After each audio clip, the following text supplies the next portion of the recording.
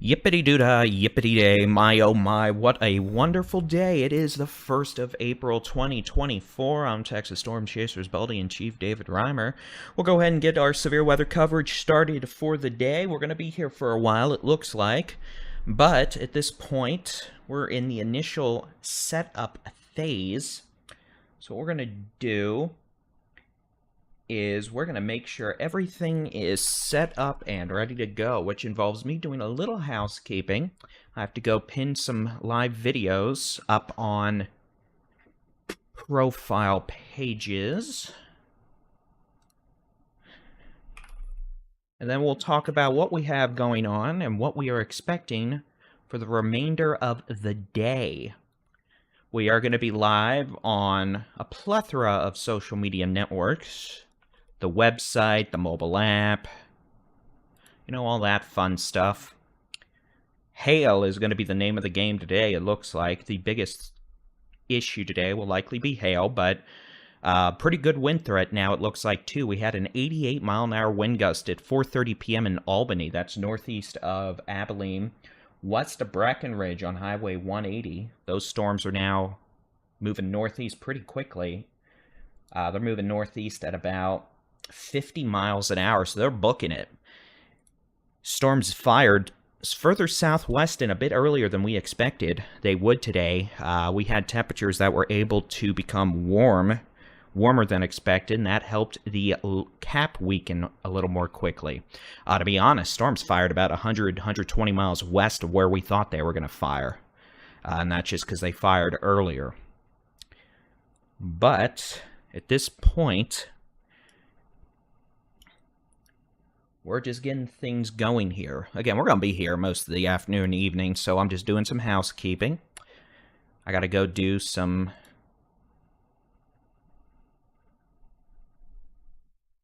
Let's see, got to make sure this is set up correctly.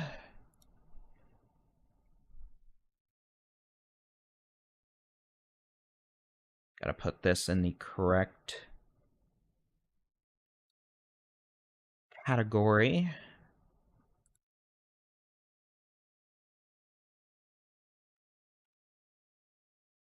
But again, the most intense storms we're dealing with right now are capable of producing quarter to golf ball size hail, damaging winds of over 70 miles an hour. Again, the wind has been impressive so far today.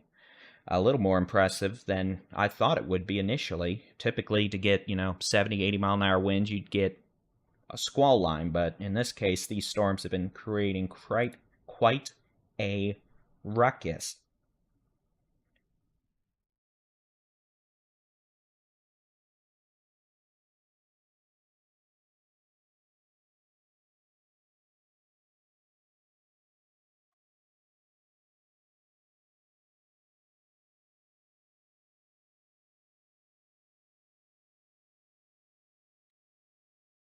What I'm doing right now, I'm actually making a thumbnail for the videos.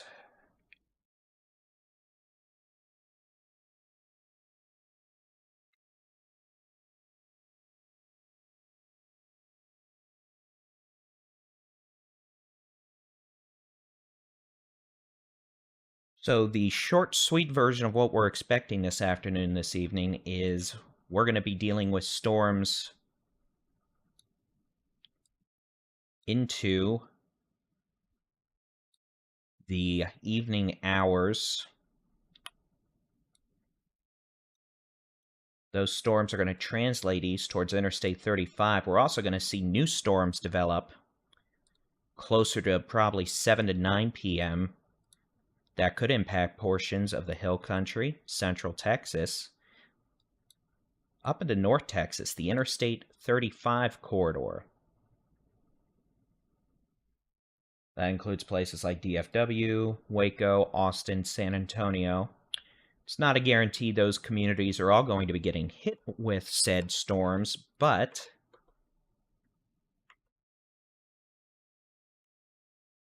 some of those storms could be quite intense. And as always, you are able to track these storms using the free Texas Storm Chasers mobile app. You get your local weather forecast, interactive weather radar, storm chasing video, and more.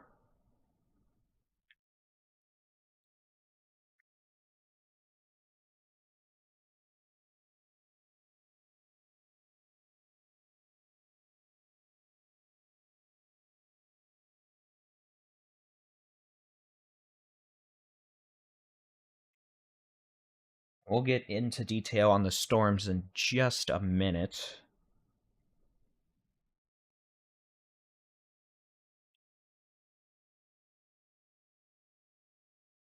Jason's listening. I'm making the thumbnail and putting it over there now. And we should be good to go. I just have to press a couple buttons again real quick. And then we'll do the whole formality thing where I say yippity-doo, yippity-day, hello, hello, my name is Dave. Alright, we'll put that there. We'll get rid of this. Bye-bye. Oh, well, you get to see the rest of the office. Merry Christmas. Alright, we'll close this off. This is what happens when you have 10 monitors open and all that. Okay, I think I just need to turn Facebook on, and we're going to be good to go. So, I'm going to turn this on, stay quiet for about 5 to 10 seconds, and then you're going to get to hear me do an intro.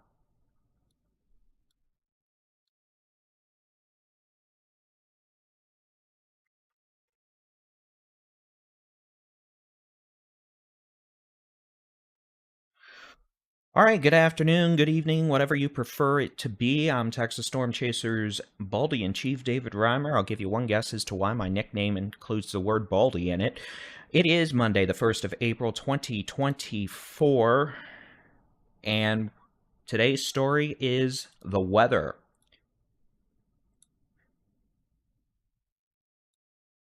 We're going to be dealing with severe thunderstorm potential as we continue through the afternoon and evening across portions of Texoma, North Texas, Central Texas, the Hill Country, into the Concho Valley, and even parts of Northwest Texas. We'll go ahead and begin our severe weather coverage this afternoon, since we do have some mischief ongoing.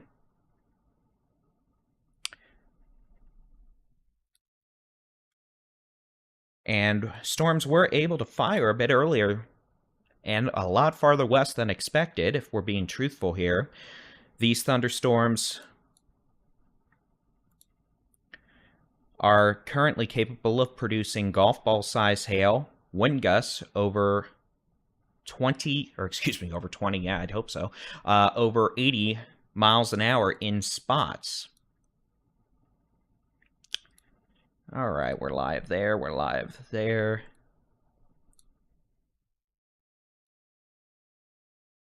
Oops, it's not the button I wanted to press. So what we're going to be doing today is we'll be keeping a close eye on these thunderstorms. The most intense storm right now is we've got one about to move into Vernon. That storm could have golf ball size hail moving northeast about 50 to 60 miles an hour. We'll switch over to the high-res radar. We've got a supercell thunderstorm with a history of producing baseball-sized hail and winds up to 90 miles an hour in Albany. This storm is racing east-northeast at about 50 miles per hour. And this storm could become a problem for portions of the northwestern DFW Metroplex. This will be moving northeast soon into northwestern Palo Pinto, southeastern Young, and Jack counties. This thunderstorm may be with us for a while, so just putting an extrapolation out, those of you in portions of Parker, Palo Pinto, Jack, Wise, Denton counties, even up to eventually Cook County. This thunderstorm has a history of producing baseball-sized hail, winds up to 90 miles an hour, and it's going to keep on going for a while, it looks like, as it moves east-northeast at about 50 miles per hour. We do have storm chasers out and about this afternoon. We have storm chaser meteorologist Jason Cooley. He's currently in Decatur waiting on this thunderstorm. It won't take long to get there based on the fact it's moving 50 miles an hour. We also have storm chaser Adam Lucio out and about. He's currently in Texoma, moving south towards Alver to intercept this thunderstorm. And again, these storms, as they continue moving east-northeast, could have very large hail and damaging winds. A potential for a tornado or two may increase as these storms approach Interstate 35 by 7 p.m., as we see low-level wind shear increase. Further southwest, we have other thunderstorms also moving east-northeast quickly at about 50 miles an hour from near Putnam west to Cisco. That could bring golf ball-size hail to Cisco shortly. We have thunderstorms currently from near Roden down towards Novice, northwest of Coleman down to Ballinger to San Angelo. These storms also capable of producing 60 to 70 mile an hour winds, the potential for quarter to golf ball size hail. And again, we have isolated storm development back farther southwest as well. But again, the most intense storm. A new severe thunderstorm warning has been issued for Gray, Hemphill, and Wheeler County in Texas. The most intense storm is this one currently now northeast of Breckenridge, moving towards Grayford in northwestern Palo Pinto County. That thunderstorm has the potential of producing golf ball to baseball size hail, winds of 60 to 80 miles an hour. It produced a 88 mile an hour wind gust. A new severe thunderstorm warning has been issued for Comanche, Jackson, Kiowa, and Tillman County in Oklahoma. Wilbarga County in Texas.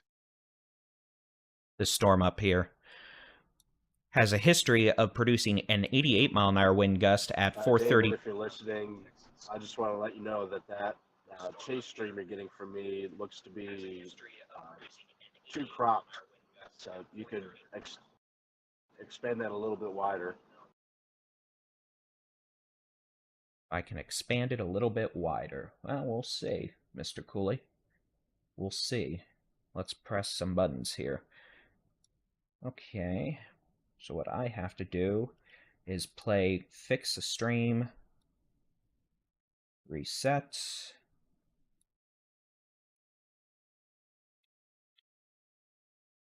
It's interesting.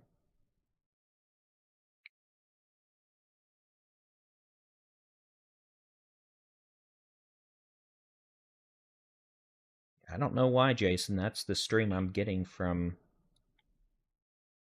that. Hold on a second. Let me see if I can't figure it out.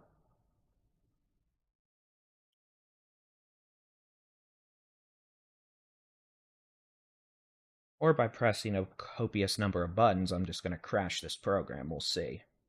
Because it's not actually letting me press any buttons now.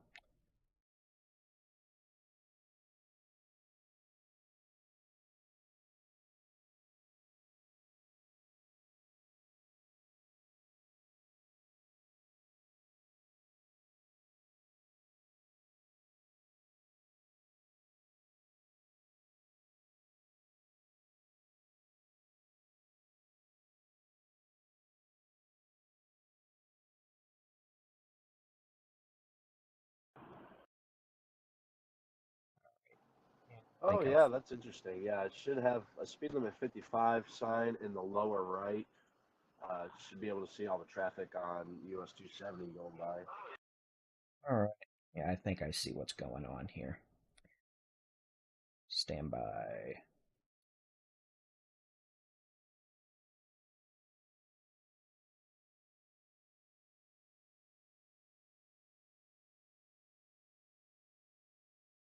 Doing surgery on air. Welcome to my life, ladies and gentlemen. It's always something to be doing.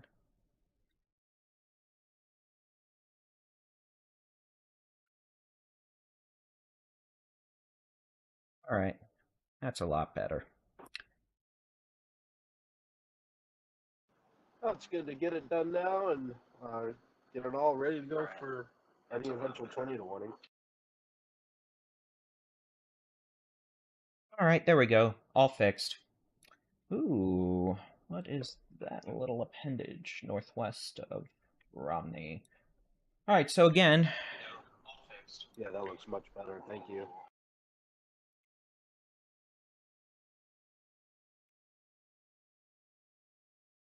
Mondays, ladies and gentlemen, Mondays. It's a good time to drink caffeine.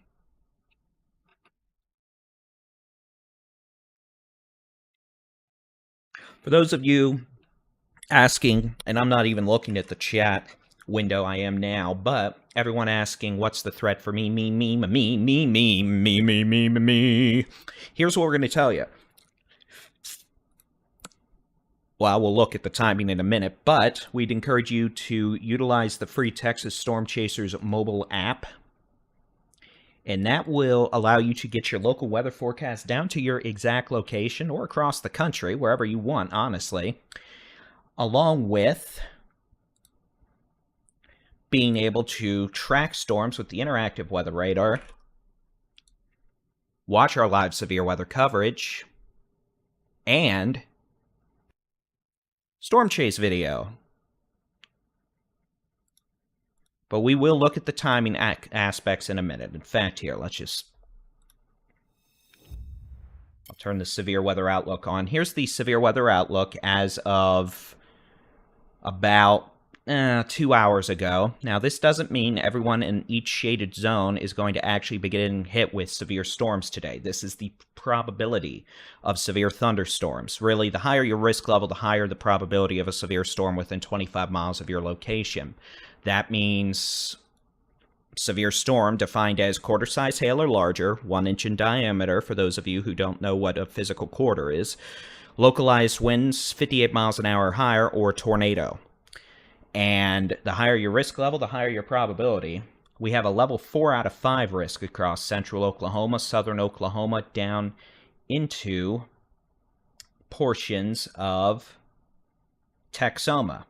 Level 3 risk, North Texas, then the level 2 risk across Big Country, Concho Valley, Hill Country, Central Texas, North Texas, Northeast Texas, including well, pretty much the risk includes Wichita Falls to Sherman, to Texarkana, down DFW, to Abilene, to Tyler, from San Angelo, to Killeen, to College Station, from Junction to San Antonio, to Austin. Meaning, if you're in any shaded region, you have a chance of a severe storm. It is not a guarantee that you're going to be dealing with severe storms today, tonight, or early Tuesday morning. We'll look at the actual high-res rapid refresh model in just a second, and that'll give us a better aspect or idea of timing. As far as what we have going on across the state right now, well, here you go. This is a loop over the last several hours. We got beneficial rains in the Panhandle. For what it's worth, we even have storms with some gusty winds in the eastern Texas Panhandle, it looks like. Maybe some small hail. All this activity is moving very quickly. I don't like the fact these storms are starting to get a little more discreet here in western North Texas. These storms today moving east 50 miles an hour. They're booking. And they don't have to stop for stop signs. They don't have to stop for traffic lights, construction. If you're in any shaded region, any of that nonsense. They don't have to stop for stop signs. There, you got to hear a loop of me.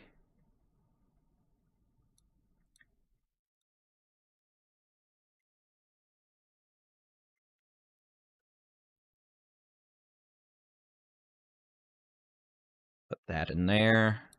Close that, close that.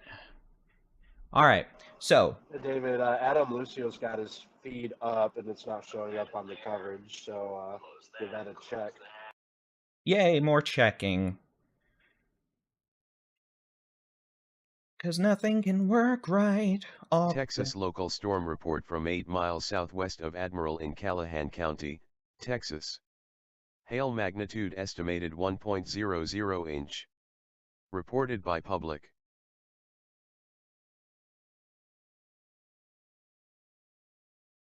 Jason, I'm not getting it on either NDI split, so if it's coming in on production, you're going to have to go in and make sure that the exact video layer that is being active is sending out on NDI, because I'm not getting it on either, so I'm not able to show it. So again, as storms continue to move east over the next few hours, the threat for severe storms may increase for the DFW Metroplex, especially north sides of the Metroplex, sooner rather than later with this storm northeast of Breckenridge. All right, we're going to do is we're going to switch over to the high-res rapid refresh model, try to give you all a sense of timing. A new severe thunderstorm warning has been issued for Callahan and Coleman County in Texas. A new severe thunderstorm warning has been issued for Jack, Palo Pinto, Parker, Stevens, and Young County in Texas. Okay, so for what it's worth, Looks like we're in business. Adam's feed just popped up. Texas local storm report from 8 miles southwest of Graham in Young County, Texas. Hail magnitude estimated 2.00 inches. Reported by amateur radio. Additional information, 2-inch size hail near South Bend TX. okay, so 2-inch hail reported near South Bend. Okay, Jason, I'll try this again. I'm not getting it yet on my NDI. I'm still not. So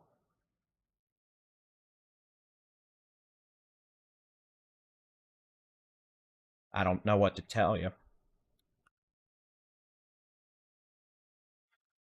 So let's take a look at the high-res rapid refresh model. Now this is what the model has at 6 p.m. So it's not too off. It's got storms further north than they should be, and there's really nothing going on in central Oklahoma right now. But at least this will give you a sense of the timing element. Okay, I've got it now, Jason, thank you. This is what the model has at 7 p.m., 8 p.m., so it's got storms in DFW. Now, as we keep going on towards 9, notice we have new thunderstorm development in the hill country, west of I-35 in central Texas. It's probably going to be quiet in the hill country till 8, 9 o'clock, and then things are going to get rowdy further south. 10 o'clock, storms, I-35, Waco to Georgetown to Austin. 11 o'clock, more storms in DFW, storms moving into San Antonio. Midnight, starting to calm down a bit. And again, I want to emphasize, just because this model shows a storm at a particular location at a certain time does not mean that's going to happen. This model is not infallible. In fact, it is certainly far from completely 100% accurate. This is just an indicator that we're going to have isolated scattered storms in that general vicinity or region. So please don't take it verbatim and be like, oh, the storm's not here at exactly 9:38 p.m., so it's not going to be here. That's not how this works, folks. And I didn't realize that we had to go over this again till yesterday, but again, that's okay.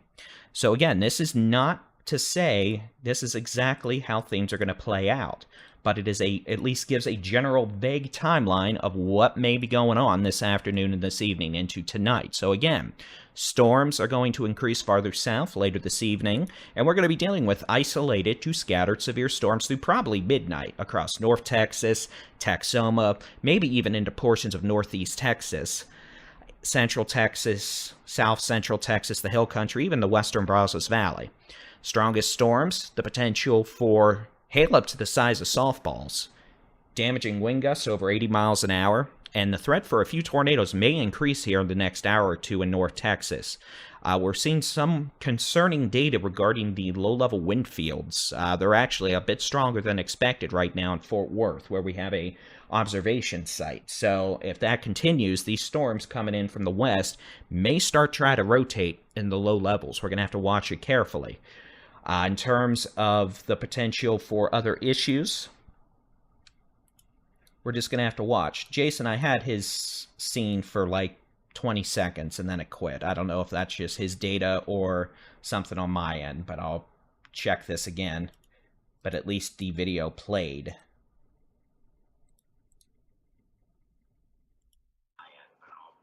Yeah, you know what, David? It's weird because when I have the OBS open on production computer, it has that. I have to actually display his scene for that NDI to come through. When I go back to the scene that combines our videos, the Okay, I can NDI fix that, apparently Jason. doesn't work. Stand by. That's just a setting in the layer. I should be able to fix that real quick. Stand by. That makes sense.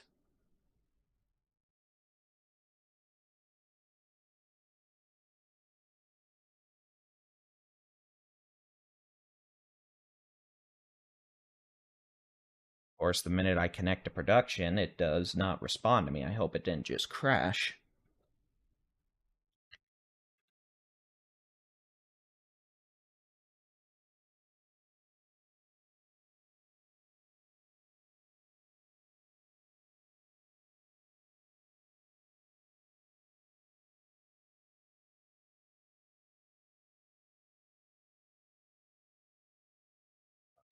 Good, I can connect. All right.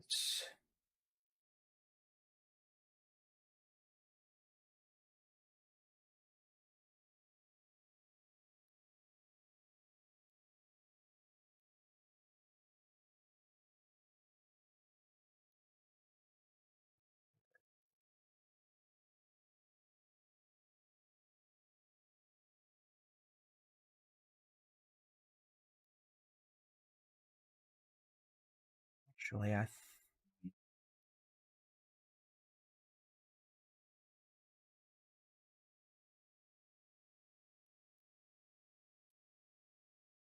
this. Yeah, it looks like you fixed it, David. There it is. We have both feeds now coming up flawlessly on the coverage.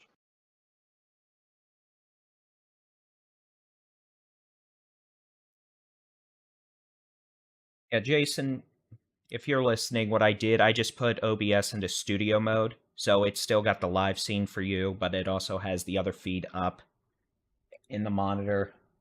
So if you want to switch scenes, I guess you'll just have to double click on it now instead of just the single click. But for now, that's fine. I can, when this is done, remind me to go into weather, set up a scene for the his stream. I can just run it off screen. A new severe thunderstorm warning has been issued for Comanche and Eastland County in Texas. Okay, so folks, now that we talked about what we expect this evening, let's get back to what's going on now. And this is the part where we're going to start focusing on the most intense storms in our state. I actually need to open another GR Analyst window to maintain situational awareness, to make sure I don't end up with a hailer on top of my car without me at least knowing about it.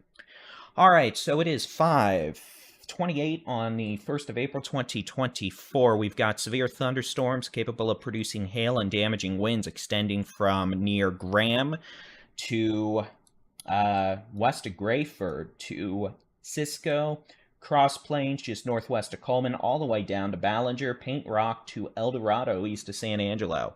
The most intense of these storms are going to be producing hail, baseballs, winds 80 miles an hour. The threat for a few tornadoes may increase with these thunderstorms in North Texas as they approach I-35 in the next 2 hours. Storms, they're moving east-northeast at 50 to 60 miles an hour. These things are booking it. So again, we have very fast storm motions today, which is going to make things difficult in terms of trying to keep folks ahead of the curve.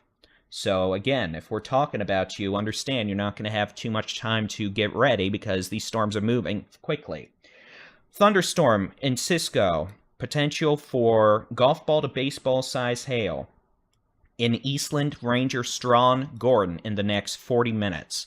Thunderstorm northwest of Mineral Wells, approaching Grayford, the potential for baseball-sized hail at Grayford in the next 15 minutes. This storm likely going to stay just north of Wichita Falls, just north of 180. This is what we call a 180 almost Interstate 20 rider. If it was a little further south, it'd be an I-20 rider. This is somewhat of a classic storm corridor for those of you who have lived in the Metroplex since the early 2000s. We've been dealing with storms that like to ride this corridor right into the metro and cause all sorts of issues in terms of, wind, hail, tornadoes, and this may be one of those storms. So, those of you in Parker... Texas local storm report from Cisco in Eastland County, Texas. Hail magnitude estimated 2.00 inches. Reported by amateur radio.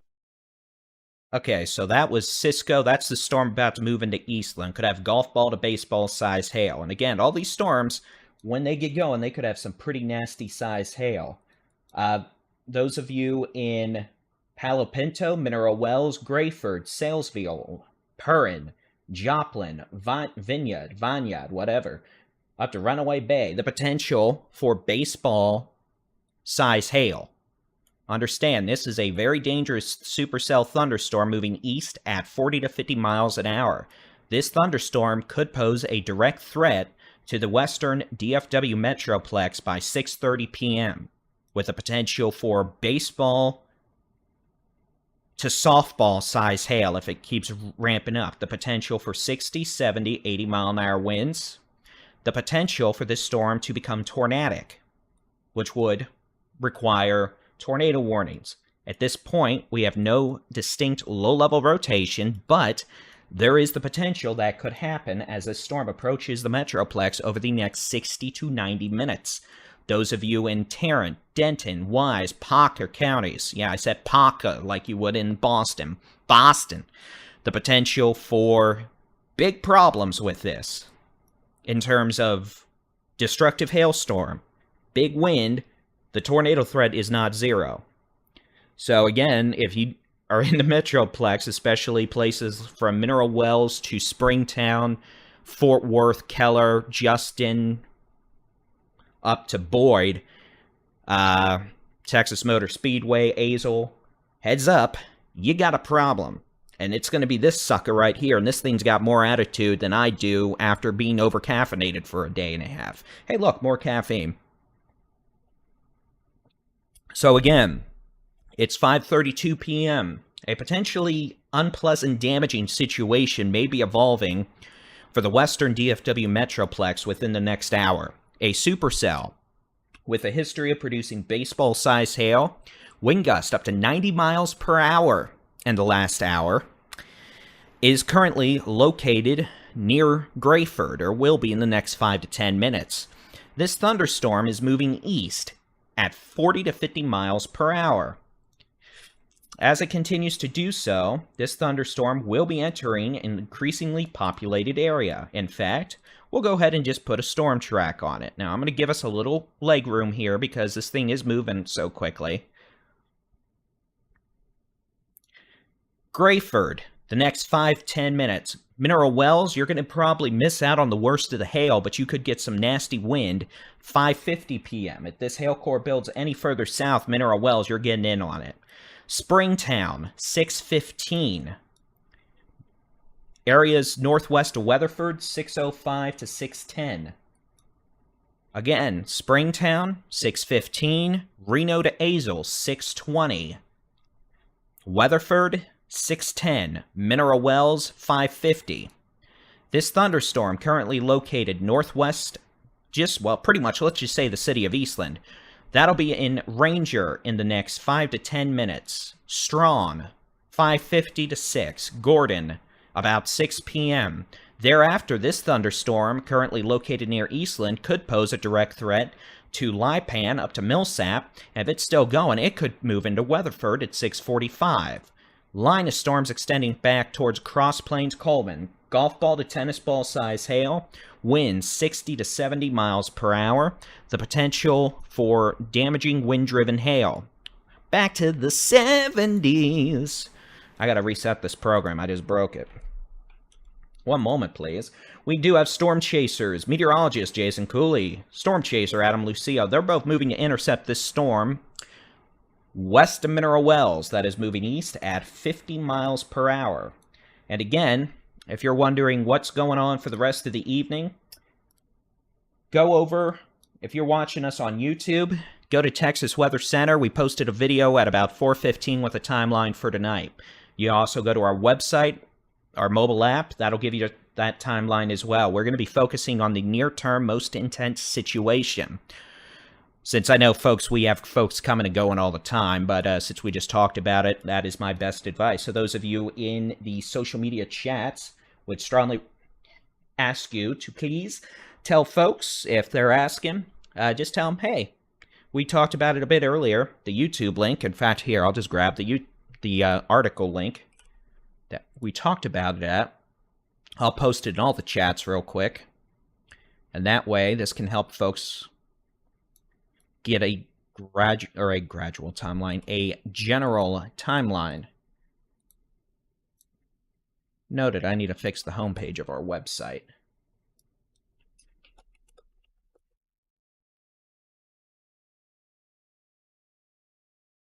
It looks like we have almost 7,000 people watching this stream right now. Thank you to everybody joining us. I'm Texas Storm Chasers Baldy-in-Chief David Reimer. It is 5:36 on the 1st of April, 2024. It is April Fool's Day.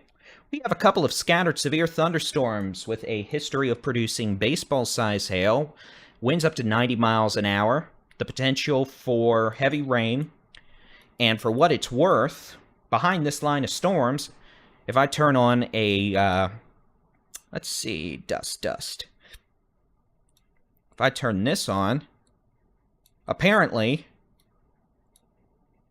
all this pink, yeah, we got winds behind this line of storms up to 60 miles an hour. All this, that's a dust storm.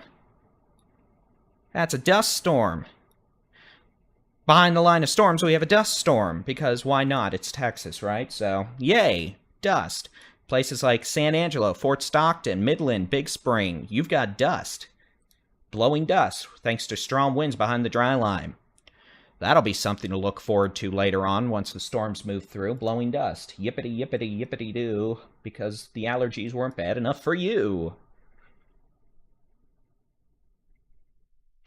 So again, I'm a little worried about this because as these storms get closer to DFW, the stronger the low-level wind fields get, especially along the north of Interstate 20. So we're going to have to watch this carefully, not only for hail, not only for wind, but the potential for a tornado or two. And again, we do have live storm chasing video. Jason, if you're listening, looks like your stream is frozen on my end.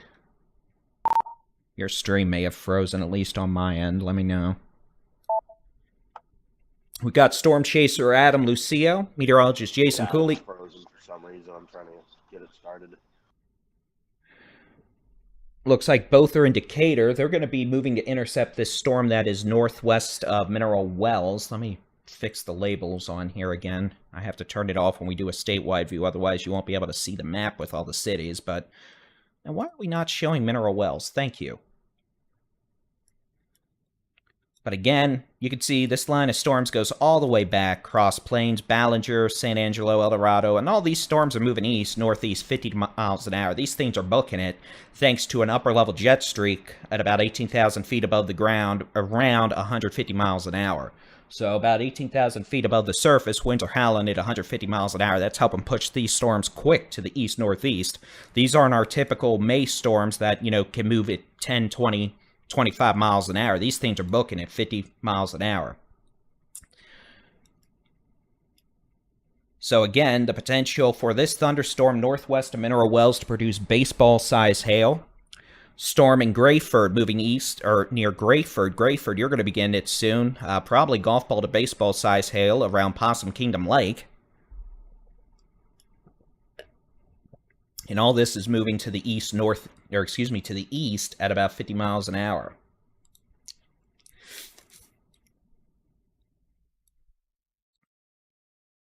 Here, let me see if I can't adjust this. Y'all let me know what's better. Is this better?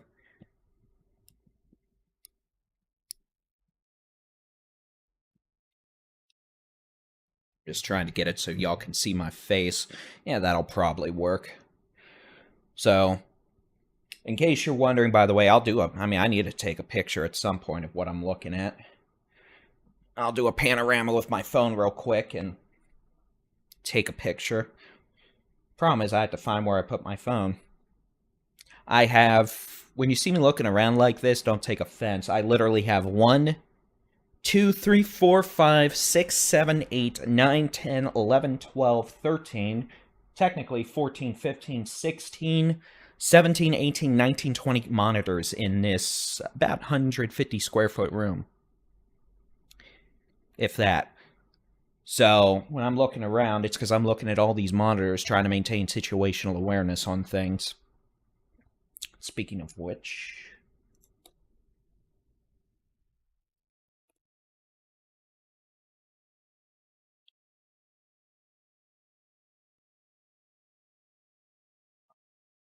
I gotta stand up real quick.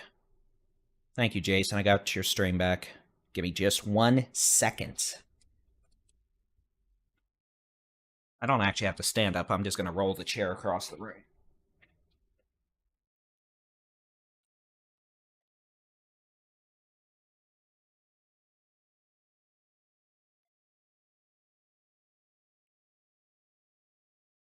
All right.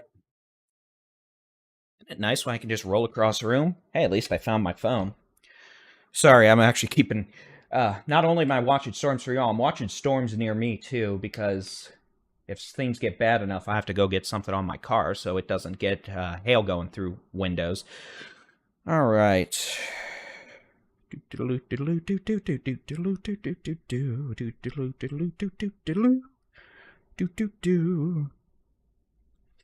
Alright, so yeah, I was going to take a pano for y'all real quick.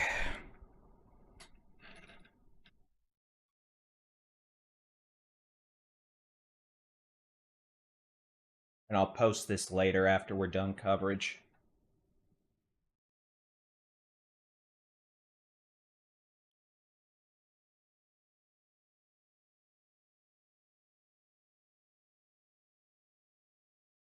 Or I'll just show you off my phone screen. Boy, the webcam's gonna... See? Yeah, you've got the reflection of doom, but yeah, all those are monitors and a pano, so... Yeah, that's what I'm looking at. Anywho... This is where Jason comes in and tells me to stop talking about monitors and get to work. We got a shelf, okay. Alright. So again, you can watch us live on... We're on Facebook, X, Twitch, TikTok. We're live on the YouTube. We're live on the Texas Storm Chasers mobile app. We're live on the Texas Storm Chasers website.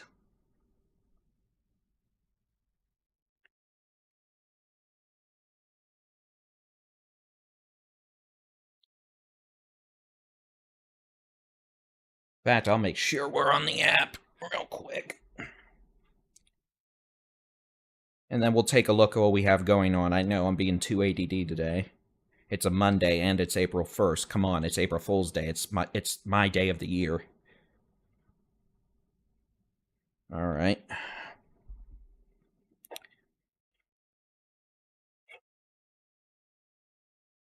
Megan, thank you so much for that super chat. All right.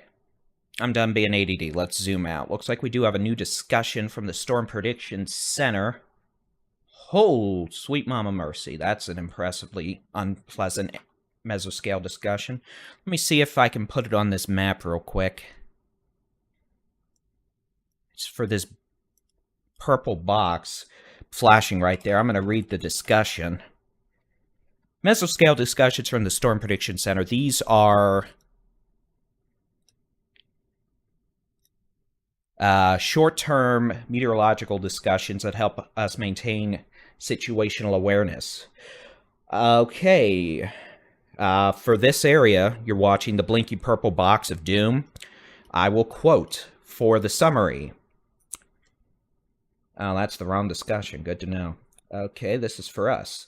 The severe weather threat continues across Severe Thunderstorm Watch 66. Very large hail and hurricane-force gusts will remain possible with the strongest storms this evening, and a tornado cannot be ruled out. Storms may develop further south across southwestern and to central Texas, and weather watch extensions or a new severe weather watch may be necessary. Now, I'm going to read the meteorological discussion here. I'll translate weather terms as needed. Semi-discrete storms, including supercells, have been progressing eastward across portions of northwest Texas, the Big Country, western North Texas, and the Concho Valley, with a history of up to baseball-sized hail and near 90-mile-per-hour measured gust. Diurnal heating ahead of the ongoing line of storms has allowed for surface temperatures to warm to over 80 degrees Fahrenheit under upper 60 dew points. That's not a good thing. Minimizing the capping inversion and boosting mixed layer CAPE values to over 2,000 joules per kilogram. That means the atmosphere is very unstable. Buoyancy is modest, that's lift, but more than adequate in supporting continued significant severe weather given the presence of 80 knot effective bulk shear wind shear, so a lot of shear to support organized storms, driven by a 30 plus knot low-level jet. That's your winds about 5,000 feet above the surface, that low-level wind shear.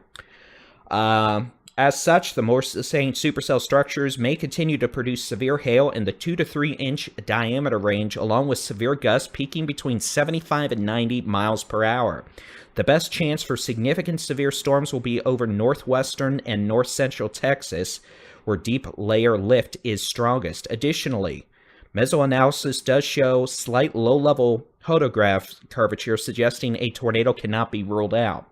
Further south across the Concho Valley into the hill country, into the Rio Grande Plains Edwards Plateau area, storms are attempting to develop. However, overall lift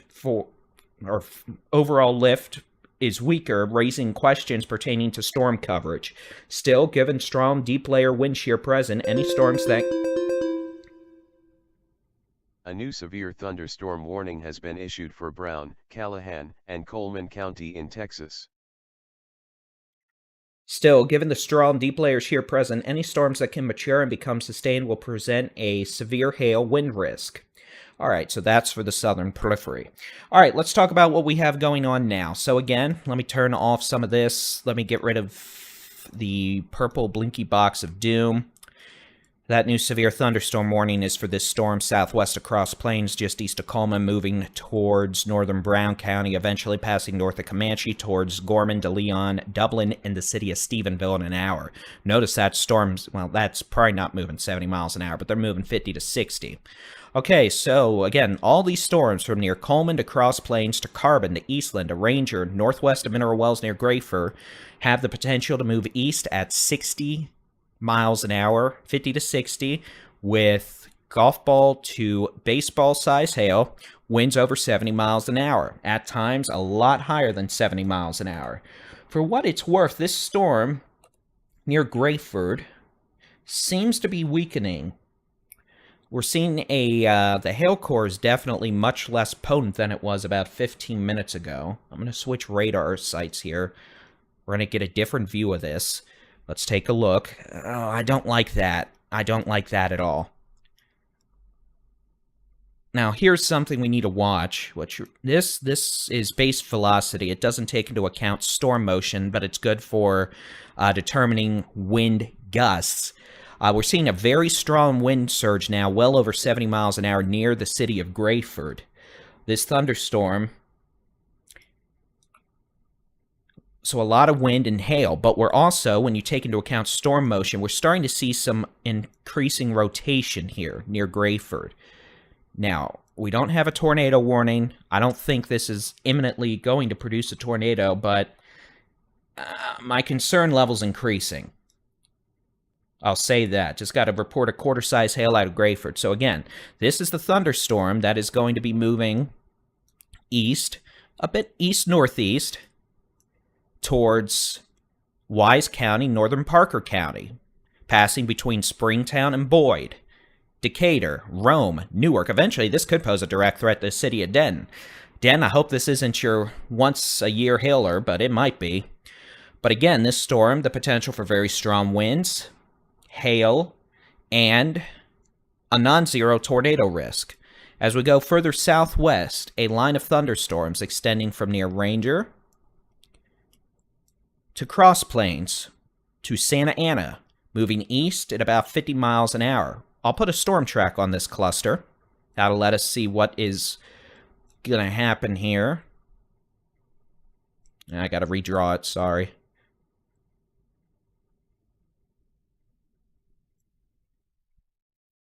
Moving northeast.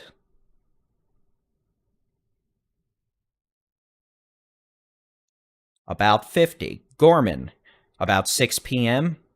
Highway 183 north of Brownwood, about 6 p.m. Looks like that storm is kind of hooked more toward the northeast, so I'll be sitting in Boyd, Texas, awaiting this interesting storm. De Leon, 6:10 to 6:15. Comanche, 6:20. Dublin, 6:25. The city of Stephenville. Oh, I'm not going to say 6:25, but let's just... It might... In that 6:20 to 6:45 time frame, Lipan, this seems to think it wants to be there by 6:20. We'll see. It may be a bit later than that. I think it's the way I drew that polygon. But again, that line of storms, quarter golf ball, maybe tennis ball size hail, winds of 60 to 70 miles per hour. Yeah, Jason, we're starting to see some low-level convergence. Now, it's undergone some reorganization. The hail core loft has really come down, but it's starting to shoot lightning out like crazy again. So we'll see. I'm watching it. Are we going to be live during the eclipse? In Texas, in terms of us being physically out there, probably not. I hate to break it to you, but folks hoping for eclipse viewing in Texas, there's a very high chance that's not going to happen. We're probably going to have clouds, rain, and thunderstorms. But we will have live video going for satellite, all that. Yes, we will have something like that going.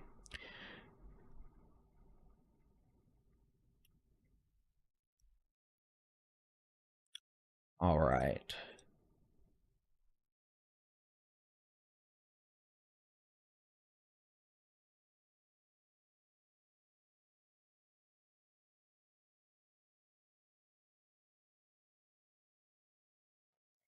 Some more radars. I'm going to stand up and open my blinds here in my office, actually. No. No smashing keyboard. That's not a inexpensive keyboard.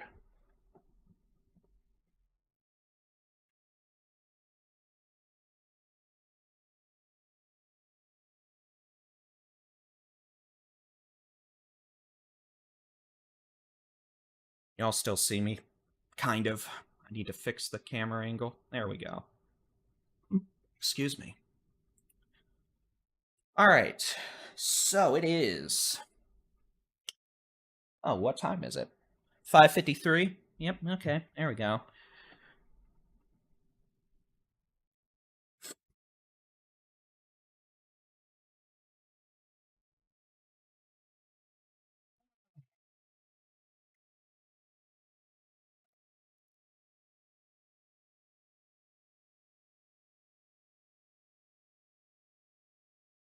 All right, so it is 5:53 now.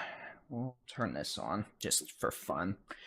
We've got scattered showers and storms continuing to move east, northeast, mainly across North Texas into parts of the eastern Big Country, eastern Concho Valley. They're moving east-northeast at about 50 miles an hour. They're cooking and booking.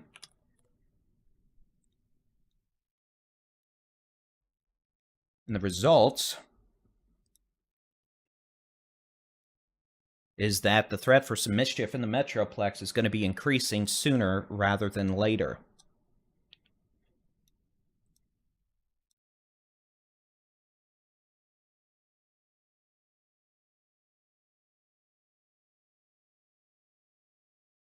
With these storms extending from near Interstate 20 down to east of Cross Plains to near Santa Ana, now that these have evolved into more of a line of storms, the threat for wind is going to increase. We could have winds 60, 70 plus miles an hour. The potential for quarter to tennis ball size hail. Even though these storms are linear, they still have supercellular characteristics. And the potential for big hail, big wind.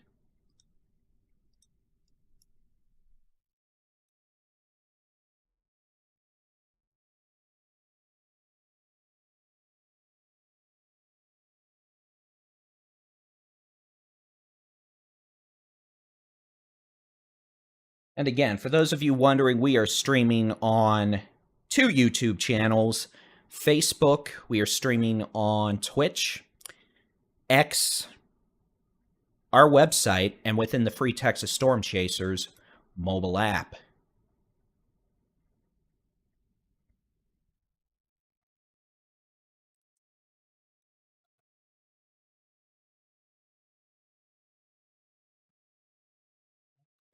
Got going on here. I'm having to watch. That's a little concerning. Cooley, let me know if you're still listening. If not, I'll just talk to you directly on Zello. Here, we'll switch back to the state view. We'll turn on a radar loop. Y'all can see what we have going on. For what it's worth, we got a dust storm. A new severe thunderstorm warning has been issued for Comanche, Eastland, Erath, Palo Pinto, and Stevens County in Texas. That'll be for the storms from near Eastland to Ranger to Strawn to Rising Star, moving towards Gordon, Huckabee, Morgan Hill, Stephenville, Rucker, Desdonia, Santo, Brazos. We've got... Sorry, I keep looking at stuff and getting distracted. It's a hazard of this job. And starting to see a little bit of rotation with that storm southeast of Eastland, too. With these storms moving east, 50 miles an hour towards I-35. I'm about to sneeze. Thank heavens for that magical mute button. Behind the line of storms in the Permian Basin, the Concho Valley, even parts of the Big Country, Midland, Odessa, Fort Stockton, over to San Angelo, we got blowing dust. We got a dust storm. We got winds west of the dry line blowing 50, 60 miles an hour out of the west.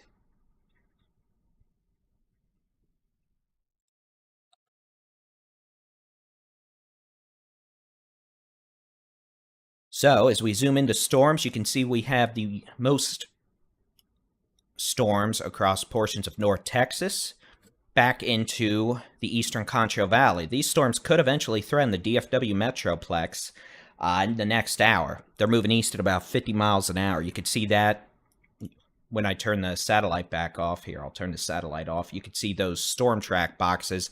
Those are the 1 hour tracks there, right there. Those are the 1 hour storm tracks. So you could see like this storm moving east at 50 could be in Denton County by 7 o'clock. This storm west of Stephenville moving east at 50 could be approaching Granbury and Glen Rose by 7 o'clock. So they're moving quickly. And for what it's worth, it was quiet in Oklahoma earlier. Notice we're seeing more storms develop up in Oklahoma now, which is of interest to me only because I happen to live on the south side of Oklahoma City and don't want my car getting destroyed by hail. But for Texas, we're probably going to have more storms developing later as well. All right, let's keep this up. So again, these are really efficient hail producers today. The storm near Grayford has weakened a bit compared to earlier, but it is stronger than it was 5 minutes ago. In the hail department, storm from near Eastland, Strawn, Eastland, that one to Carbon showing a pretty good wind signature now. We could have winds over 70 miles an hour, the potential for quarter to tennis ball size hail. With that, come on, play loop-de-loop-de.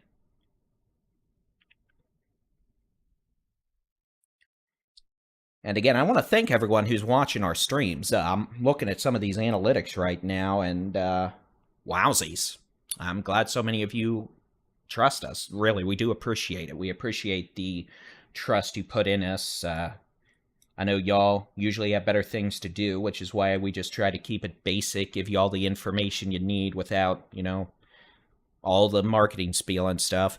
We have Storm Chaser Adam Lucio. He is in Rome. And Storm Chaser meteorologist Jason Cooley is in Boyd, which these storms here, they're going after this storm near Grayford. I suspect if that storm doesn't do too much, they'll try to drop south to this complex coming up towards the southwestern DFW Metroplex. But again, y'all can watch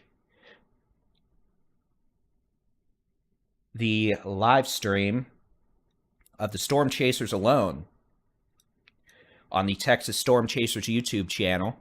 Link should also be embedded in the app and website. We do have a free mobile app, by the way. You can get your local weather forecast, interactive weather radars, so you can track storms in your area across the country. You can watch our live storm chasing videos, live severe weather coverage in-app, and we got more. And that's a free app. Again, just search for Texas Storm Chasers where you download apps for your device. We have over 60,000 users now. And you can also find us on the web, texasstormchasers.com. So that app also allows you to receive notifications if you choose when we post our daily Texas weather forecast. For example, do you know we do weather forecast daily? We have a video every morning. And, of course, this severe weather coverage. So we're here.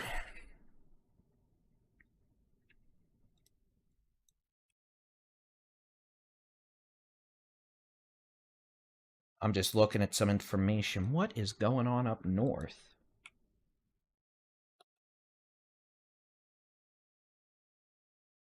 Sorry, I'm just trying to maintain situational awareness on things. Sometimes it's not a particularly enjoyable task. All right. So again, it's been a while since we've taken a look at the forecast for tonight. Let's do that. So we're going to clear everything off the screen. We're going to zoom out to the statewide view. I'm going to keep the labels like they are. I know there's a lot of cities on the screen, but at least it helps folks. Let me press. So we're going to look at the high-res rapid refresh model for 6 p.m. Now, you're asking, why are you looking at a model for right now? I just want to see how this model's doing, honestly. Allows us to better gauge its performance. And yeah, it's not doing too bad. I mean, so at least we can use it for a regional basis. Now, thank you, Gigi. Let's talk about what we're expecting. This model, do not take it completely verbatim, as in if it shows a thunderstorm over your house at 7:08 p.m., do not expect there to be a storm exactly over your house at 7:08 p.m. Likewise, this model, sometimes it's off by a county or two. And sometimes it's just dead wrong. But at 8 o'clock, for example, that stuff southwest of the Metroplex, it has moving into the Metroplex around 8 p.m. Note, it has very intense, angry storms. Big hail, big wind, maybe a tornado. 9 o'clock, you could see it kind of weakens it a bit, but still, it's going across the Metroplex. It's going to storm. Notice we still have some activity down in the hill country, eastern Concho Valley. But wait, there's more. 10 p.m. It actually kind of develops a bit more. Still, scattered storms possible along the Interstate 35 corridor in the hill country in central Texas at 10 p.m. If you were here earlier watching this same model, a different hour run had storms in Waco, San Antonio. So again, it's going to flip-flop run to run. Here's 11 o'clock. You can see isolated storms, even some new storms that are still developing from, say, Corsicana, Mahia to Waco, to west of Austin, to Kyle, even San Antonio.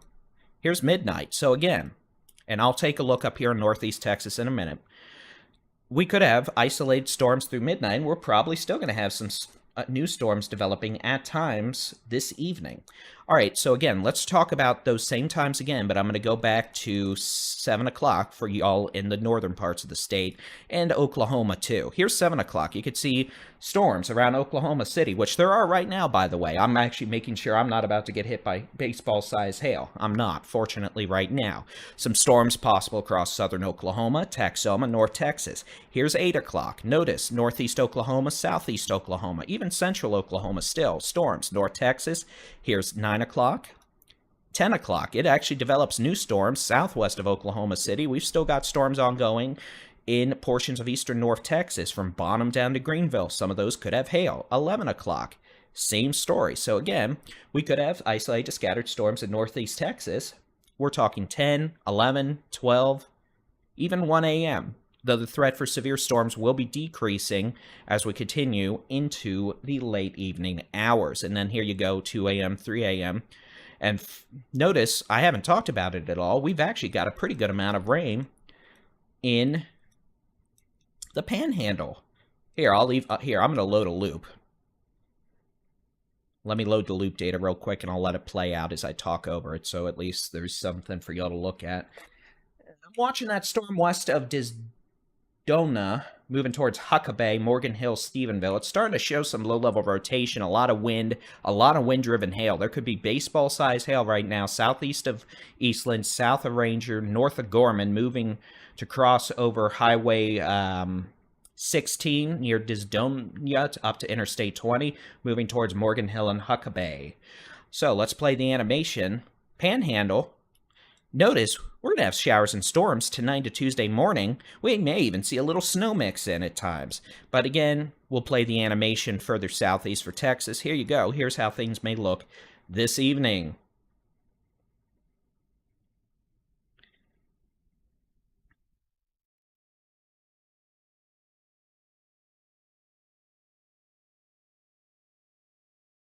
And again, if you're wanting to know about your local weather forecast, or the local weather forecast wherever you may be, interactive weather radars, storm chasing video, and more, plus this live severe weather coverage, you can download the free Texas Storm Chasers mobile app. Texas Storm Chasers, wherever you download apps for your device. And of course, we're on the web, texasstormchasers.com/radar if you're wanting radar data. We are coming up now, 6:06 p.m. What just happened?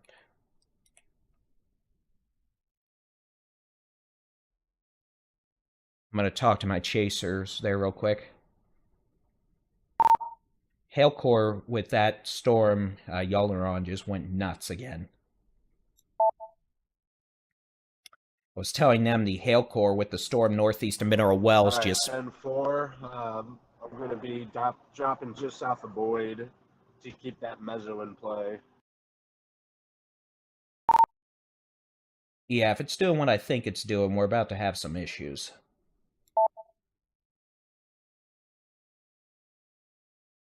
By the way, what I think it's doing, let's go back to the radar.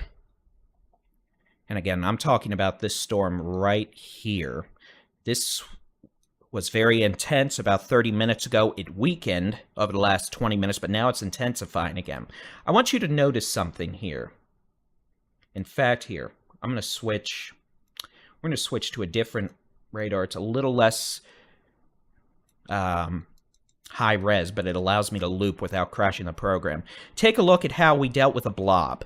Notice, and what I'm looking at here is, notice how there is nothing southeast of this storm now.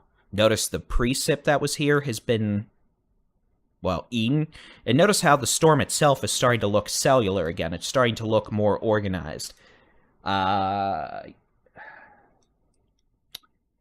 If it's doing what I think it's doing, it just underwent some sort of cell merger or an updraft reorganization. I'm becoming concerned not only about big hail again and wind, but I'm becoming a little concerned that we may be starting to see a little uptick in low-level rotation right here. I'll switch over to the which way the wind's blowing mode. And what I'm going to be watching for in the next several minutes is if this little appendage starts to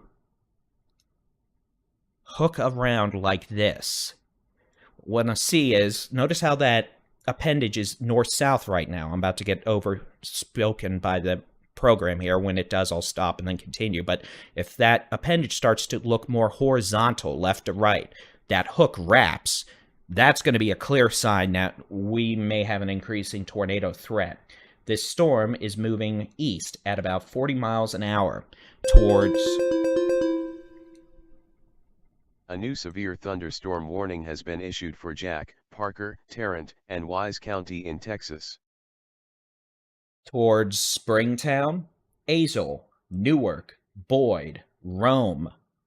Eventually, Eagle Mound Lake, Lake Worth, Saginaw, Hazlitt, Alliance Airport, Texas Motor Speedway, Flower Mound, Roanoke, Argyle.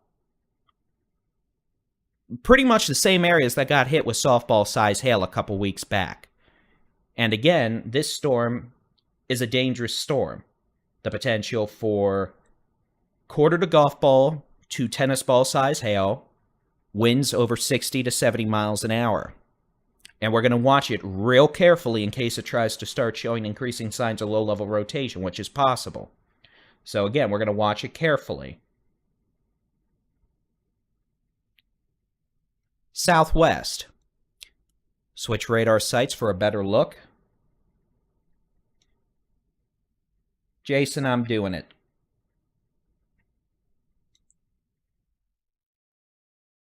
The potential for severe storm.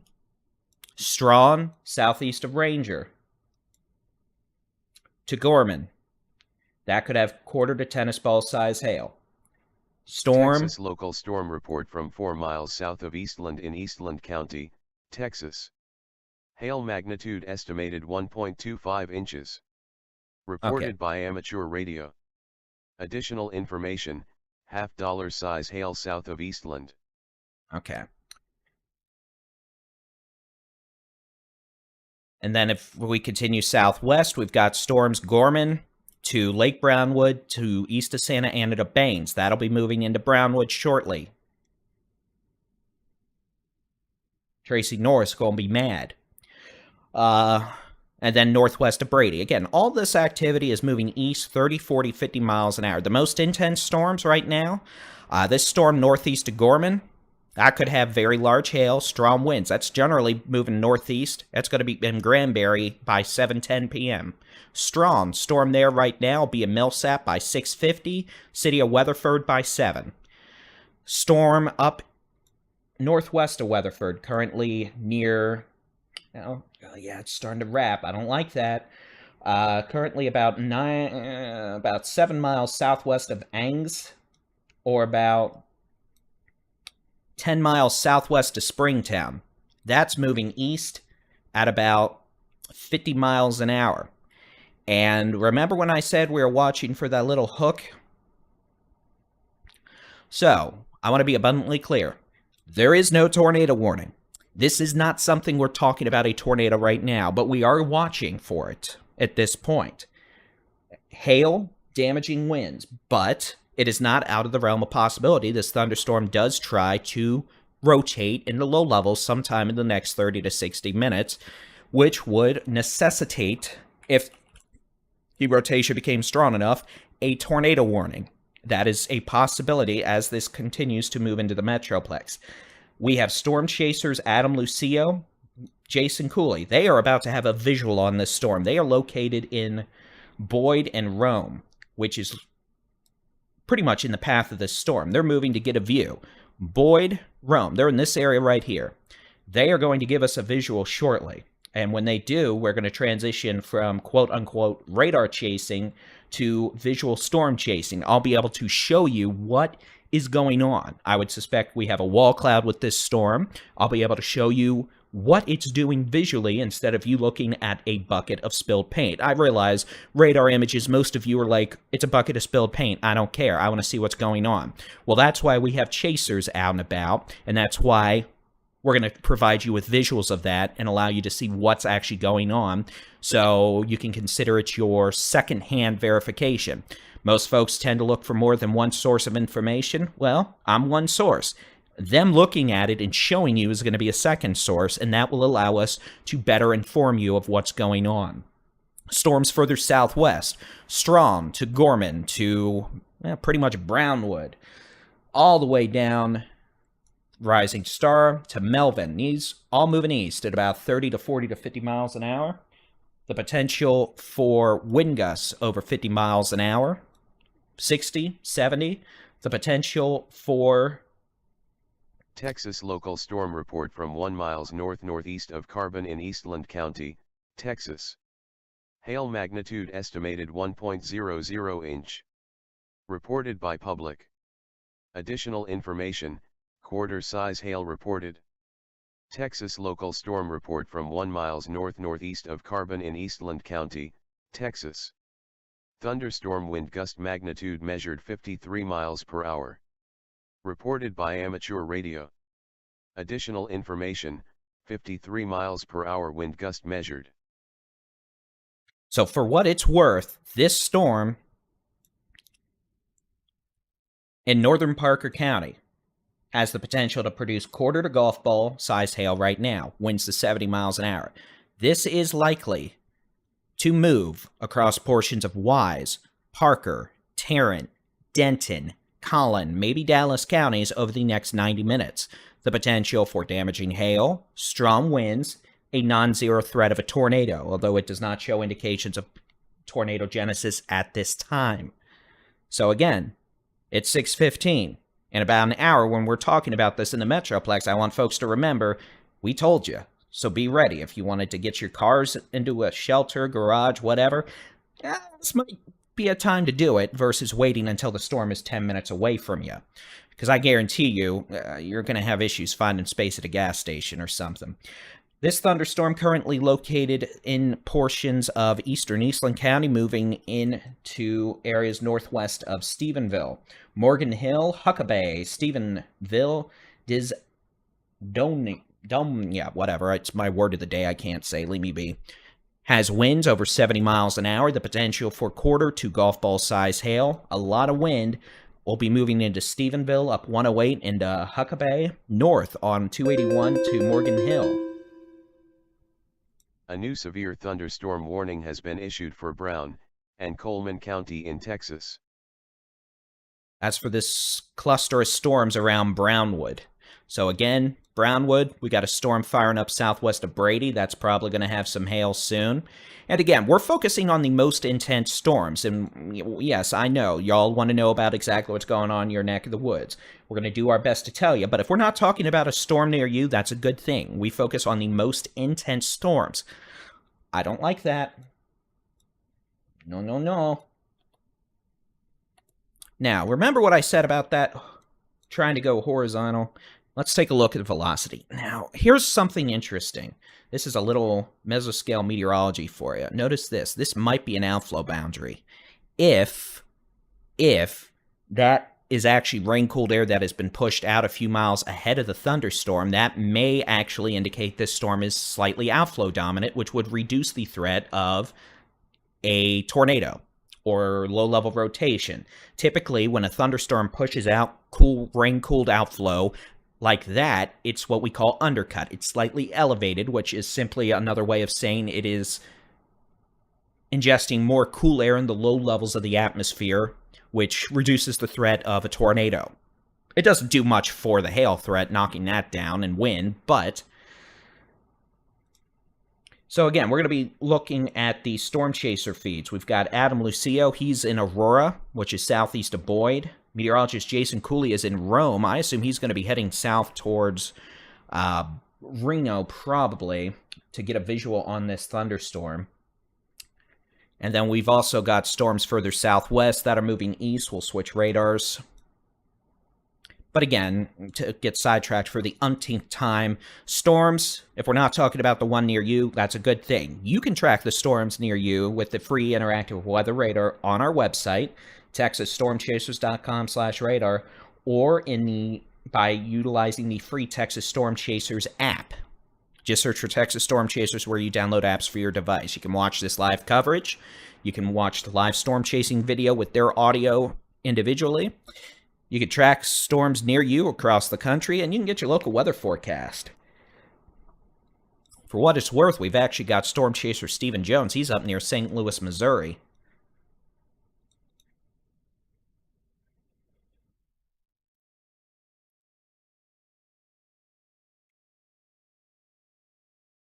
For that aspect of the event, and we'll see what happens with that. He's going to be in the Ohio Valley tomorrow for a severe weather outbreak.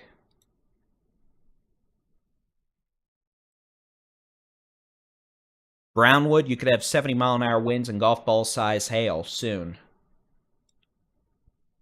Switching over to how hard the wind's blowing, you can see northwest of Stephenville. Man, that is nasty.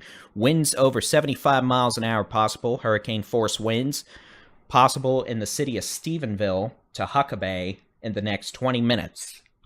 That's moving east at 50 miles an hour.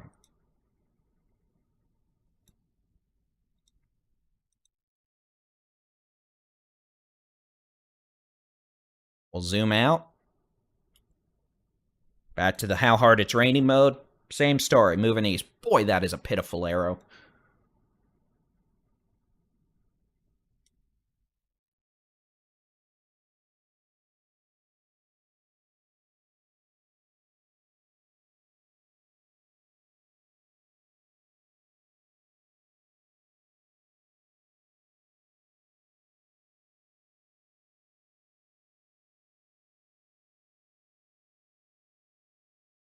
Tracy Norris, I'm big mad. Yeah, I bet. Well, let us know if you end up getting wind. You're going to get wind, by the way. Oh, poor Tracy in Brownwood. It's never good when you get an individual call out on a live stream, is it? All right, let's go back, take a look at this. I mean, that's a suspicious shape, that's for sure, but if it's outflow dominant, it's not going to matter much. Looks like Jason might almost have a view. Let's take a look.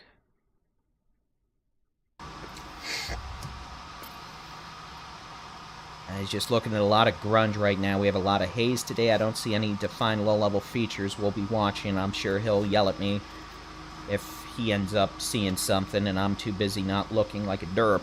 But we'll actually take a look at Adam's feed as well. Adam Lucio is in Aurora.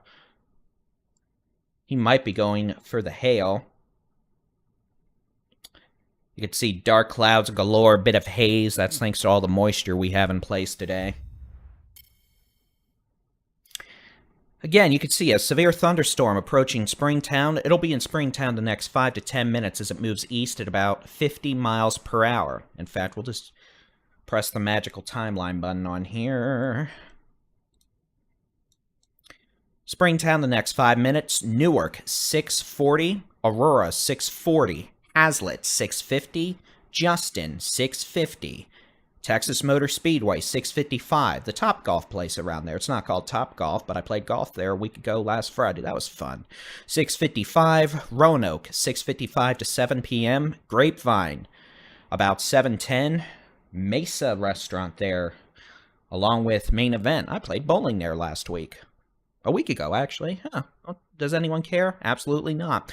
About 6:05 to 6:10. Flower Mound, 7:05 to 7:10. Double Oak, 7:05 to 7:10. Highland Village, 7:10. Lake Dallas, 7:12. City of Louisville, let's just say 7:10 to 7:15. The Colony, 7:20. Lakewood Village, 7:15. Chelsea, I'm going to be so annoyed if you get to sit on the couch and still storm chase. Envious. Little Elm, 7:20. The Colony, 7:20. Chelsea had a medical procedure today, so she is at home recovering and hope she is doing well. If she gets to go storm chasing from the couch, well, that's just the best thing ever, isn't it? Kind of. You never really want to go storm chasing from your couch, let me tell you, as someone who has had to perform evasive maneuvers before. It's not good when these storms try to take you out.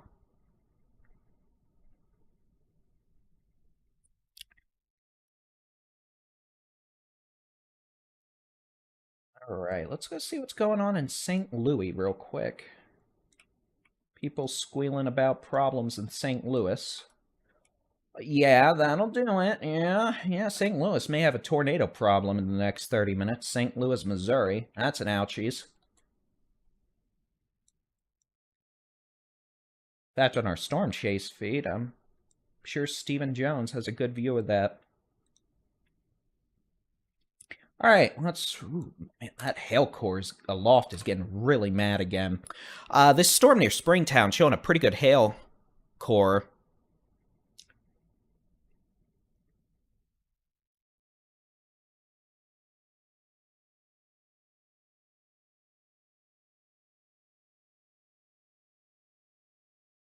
So again, Northern Tarrant,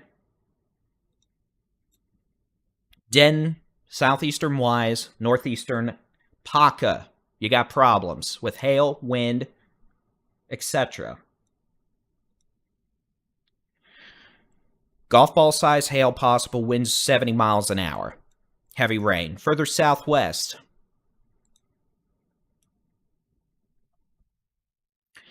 Severe storm will be staying north of Stephenville. That could have winds up to 75 miles per hour.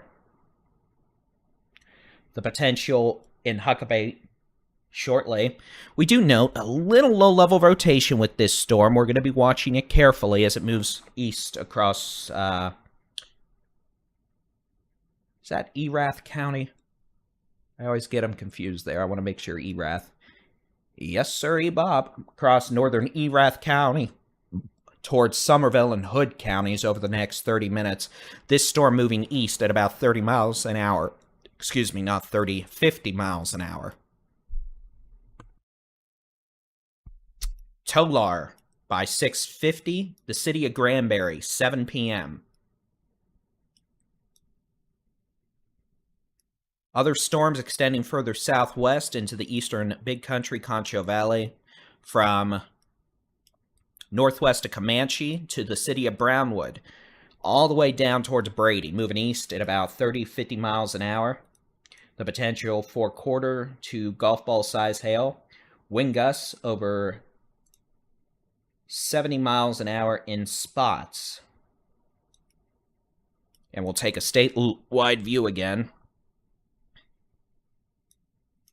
And then for what it's worth, we got a dust storm. Permian Basin, Fort Stockton, east. Dust moving into the Big Country, the Concho Valley behind these storms. Across the dry line. Is Keller going to get anything? Yes. Will Arlington get something? Maybe. YouTube is really blurry. Well, you might have to adjust your viewing quality, but I'm going to check real quick. With a budget blank. Look what you made me do. You made me play an ad.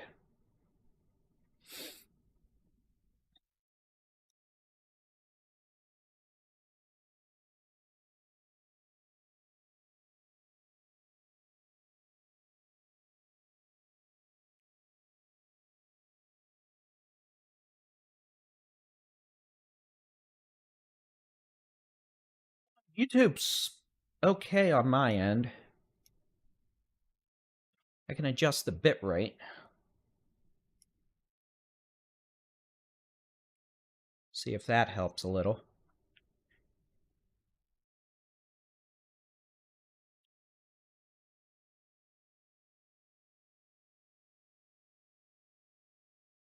Storm northwest of Stephenville is trying to throw out a little low-level rotation. We'll keep an eye on it. No tornado warnings with it. A lot of wind.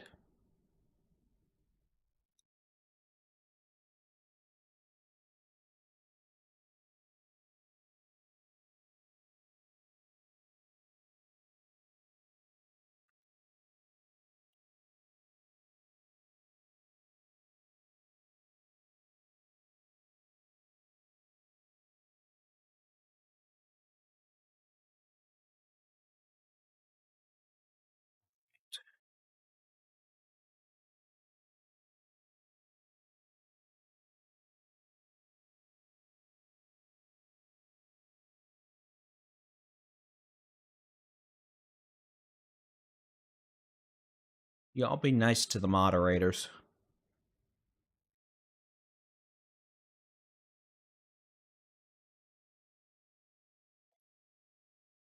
Yeah, storms are moving fast today. These are fast movers. They're moving at about 50 miles per hour. Robert, you're about to have a problem in Huckabee. Well, for one, you're enjoying a lightning show right now. Two, you're about to get wind and hail.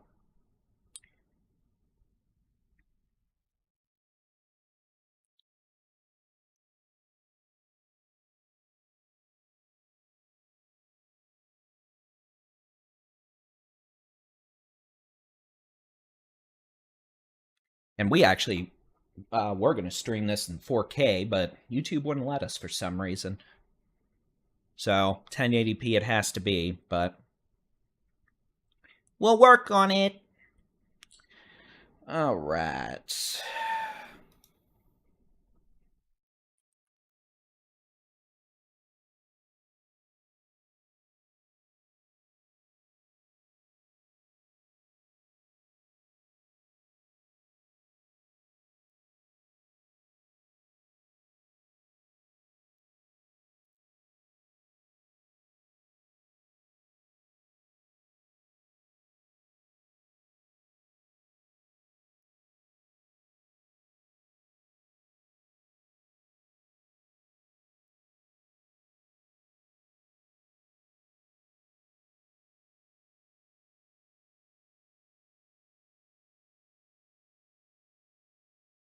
Thank you, Nikki. Check the Tarrant County storm again. Yeah, let me turn off the There we go, there we go. Texas local storm report from 10 miles west of Springtown in Parker County, Texas. Hail magnitude measured 1.00 inch. Reported by public. Additional information, quarter-size hail reported near Poolville.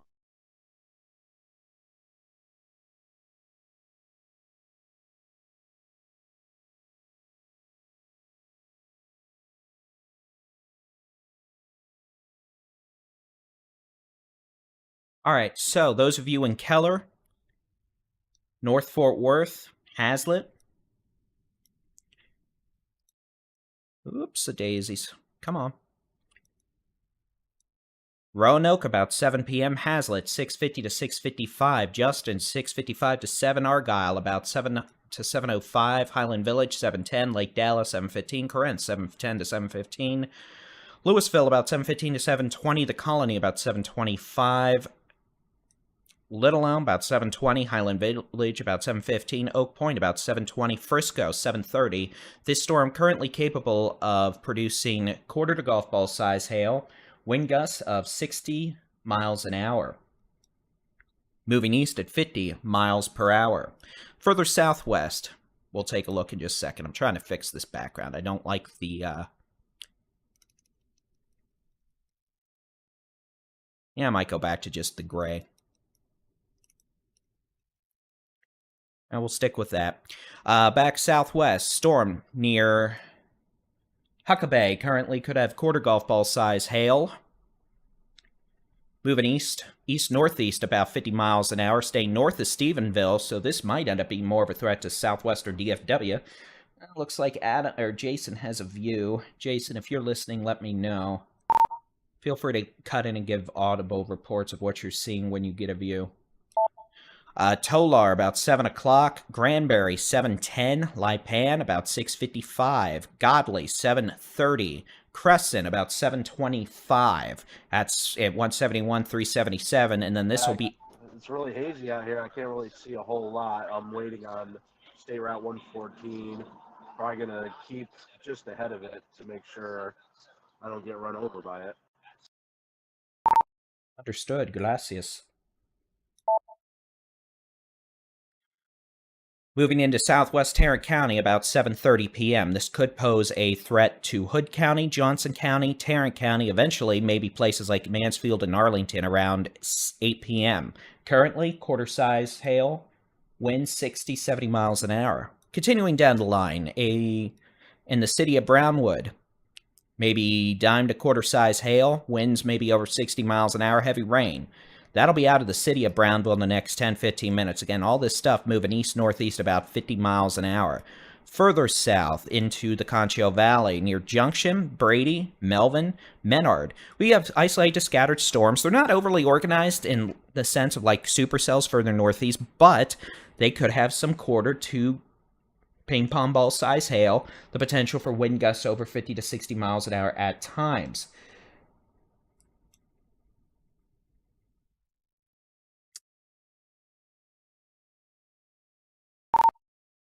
Hail core increasing again.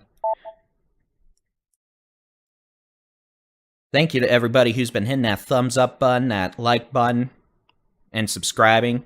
We really appreciate it. If you're watching on Texas Weather Center, which you are if you're watching in our app or website, that's our main weather channel, YouTube channel these days. We post daily weather forecasts, live severe weather coverage, etc. We're also streaming live on Texas Storm Chasers YouTube.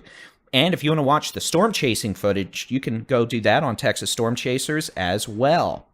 Thank you to everybody who's been sending the super chats and all that. I don't normally have a good way to monitor that in real time since I'm dealing with storms, but do know we try to go back after the fact and thank you, and we really do appreciate it. Stephenville is not in tornado danger. Stephenville has storms to the north of town. You'll get some rain here in a bit, but no tornado danger for Stephenville. To be clear, we have no tornado warnings in the state of Texas right now. In fact, the only tornado warning near us is a tornado warning north of Stillwater, Oklahoma right now. Looks like we have a storm northeast of Stillwater, Oklahoma, with some rotation. We've got storms down to the west sides of the Oklahoma City metro with hail, but otherwise, that's the only tornado warning we have, and that's way up northeast of Stillwater, Oklahoma, moving away from Stillwater and OSU. Otherwise, this storm in Wise County is starting to look more problematic in the hail department. The threat of hail and the hail size is increasing with this once again. So those of you in Boyd, Aurora, Newark, it looks like it's trying to trend further north. It took a left turn and seems to be trying to make it into more of Wise and Denton counties. You could meteorologist Jason Cooley, Adam Lucio, they are keeping an eye on this storm. It's very hazy out there, and so far they do not have a super great view of this.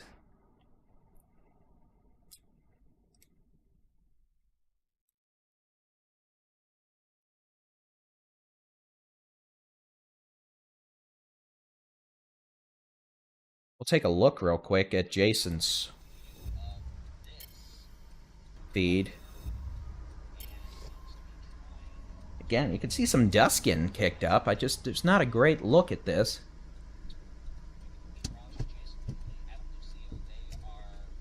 What is on Jason's screen? That's a great question, isn't it? It's not a tornado.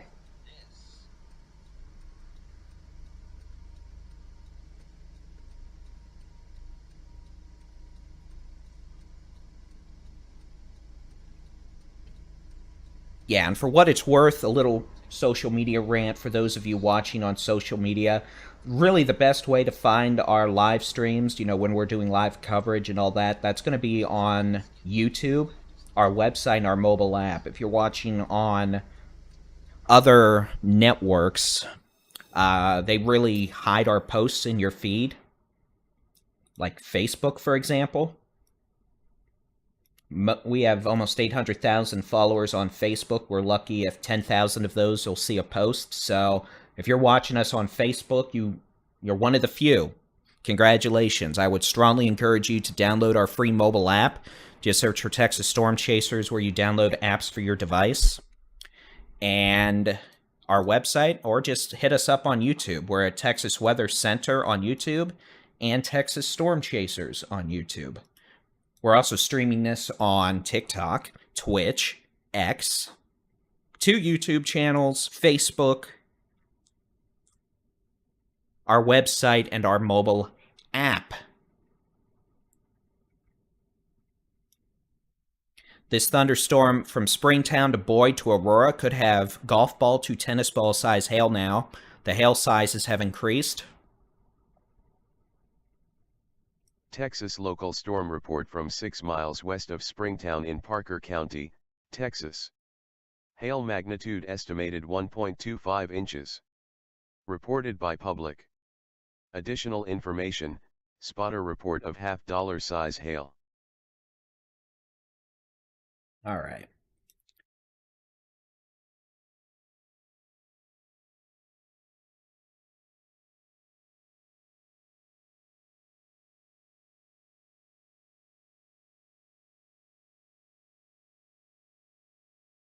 Got a report of small hail 7 miles south of Boyd from Sarissa. Thank you.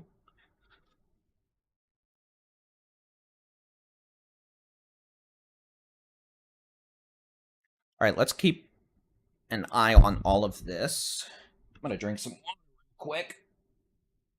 I'll zoom back out.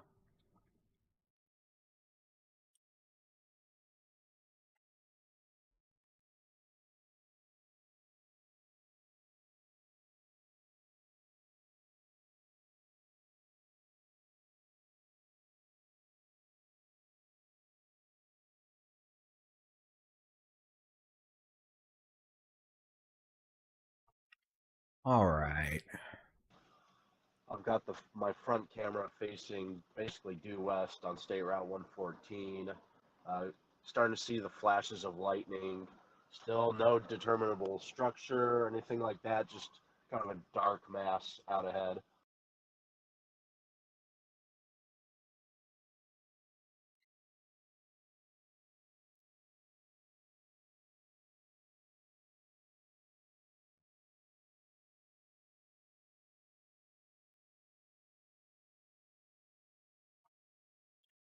Okay, so he's just waiting to get a visual on that. Storm east to Huckabee now, approaching Morgan Hill and Highway 281. That storm on a beeline to impact the city of Granbury by 7:10 p.m. Could have quarter to golf ball size hail, winds over 70 miles per hour. Further southwest Brownwood, you're still in heavy rain, maybe a bit of hail and gusty winds. These storms not as organized as the storms further northeast. Tornado warning for St. Louis, Missouri. Brownwood, you should be out of that shortly. Further southwest into the Concho Valley, we do have isolated to scattered storms all the way back from near Brady to Menard to Junction to Rock Springs. Some brief heavy rain, small hail, gusty winds, but nothing significant in terms of severe weather at this time.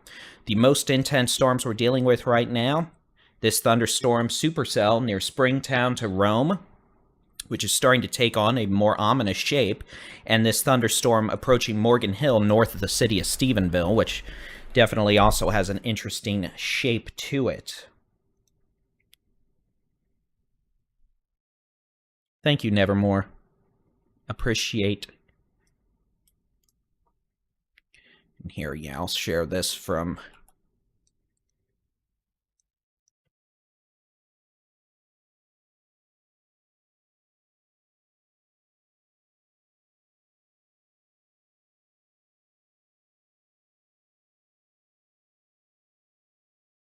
Okay, so two storms that are most intense right now. One, Springtown to Boyd to Rome, could have tennis ball size hail. Storm north of Stephenville, crossing 281 near Morgan Hill, moving towards Granbury, Lipan, Tolar, Brazos Bend, Cordova, and eventually Crescent, could have quarter to golf ball size hail, winds over 70 miles per hour. There is nothing going on in the Metroplex outside of those two storms right now. It's coming in from the west. Report of a confirmed tornado near St. Louis, Missouri. Okay. We'll take a quick look at that. Just out of curiosity, Storm Chaser Stephen Jones is actually up here. You can see a bit of a tornado warning for northwest sides of the St. Louis, Missouri metro. Makes me very glad I'm not flying in there this evening. Ironically, I would have been tomorrow night had I not had to reschedule my trip to visit family for Easter because of the weather. I'm going to say that decision has verified based on what I've been doing since 5 o'clock.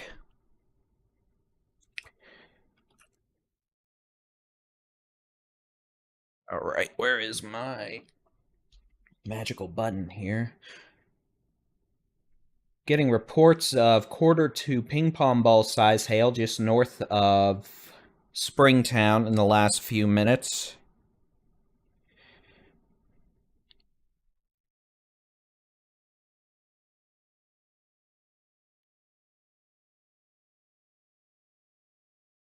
I can't remember what I was just... Oh, yeah, that's what I was doing. I was turning the air down. Doot.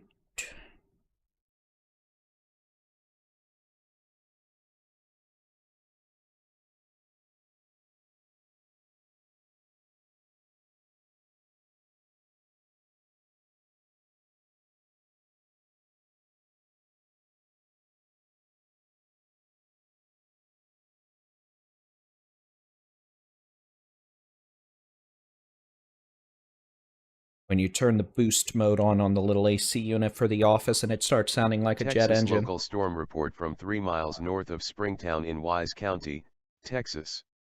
Hail magnitude measured 1.25 inches. Reported by public. Additional information, report from Ping, $50, 1.25 inches.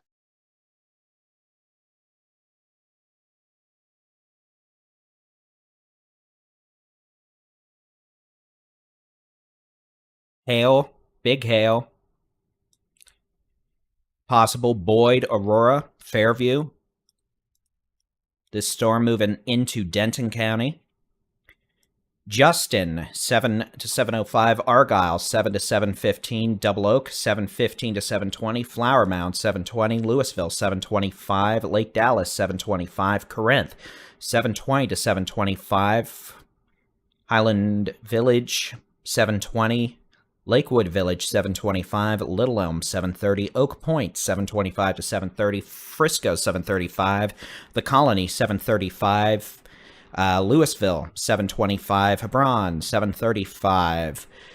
And then approaching the west sides of McKinney, Fairview, Allen, Plano by 745. This thunderstorm currently capable of producing golf ball to tennis ball size hail. The hail sizes aloft have been increasing.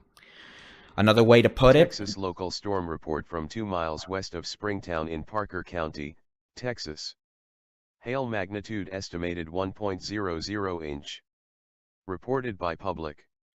Additional information, report from Ping, quarter, 1 Easter inch. egg size hail. And again, this storm moving east at 45 miles an hour into Denton and Collin counties. It will remain north of Fort Worth and Dallas. It is going to remain north of the DFW Metroplex. The same cannot be said for this thunderstorm 10 miles north of Stephenville, moving towards Granbury. Tolar, 705. Granbury, 710. Crescent, 725. Godley, 730. Joshua, 740. Burleson, Crowley, Briar Oaks, about 7:45 p.m. The potential for 60 to 70 mile an hour winds, quarter to golf ball size hail. We'll take a look at Storm Chaser Adam Lucio's live stream. There. See if that ends up being too far north. He's repositioning. Meteorologist Jason Cooley's live stream. You can see he's looking at the storm, bit of a whale's mouth there, dark clouds. They're going to be trying to stay ahead of it, which is not easy when they're moving at 50 miles an hour. You can see a pretty good lightning flash there. Back to it. Again, they're both on this storm, which is showing increasing signs of producing damaging hail. The probability of a damaging hailstorm may be increasing for Denton County over the next 20 to 30 minutes.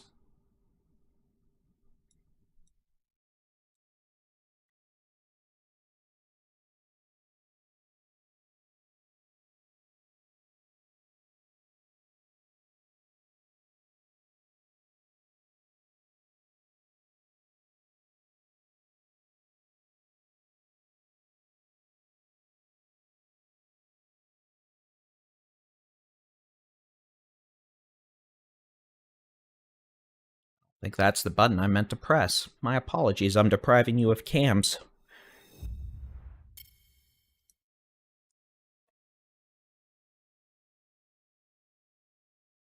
I would have to go get more caffeine. Big sad.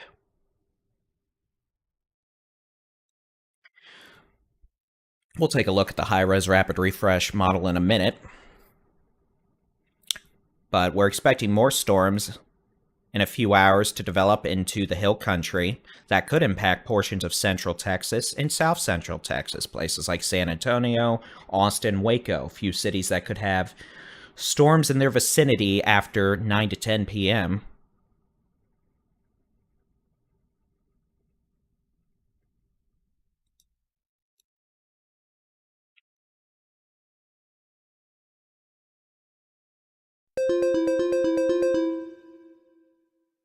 A new severe thunderstorm warning has been issued for Erath, Hood, Palo Pinto, Parker, and Somervell County in Texas. So this storm here, severe thunderstorm warning for Glen Rose up to Granbury to southern Parker County, Annetta South, east to Crescent. So it's for this storm near Morgan Hill to Stephenville, moving east at about 45 miles per hour. All right, here's what we're going to do. Real quick, I am going to step away. We're going to turn to Jason's feed for about 2 minutes. And I'm going to refill my caffeine. Thank you, Carol. Definitely appreciate it. So again, I'll be back in like 2 minutes. I'm just going to go refill my caffeine cup. We'll switch to the Chaser stream real quick, and I will be right back with continuing severe weather coverage.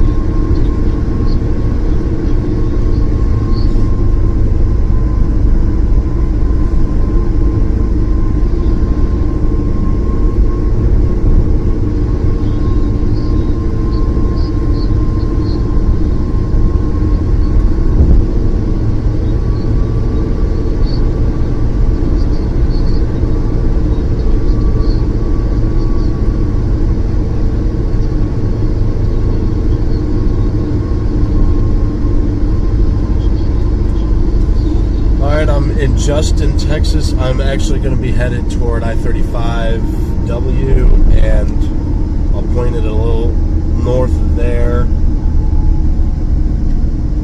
Staying just ahead of the storm as it approaches parts of Denton County now here shortly.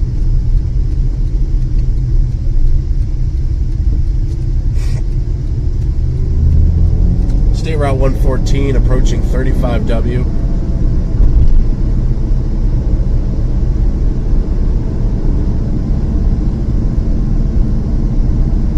Severe supercell over Aurora, Texas, moving east-northeast at 50 miles per hour.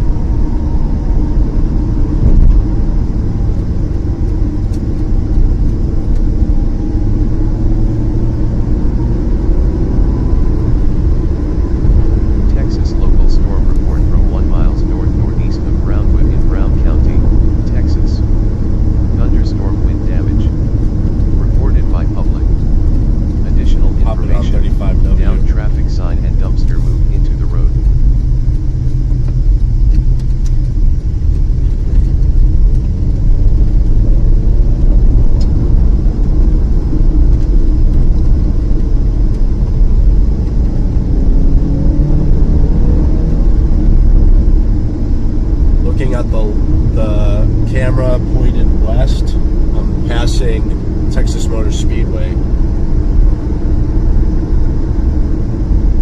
Making my way on the 35W. Alrighty tidy, I apologize. I'm Texas Storm Piercer's Baldy-in-Chief David Reimer, 7:54 on this 1st of April 2024. We got a couple of severe storms underway across the state.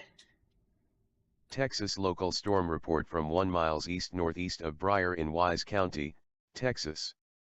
Hail magnitude estimated 2.00 inches. Reported by amateur radio. Additional information, hen egg size hail in Briar, TX. Okay, someone just got hit on the head with hail. That's unfortunate. Not actually hit on the head, but figurative of speech. Alright, it is 6:54. We've got a severe thunderstorm located. A new severe thunderstorm warning has been issued for Denton, Tarrant, and Wise County in Texas. Alright, that'll be a severe thunderstorm warning for Denton, Northern Tarrant. You'll see a pop-up here in a minute. That'll be a severe thunderstorm warning for places like Hazlet, Roanoke, Flower Mound, Louisville, The Colony, Highland Village, Justin, North Lake Ponder, Denton, Corinth, Little Elm, New Hope, west sides of Frisco, and Prosper. A severe thunderstorm is located near Rome, over near Briar, where they just had 2-inch diameter size hail reported. That storm is moving east at 35 miles an hour. The potential for hail, Easter egg up to tennis balls. So let's put a storm track back on it. This thunderstorm will be near Justin, 7 to... That's a problem. What is this? Like that too much. Near Justin, about 7:10 to 7:15. North Lake, 7:15. Corinth, 7:35. Highland Village, 7:35. Louisville, 7:40. Corinth, 7:40. I know I just said 7:35, but deal with it. Louisville, or excuse me, Little Elm, 7:50. Lakewood Village, hi Chelsea, 7:50.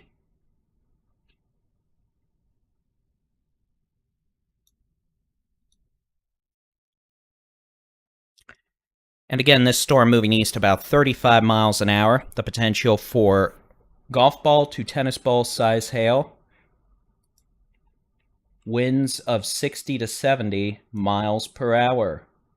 We'll take a look just southwest in a minute. Let me take a look at some data real quick. And then we will cover stuff further southwest. Further southwest, a cluster of severe storms, really from Stephenville up to Lipan. Strongest is going to be closer to Lipan, moving east.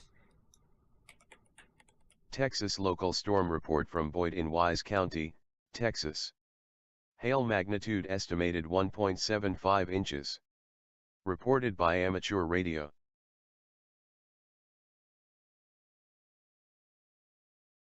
Report of a 71-mile-an-hour wind gust at 6:03 Missouri. Okay, that was earlier. Report out of the city of Brownwood, down traffic signs and a dumpster was moved into the road. Tracy, keep your trash on your property. Come on now. Otherwise, this storm near Lipan, a direct threat to the city of Granbury by 7:15 p.m. Godley, 7:35 to 7:40. Crescent, 7:30. Joshua, 7:50. Burleson, 7:55. Crowley, 7:50. And again, the potential for this to have quarter to ping-pong ball-size hail winds of 70. The storm moving into Denton County from Wise County up to tennis ball-size hail.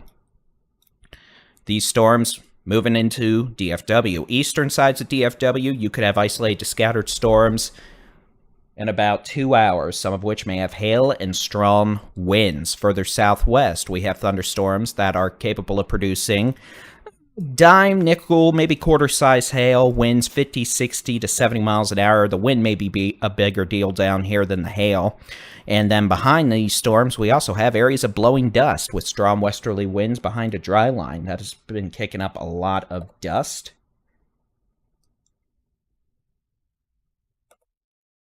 No strong areas of low-level rotation detected in any of these storms right now. Trust me, I'm keeping an eye on it. So far, we're doing okie dokie. We're dealing with hail, we're dealing with wind. Looks like we had a brief spin-up tornado near north sides of Edmond, Oklahoma, 20 minutes ago. Very, very weak, but it matches up with a little velocity. Boy, those of you in Rome, Newark, Justin, that hail core is nasty looking.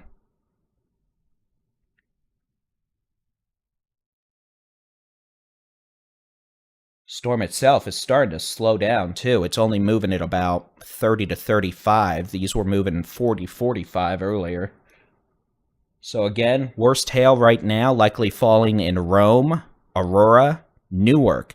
Shortly, it will be in places like North Lake, Justin, crossing over 35W, north of the Texas Motor Speedway, hopefully, 720 to 725. Argyle, 725 to 730. Island Village, 740. Double Oak, 735. Lake Dallas on 35E, 740 to 745. Corinth, 740. Lakewood Village, 750. Shady Shores, 745. Oak Point, 745 to 750. Little Elm, 755. The Colony, 755. Oak Point, 750.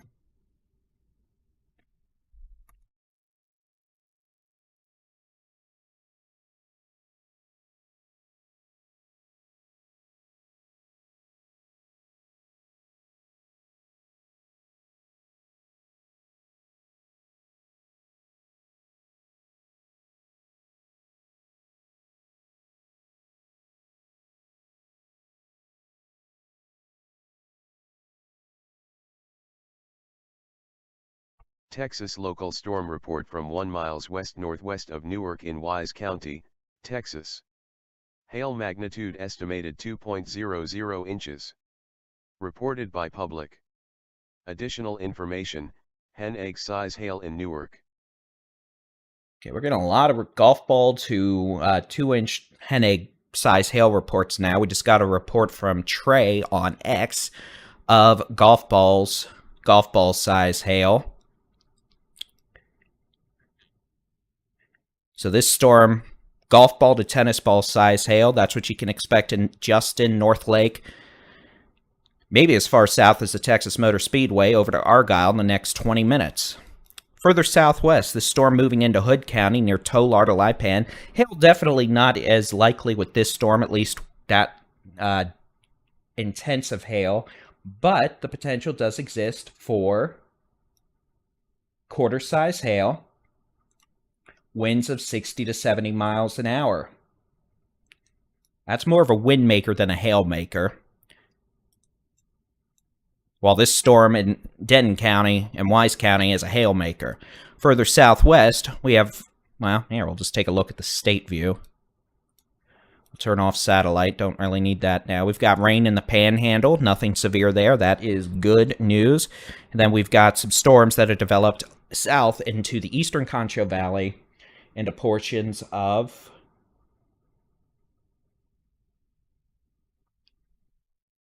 the northern Edwards Plateau. We're probably going to see those storms move east into central Texas, the hill country, over the next couple of hours. And this activity, we may also see new storms fire up over the next few hours, central Texas into portions of north Texas, the hill country, south central Texas, which means it's... Texas local storm report from 2 miles south of Boyd in Wise County, Texas. Hail magnitude measured 2.00 inches. Reported by Train Spotter. Additional information, 2-inch measured south of Boyd. All right. So you can hear we're getting plenty of big hail reports. That's larger than golf balls. Let's take a look at what the HER does for storms. Now, what we're going to look at is now, 7 o'clock. We want to see how it's doing. It's not doing too bad, Texas honestly. Local storm report from Rome in Wise County, Texas. Hail magnitude estimated 2.00 inches. Reported by public. Additional information, 2-inch hail in Rome. So, with the model doing okay right now, that'll allow us to trust some of the data moving forward. Let's take a look at 9 o'clock. You can see this has storms, DFW, down approaching I-35 in central Texas, approaching Whitney, Killeen, Gatesville. A couple of more isolated storms into the hill country near Kerrville. 10 o'clock, McKinney, Lancaster, Ennis, Waco. A couple storms have fired up closer to Waco, west of Austin to near Bernie. 11 o'clock, storms Round Rock, Austin, New Braunfels, San Antonio, Blanco. Midnight, starting to weaken, but we still have storms. Isolated to scattered storms, northeast Texas, the Brazos Valley, south central and central Texas. Local storm report from 4 miles southwest of Boyd in Wise County, Texas. Hail magnitude estimated 2.50 inches. That's not good. Reported by public. Additional information, report from Ping, tennis ball, 2.50 inches. That's an ouchies. That is an ouchies. So again, I'll just load the loop and let y'all watch. Texas local storm report from 3 miles west of Justin in Denton County, Texas. Hail magnitude estimated 1.00 inch. Reported by NWS employee. Additional information, 1-inch hail in Justin. That would be meteorologist in charge Tom Bradshaw. Hope the chickens are all right. So here's what the high-res rapid refresh model does for the remainder of this evening. Plenty of rain in the northern Texas Panhandle, that's good. You could see scattered storms continuing to quickly move east-northeast across portions of Texoma, North Texas, Northeast Texas, Central Texas, the Hill Country, into the Brazos Valley, through about midnight, 1 a.m. Things generally start to weaken closer to 11 to midnight, but we'll still probably have a few storms being rowdy through early Tuesday morning. However, unlike other events, notice no big line of storms expected to move east across the eastern half of the state. Storms are not going to do the usual line out and keep going until they get to Louisiana ordeal we've dealt with over the last few hours. But they will weaken, and hopefully that means we'll be done by early tomorrow morning. That being said, the main issue with the most intense storms tonight, hail. Big hail at times. Wind gusts have been a surprisingly nasty... I've got the Lake Louisville toll bridge in my GPS now. I'm just trying to get way out ahead of it some more because it looks like it's trying to organize coming into Denton County. That was meteorologist Jason Cooley. You're what? His live stream along with storm chaser Adam Lucio on the left. It's real hazy today, humid, so it's difficult to see some things, but you could see we've had wind today. That's been a bit of a surprise. We've had wind gusts up to 90 miles an hour earlier. These storm local storm report from have been very efficient. Of Rome in Wise County, Texas. Hail magnitude estimated 1.75 inches. Reported by amateur radio. Additional information, golf ball size hail reported in New Fairview. All right. That Denton County storm almost looks like it's turned right a little. We'll have to watch it. It's definitely producing hail, though it looks weaker than 5 minutes ago. So again, this is the general expectation for the remainder of the Texas evening. Local storm report from Aurora in Wise County, Texas. Hail magnitude estimated 1.00 inch. Reported by public. No one is Additional watching for the midnight information, forecast. Quarter Lol. size hail in Aurora. Aw, B. If only you knew. Okay, so back to what's going on right now. Supercell producing up to tennis ball size hail from Ponder to Justin to Newark to Aurora back to Rome. This storm moving east at about 35 miles an hour. It'll be in Argyle, 7:30. Well, that's not right. Let's do this. We're making our own timestamp because that's being a derp.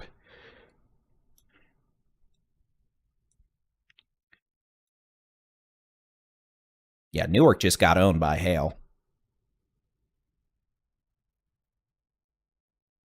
All right, let's do this. I'm going to do 37 just in case. Argyle. Probably in the next 10 to 15 minutes. Corinth, about 7:20 to 7:25. Maybe a few minutes later. I did do this a bit quickly just to give us some extra time.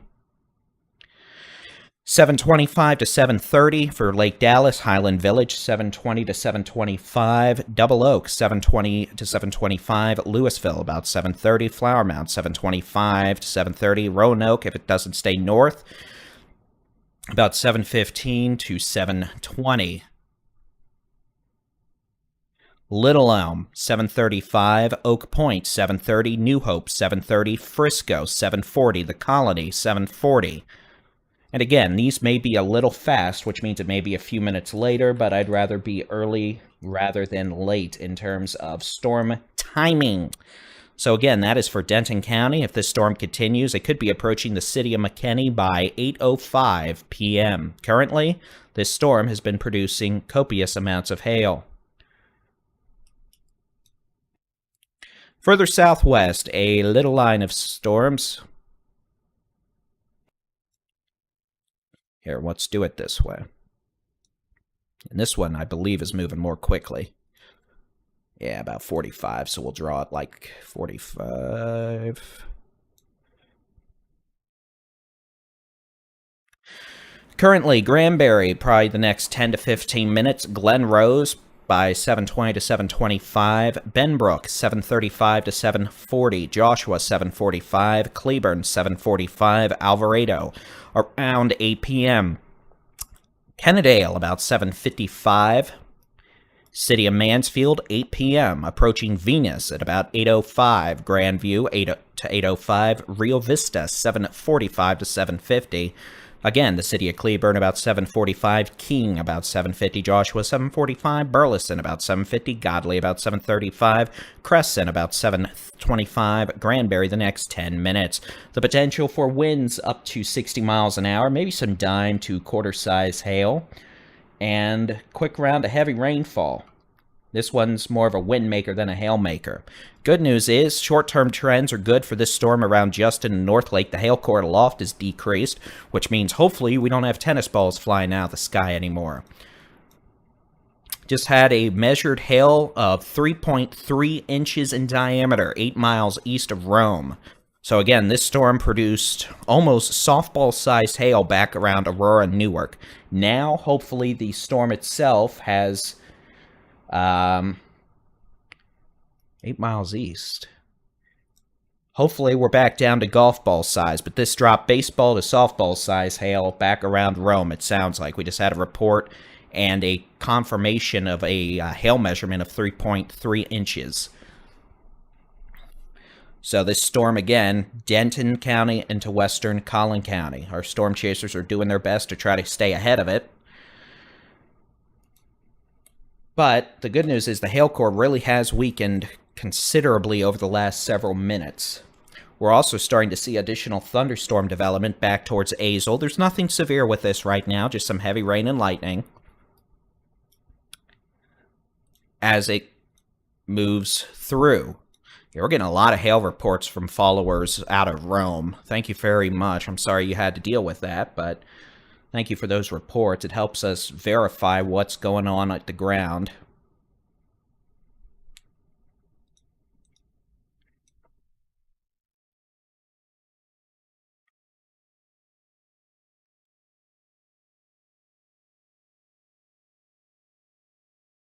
And again, if you're wanting to know what's going on in your neck of the woods, we have interactive weather radar on our website, texasstormchasers.com/radar. We have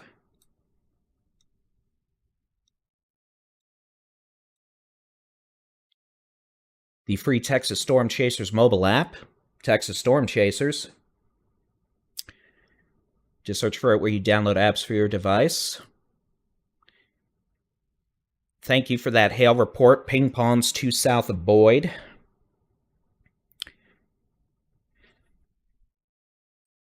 Again, we do not have any tornadoes. This is not a tornado situation at this point. These are storms capable of producing hail and strong straight-line winds. We do not have any tornado warnings at this time. We have no tornadoes at this time. This is a hail and wind maker, not a spinny, spinny, doom, doom maker. Although the threat for spinny, spinny, doom, doom is not zero, so far we're doing okay for ourselves, so we'll keep an eye on it. And by the way, thank you to all those. We go back after the event typically to individually thank folks, but thank you for the super chats, the stickers, stars, etc. We really do appreciate it. We appreciate the support. Most gaming channels, would be having those on your screen, watching for it, all that. But when we're doing severe weather coverage, we really focus on the actual weather. So that's why we don't have any of that on our live coverage stream.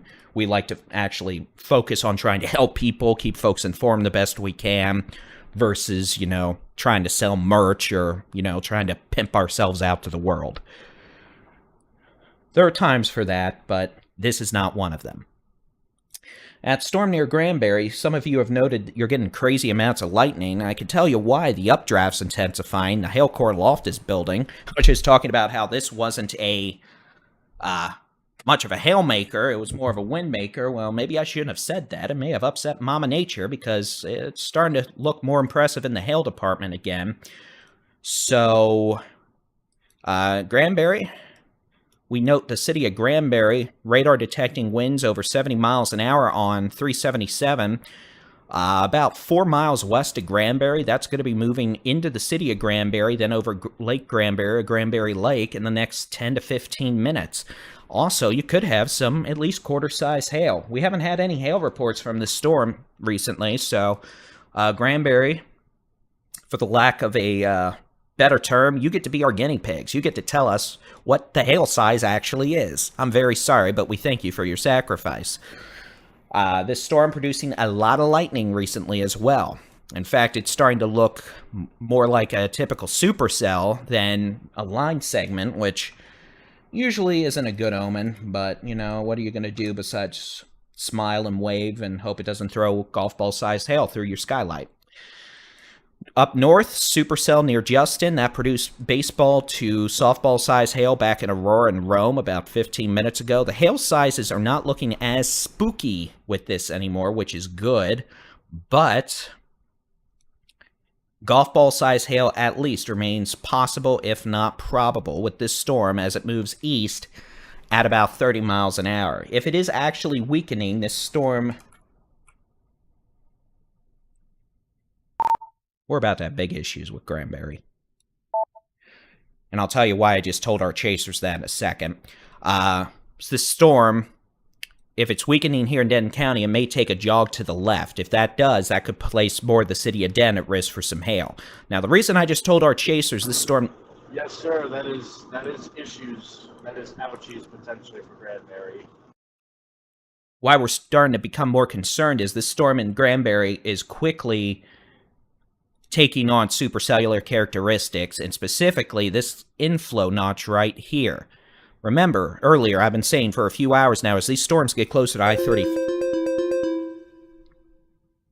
A new severe thunderstorm warning has been issued for Bosque, Erath, Hamilton, and Somervell County in Texas. Okay, we'll talk about that in a second. This storm's quickly becoming more supercellular, and as I said earlier, the closer these storms get to 35, we may see a slight uptick in the tornado threat. We haven't had any tornado issues today, but that's not necessarily a guarantee it'll stay that way. The storm is starting to show indications of a low-level mesocyclone. That little hook is starting to wrap out, and as that happens, we're going to have to keep an eye on this carefully. Notice the hail marker's gone up from 1 to 2 to 3. So the hail core with this storm is certainly intensifying. Granbury, you're getting pelted with lightning right now. Y'all in Granbury, out to Pecan Plantation, D. Cordova, you know, the folks who got hit on the 15th of May, 2013 by the EF4. Yeah, y'all are getting pelted with lightning right now. You can see Adam Lucio's in Argyle. We'll take a look at his stream quickly. You can see that's a shelf cloud right there. Some spooky, scary-looking clouds. SLC's under that. Probably pretty good amount of cloud-to-ground lightning. He's looking at the storm in Denton County. Meteorologist Jason Cooley is trying to get out ahead of the storm. And then we're watching this storm in Hood County. So we've seen some changes in the last several minutes with some storm structures here. That storm over Hood County has quickly become my biggest concern. This Denton County storm produced baseball-sized hail or larger around Aurora, Newark, Rome earlier like 20 minutes ago.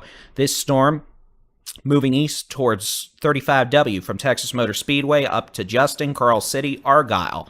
Eventually, we'll cross into Corinth about 750. Storm's trying to track a little further north. Ooh, I do not like that. Track further north. And if that happens, this could be more of an issue for Den and New Hope. But if it starts turning more north, it may also continue to decrease in intensity. Regardless, hail sizes have probably come down. We're probably to golf balls now versus tennis balls, which is good. But again, this storm continues moving east-northeast about 30 miles an hour. This storm near Granbury is quickly becoming a problem. Hail sizes, 15 minutes ago, this thing didn't have a hail core. Now it's showing hail aloft to baseballs. By the time that reaches the surface, we're probably talking ping pongs to golf balls. But Granbury, you're about to find out, literally right now. This thing also starting to show a bit of a low-level circulation. We're showing winds in the city of Granbury right now of, in terms of straight-line winds, up to 70 miles an hour. In Granbury, about to move into D. Cordova. South of 377 over to Lake Granbury, y'all are probably about to get hurricane-force wind gusts, the potential for wind-driven hail. This thunderstorm also starting to show a bit of a low-level circulation.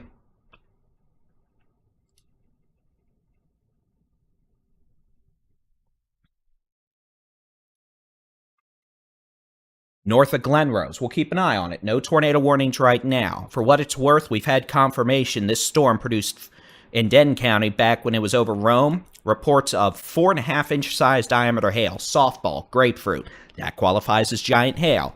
That verifies the giant hail possibilities. Hiko, you've got a hailer on you right now. That could have golf ball size hail. That's riding Highway 6 towards Iredell, Meridian.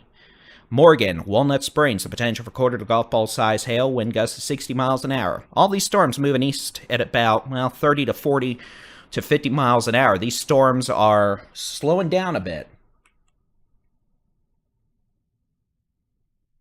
But I definitely do not like the look of this storm over Granbury.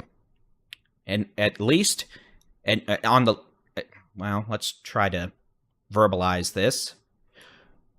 Granbury storm, hail threat increasing. Also a little concerned about low-level rotation. The wind threat definitely increasing. Granbury, you're probably getting nasty wind right now. We'll see a severe thunderstorm warning issued for Johnson, Tarrant County shortly.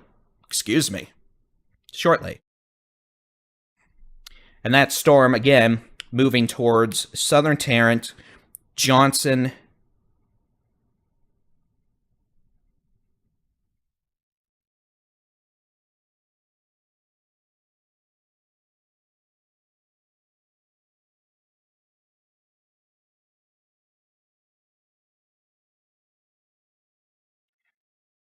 I'll tell you, the updraft on this, notice how earlier, again, 20 minutes ago, this thing had no hail core. Radar said maybe 1-inch hail. Now we're up to 4-inch hail aloft. I want to make abundantly clear. Just because the radar thinks this has 4-inch hail does not mean there's 4-inch hail. I'll tell you if I think we got baseballs, softballs falling out of the sky. At this point, that's just an indicator that the updraft is strengthened. We've got hail knocking around the loft. Whether or not it makes it down to the surface is anything more like golf balls is to be determined, but it is indicated that this storm is mad. For what it's worth, the north side of this storm, not a hail threat, but we're seeing winds up to 60, 70 miles an hour in southern Parker County, moving towards Annetta south, into portions of southern Parker County. That's moving towards Willow Park and Weatherford, this little segment that has wind. So that could be an issue. Aledo, Annetta South. No hail, but we're seeing pretty strong winds. Granbury, east sides of Granbury, Lake Granbury. We could have winds over 60 to 70 miles an hour right now with wind-driven hail. So, okay, thank you, Tammy. Yeah, you got pea-sized hail. That's better than what the radar is suggesting. Just got a report. Okay, that makes sense. Okay, so this storm in Denton County still capable of at least golf ball size hail. I'm going to turn that off. Oh. Carl City, Argyle. Here, I'll do a storm track. I know y'all want to know when exactly it's going to come and say hello to you. All right, let's do this. Recline the chair.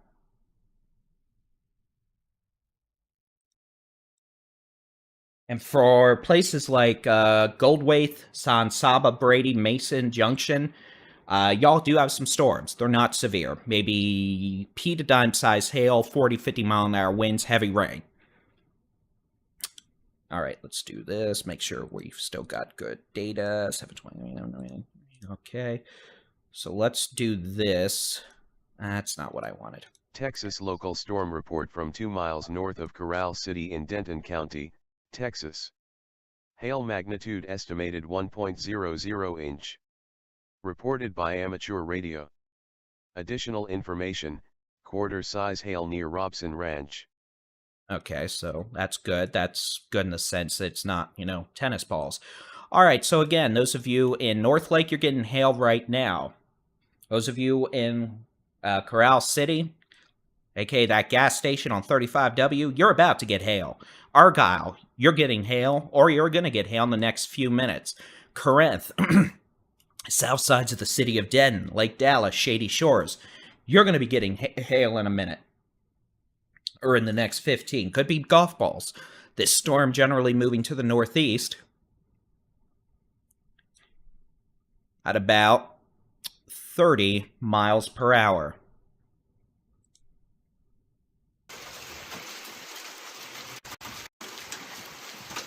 Getting a lot of hail reports right now coming in on social media. Thank you, y'all. Please only do that when it's safe to do so. But thank you after the fact. Back down here in Granbury, Tahico. Again, east Tahico, you get a storm. It's got hail and wind.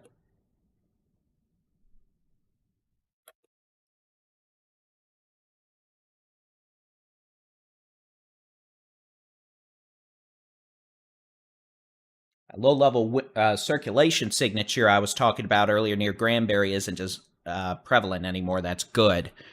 Still, we're seeing winds. Could be over 60 miles an hour now over Lake Granbury. That'll be moving towards Godley on 171 in western Johnson County in the next few minutes. And we're going to get a warning for Johnson, Tarrant County shortly. We note severe storm capable of producing winds 75 miles an hour. Southern Parker County, Annetta South, about to cross 171 south of Weatherford.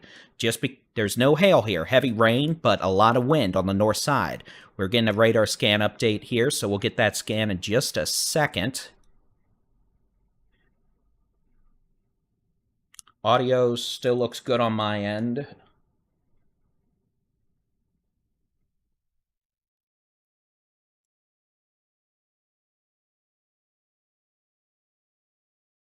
Yeah, that's a lot of wind. So again, wind up. I think Dog's about to say, huh? Dog's ignoring me. Good enough. Thank you, Tracy. I'm mispronouncing towns. Don't take offense. I've been staying out ahead of this storm in case it wants to go tornadic, but I-35W is probably taking a pounding. Quite a long distance along 35W, in fact. Yeah, 35W is not happy. Hello, Caesars. Can I help you? Hi. Do you demand pets? Do you demand dog cam? Okay, hold on. Hey, hey.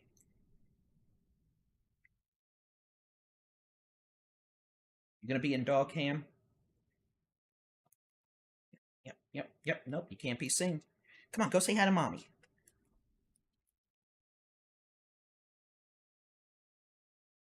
Oh, you get to see her butt. Bye. Oh. That was sassy. Y'all couldn't hear it because of the audio filter. Hold on a second. Okay, go again. Oh! Texas local storm report from Corral City in Yeah, Denton we're gonna make County, your howl the sound Texas. of a warning alarm. Hail Yeah. magnitude Ow. estimated 1.75 inches. Reported by amateur Sass. radio. Additional information. Yeah. Ow. Golf ball size hail at I-35W Well, and you just blew out the 407. speakers of 20,000 people. Okay. No more blowing out speakers. I'm sorry, people speakers. Good girl. Yeah, you good girl. My apologies, but the dog is dog, and dog demands attention. But again, we continue to monitor this storm in eastern Hood County. About to move into Johnson County. You can see pretty decent hail. Switching over to the which way the wind's blowing mode as I use one hand to pet dog. You can see those blues showing up. Those are winds over 60 miles an hour southeast of Granbury now and approaching Annetta South and Annetta. This wind near Annetta is moving northeast towards Aledo and Willow Park. This activity near Granbury moving Texas east towards local Godwin. storm report from Justin And we'll in have a Denton new severe County, warning for Johnson Texas. County in just a moment. Hail magnitude estimated So we'll let that come in. 3.00 inches. Reported by Train Spotter. Additional information, 3-inch size hail in Justin near 156 and 407. A new severe thunderstorm warning has been issued for Hood, Johnson, Parker, and Tarrant County in Texas.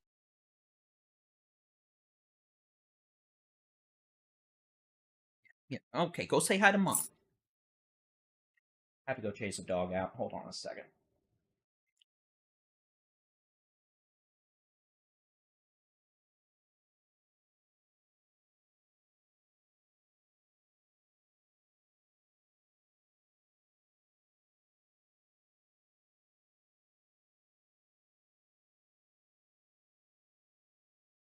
Texas local storm report from Corral City in Denton County, Texas.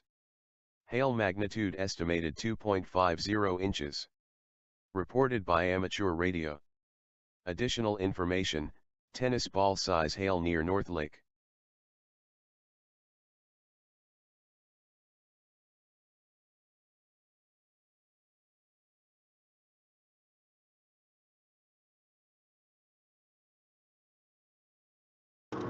Hey, David, I've got a live photo ready for you from Justin, Texas, Adam Lucio.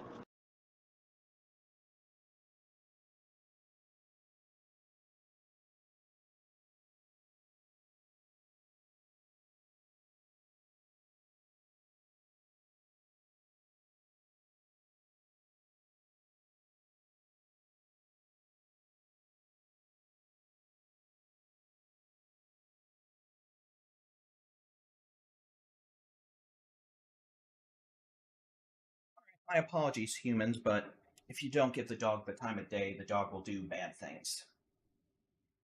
Alright.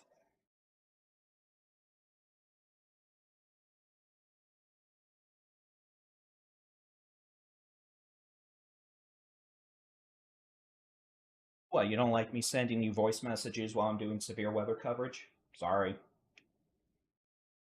Texas local storm report from Giving 1 grief to mile someone south this of morning. Granbury in Hood County, A hail report at Texas. Granbury. Hail magnitude estimated 1.00 inch. Okay. Reported by public. Additional information, quarter size hail.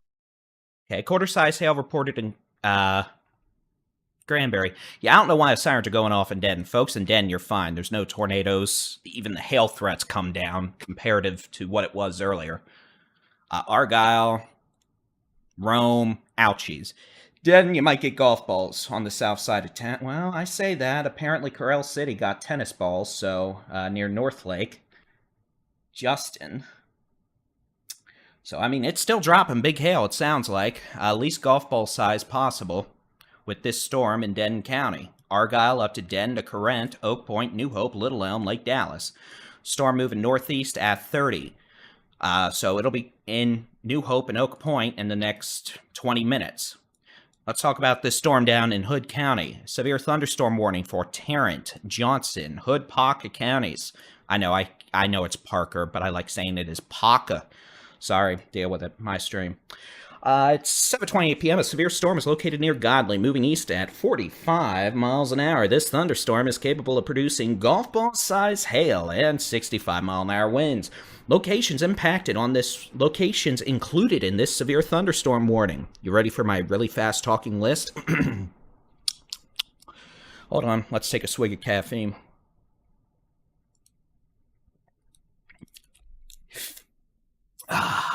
Well, let's talk about locations. Interstate 35W between mile markers 22-51. Interstate 20 between mile markers 422 and 453. Interstate 30 between the beginning and mile marker 32. Locations included in this warning: Fort Worth, Arlington, Grand Prairie, Mansfield, Burleson, Cleburne, Benbrook, Crowley, Forest Hill, Granbury, Kennedale, Everman, Keene, Joshua, Alvarado, Rendon, Pecan Plantation, Venus, Edgecliff Village, and Aledo. I could have said it a lot faster if it makes you feel better. Fort Worth, Arlington, Grand Prairie, Mansfield, Burleson, Cleburne, Benbrook, Crowley, blah, blah, blah. There's the new radar. Little inflow notch. How cute. Let's take a look at that. Do we have anything to worry about with said inflow notch? Probably not. Even though sometimes these storms show notches, it doesn't mean there's necessarily a tornado threat. For example, looking at this, we don't see any defined low-level rotation. We see plenty of wind being pushed out by this storm, winds up to 65 miles an hour, but nothing that suggests spinny, spinny, doom, doom action. That being said, the potential for strong winds, heavy rain, etc., certainly there. Tornadoes? No.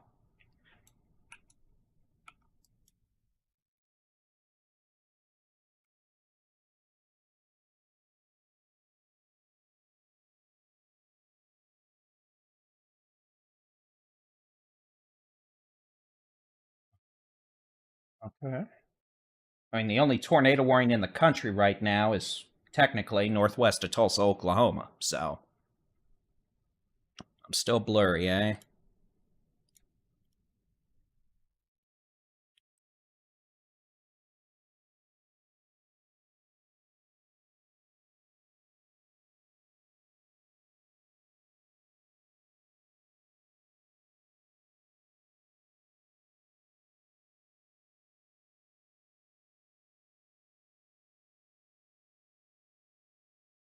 So let's switch back over to the how hard it's raining mode. We got a pretty good little line of stormies here now, don't we? Moving east at 45. Okay, so let's do this, because if they're all moving east at 45, I can at least draw them as one big happy line, which makes my life easier. I'm going to do 50, though, because it makes me happy. All right, so assuming this continues, here's where storms are going to be in about an hour.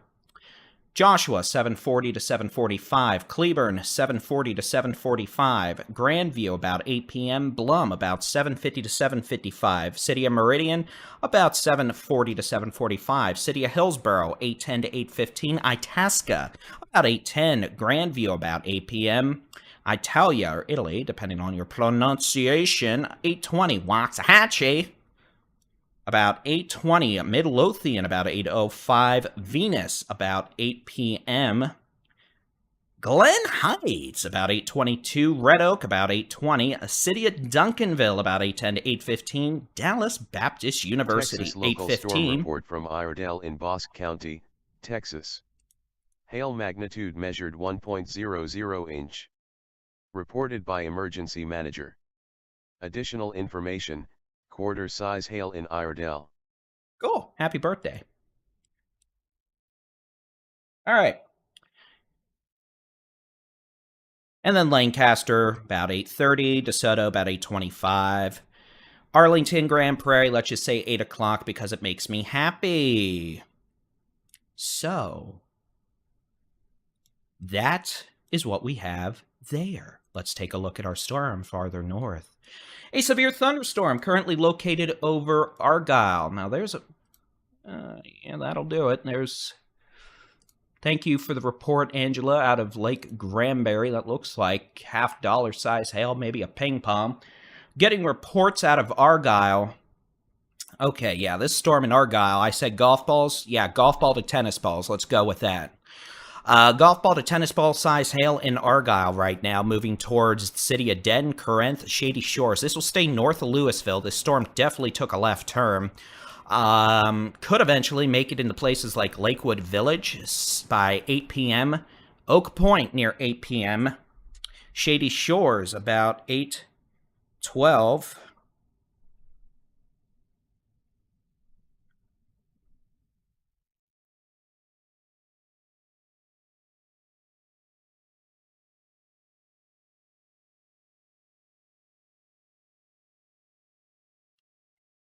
Prosper 8:20. Frisco about 8:15, and that's assuming this doesn't take a left turn or weaken. We've got heavy storms with maybe some small hail back down into Justin, Hazlet, Texas Motor Speedway, 11435W into West Fort Worth. Gusty winds, maybe some small hail, heavy rain. Pretty good surge of wind riding up 377 now northeast of Crescent. That's going to be approaching Benbrook soon. Southeast of Aledo, we could have winds over 60 miles an hour here. That's moving northeast up 377. Northern side of this thunderstorm. Further south in Godley, we have the potential for golf ball size hail. Maybe some winds 50 to 60 miles an hour. Further south from there, we have a thunderstorm Walnut Springs to Iredell, west of Meridian. That storm could be producing quarter to ping pong ball size hail, moving east towards Morgan at about 40 to 50 miles per hour. And again, these storms moving east quickly, 40 to 50 miles an hour. These little purple boxes are where the radar thinks the storms are going to be moving over the next 1 hour. I'm going to have to go get a throat lozenge in a minute. Rip throat.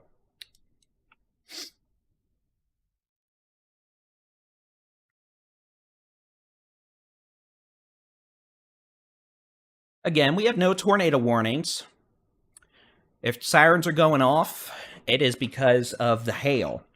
No tornadoes at this time. Some big hail around Denton. Could have golf ball size hail, maybe a bit larger than that. For the next several minutes.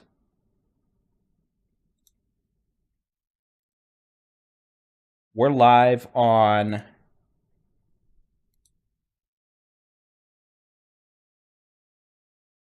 interesting. So it's lagging on that. Why is it lagging on that?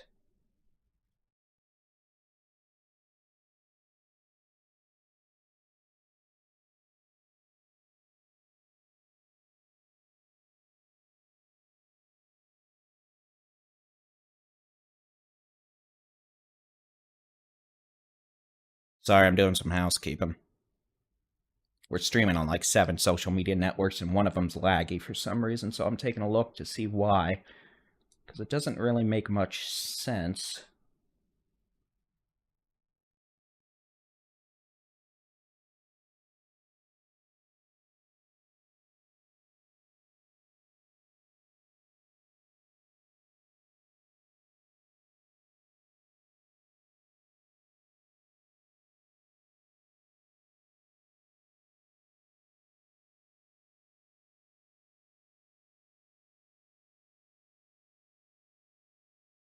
So again, no reason to be scared. There's no tornado warnings. We don't have any tornado issues. We got some hail, we got some wind, some heavy rain, and some lightning, but no big scary spinny dooms at this time.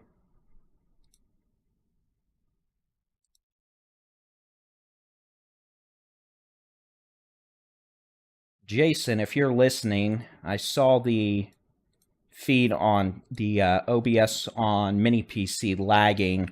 I added my NDI source for now on there just in case it had something to do with the link we're using to stream from on that. So I'll try to figure it out. I'm not seeing any notes from y'all about the feed lagging, so I'm just going to assume it was something completely different. I know y'all have no idea what I'm talking about, but one of the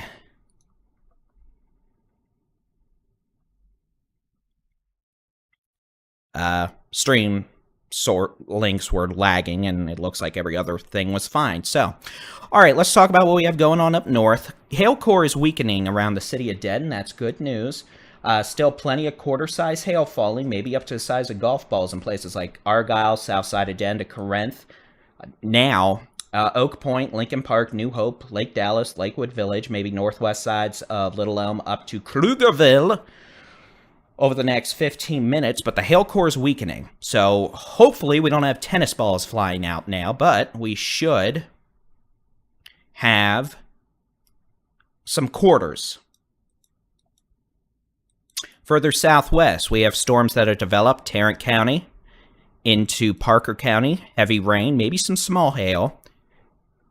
And then we've got a pretty good source of wind here in southeast Parker, southwest Tarrant. Notice this is the how hard it's raining mode. Heavy rain, small hail. But if we switch it to the wind mode, you can see the radar's detecting winds about 60 to 65 miles an hour at 377 southwest of Benbrook, northeast of Crescent. That area of wind is moving northeast up 377 towards Benbrook. So again, the potential for that to have strong winds. We have a storm near Godley, looking less intense than it was. It's not really looking supercellular anymore. Notice it's kind of a squall line now, back to a linear mode, which is good. That'll help limit the hail threat from doing, softballs. But we could still have some quarter to ping pong ball size hail and the potential for wind gust over 60 miles an hour. As these storms continue moving east quickly at about 50 miles an hour towards Joshua. No, it's doing it on that too. Interesting. Let me fix that. Wonder.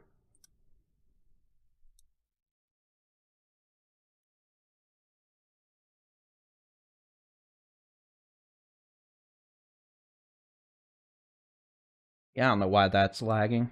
I'm gonna have to look at that.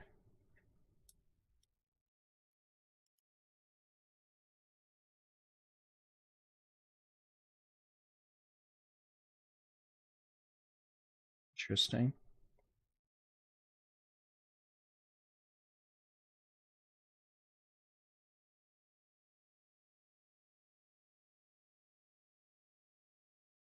I think it's just mini PC. Whatever, there's nothing I can do about that. All right, so again, those of you wondering, no tornado warnings, no tornadoes. Sirens have gone off in a few towns because of hail, but we have no tornadoes, which is good news. Storm in Denton County, heavy rain, maybe quarter to golf ball size hail, but it's weakening. That's good news. Storms in Tarrant County, very little hail right now, but some heavy rain down near Benbrook. Excuse me, heavy rain, some wind down near Benbrook. We're seeing some wind right now. Ooh, now that's now, let me tell you, that's not something I want to see. Stand by. That might actually be a low-level circulation. So we're going to take a minute. We're looking now southeast of Godley. South of Joshua. Let me turn off that so you can see it. What I'm looking at here specifically is this area of... That doesn't make sense. What did that just do? Okay, we're going to restart. Thank you. I'm breaking things. Area of rotation now showing up southwest of Joshua. We'll get an updated scan in a minute. We'll see what that does. But again, I'm now starting to see a little area of low-level rotation on 171 southeast of Godley, southwest of Joshua, northwest of Cleburne. This would generally be moving to the east towards Joshua and King, crossing over 174 near Joshua, north of 67, maybe moving towards King. Again, the potential for a spin-up tornado, perhaps, increasing now near 171. That's where it is as of 2 minutes ago. With these storms moving so quickly, though, it's probably east of 171 now, coming up on 174. This would be near...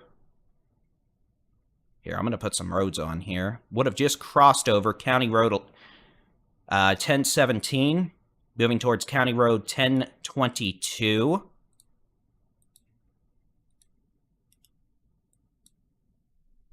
You've got Highway 174, County Road 901, County Road 903, south of Joshua, north of Cleburne. And again, what we're looking for here is any indications of strong low-level rotation. We do have that there. Whether or not this is just a quick spin-up on the radar data or the start of an actual low-level sustained circulation is questionable. You can see the latest scan, that circulation is still there. So, with that in mind, let's check the how hard it's raining mode. If we had any tornado there, it'd be completely wrapped in rain. No tornado debris signature detected, but we are seeing estimated 1.00 inch. Sustained Reported by public. Low-level rotation. Information. Okay, be quiet. So we do have sustained low-level rotation now, coming up to County Road.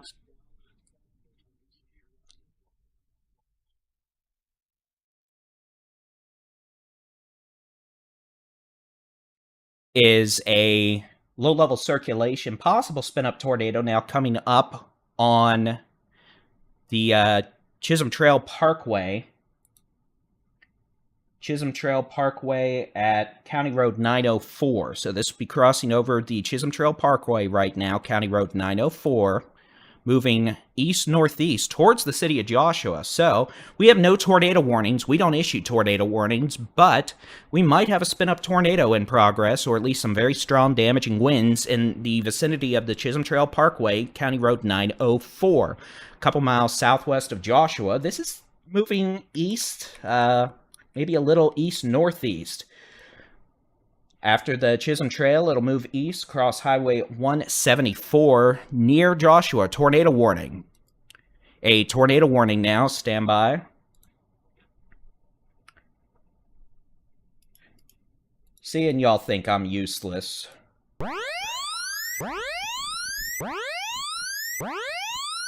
A new tornado warning has been issued for Johnson County in Texas. All right, it's going to be a tornado warning now for Johnson County until...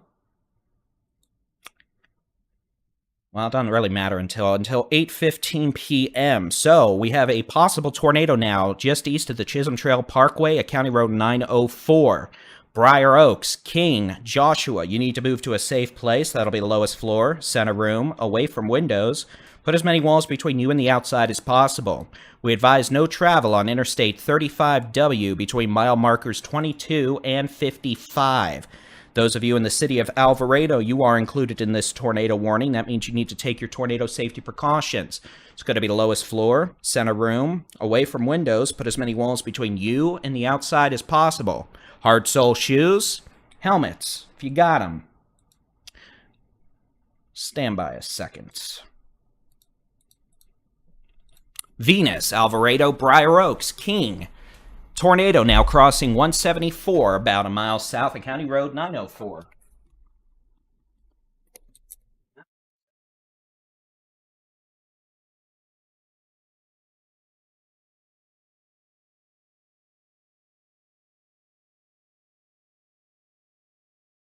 So again, it's it is 7:50 p.m. A tornado warning until 8:15 p.m. now. For Johnson County, this tornado warning does include Alvarado, Keene, Briar Oaks, Joshua, Venus, north sides of the city of Cleburne. This will stay north of the city of Cleburne if you are south of 67. A tornado currently over Highway 174, indicated by radar, near County Road 901. Those of you in Keene need to take your tornado safety precautions immediately. That'll be the lowest floor, center room, away from windows. Put as many walls between you and the outside as possible. Do not go outside looking for this. Back to the how hard it's raining mode. This thing's wrapped in heavy rain. You're not going to see it. You're just going to see rain. I promise you. I've been doing this longer than most of you have been alive, at least. If you're under the age of about 16 or 17, so maybe if you're watching on TikTok. Rest of you, I guess, well, still believe me. So again, tornado crossing 171 right now, or excuse me, 174, east of 171, near Vaughn Road, County Road 901. This is now east of 171. Cleburne, this is staying northeast of you. City of Keene, not so much. Y'all need to be in a safe place. Lowest floor, center room, away from windows. Put as many walls between you and the outside as possible. Those of you in the city of Alvarado, this is heading your way if it doesn't dissipate. A tornado warning for Johnson County. All right, let's quickly look. North Denton County, your storm's weakening. That's the good news here. Possibility of some quarter-size hail. Winds 60 miles an hour, maybe. Heavy rain. Frankly, that thing's dissipating pretty efficiently at this point, so hail size is likely quarter-size hail or less up there. Tarrant County, we've got heavy rain, small hail, gusty winds. Strongest winds around Benbrook right now, maybe 50 miles an hour. That's calmed down. Storms from Rio Vista to Blum to down 174 to Morgan and Meridian. Could have quarter-size hail, winds 50 to 60, moving east at 50. Avant, severe thunderstorm. We'll switch over to the Granger radar to get a better look at this. Storm, quarter golf ball size hail, winds of 60 miles an hour, moving east along 84. That storm could be a threat to Gatesville in about 40 minutes. Other storms further southwest into the Concho Valley could have dime to quarter size hail, localized winds to 60. All storms moving east at about 40 to 50 miles an hour. We'll have more storms this evening in central Texas, the hill country, with the threat of some damaging winds and hail. A possible tornado is now located east of 174. If you're in Joshua, you're clear. If you're in Cleburne, you're clear. If you are in Keene, you are not clear. Possible tornado approaching County Road 701, about 2 miles north of 67. Those of you in the city of Keene, you need to be in a safe place. That'll be the lowest floor, center room, away from windows. Put as many walls between you and the outside as possible. Should this tornadic circulation continue, it will be a threat to the city of Alvarado. I'm going to put a tracker on here just for the circulation. Keeping in mind it's unlikely to persist too long. Alvarado, 8 o'clock to 8:02. Venus, 8:12. And if this storm continues, it'll make it to Waxahachie, 8:34. Again, the possibility of a brief spin-up tornado now near Mansfield Road, Old Mansfield Road, about 1 to 2 miles north of Highway 67 in Cleburne, in Johnson County. This thunderstorm is not going to impact Cleburne with a tornado. It's raining, it's pouring, it's windy in Cleburne. I'll leave the map be. Circulation, not as strong on the which way the wind's blowing mode now.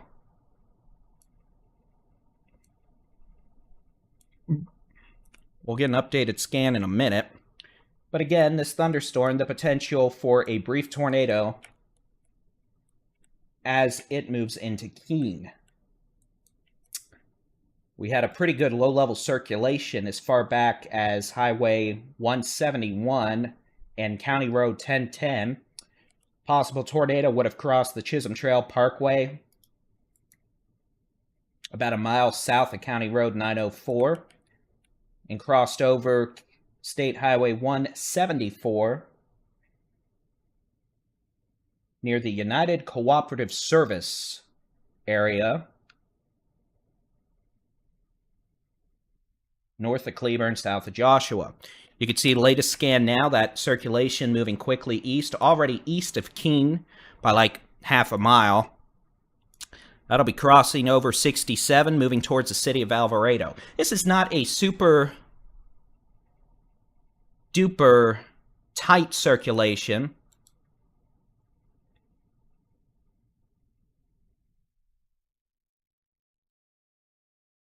But one that could produce a brief tornado. And again, in case you're wondering what all I'm looking at, I have, if you count the splits, like 20 monitors in this room. If it makes you feel better, only 10 are on.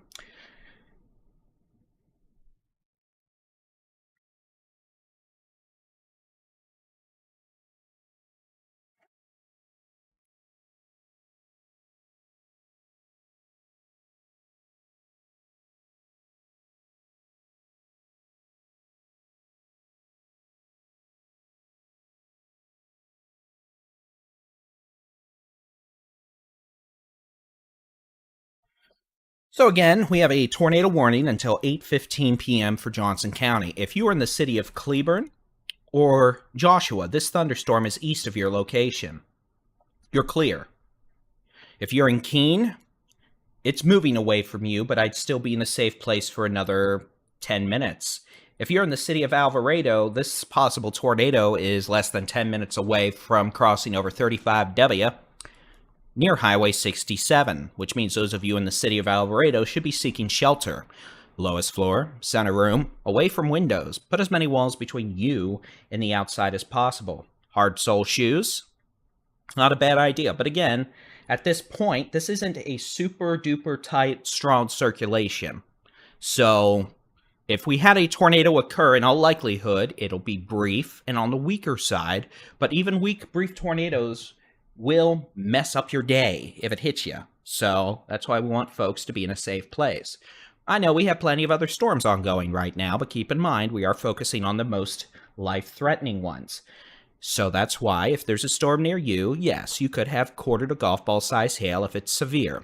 Winds over 50 to 60 miles an hour, but many storms this evening are not severe. They have rain, they have 40-mile-an-hour winds, they have pea-size hail. You can track those storms with the free interactive weather radar on our website, texasstormchasers.com/radar, or better yet, just download the free Texas Storm Chasers mobile app wherever you download apps for your device, and that'll let you get your local weather forecast, track these storms with the free interactive weather radar. Technically, there's 2 in there, and you can watch our live severe weather coverage and storm chasing video.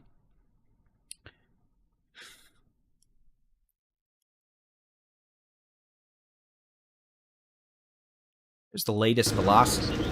Oops. Daisy.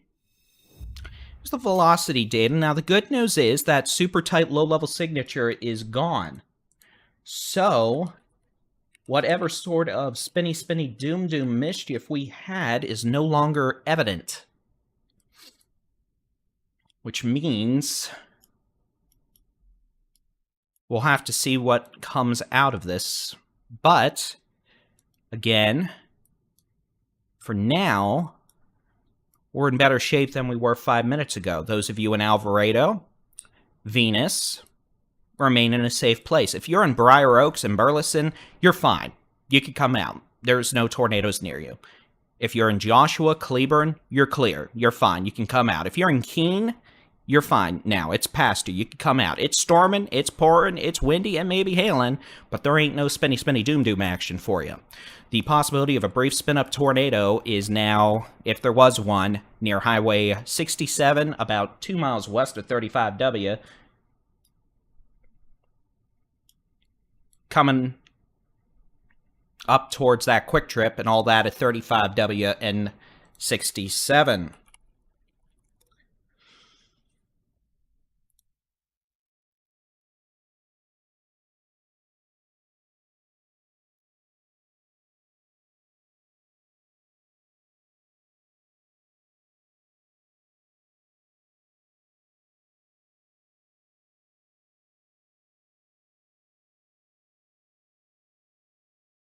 It's the latest velocity scan showing strongest wind very near Interstate 35W and Highway 67. I'll be honest, the good news is we don't have a clear, defined low-level circulation right now. One issue or benefit, it's both. The benefit is the radar literally is in Burleson, so we're looking very near the surface. A disadvantage is sometimes you like looking up maybe 1,000 feet just to see what's going on, but at this point, that circulation's weakened, so that is good. Little Elm. Good news. Severe thunderstorm warning for Denton County, gone. That storm has weakened. It's a thunderstorm with small hail gusty winds. No severe thunderstorm warnings, no tornado warnings for Denton County. That storm that dropped softballs earlier has gone. We have ordinary thunderstorms with lightning, small hail, heavy rain. Denton County, Tarrant County, it's raining, it's pouring, small hail gusty winds, nothing severe. So that is the good news.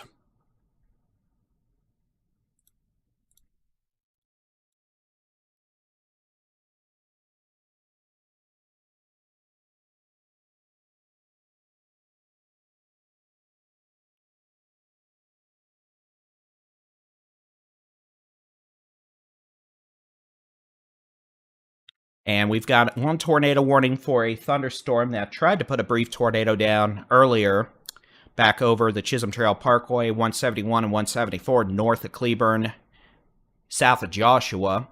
It's weakened over the last several minutes. So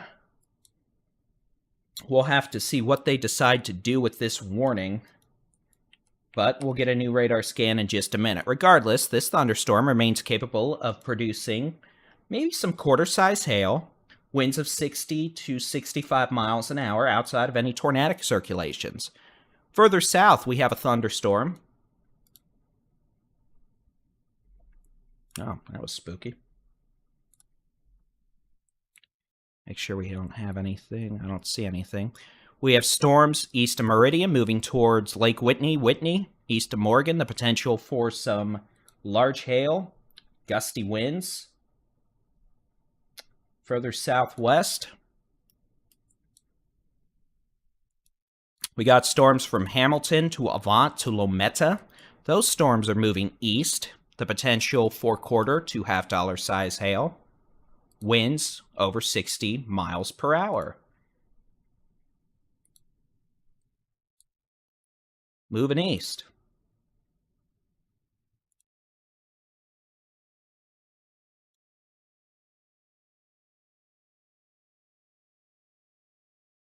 At about 50 miles an hour.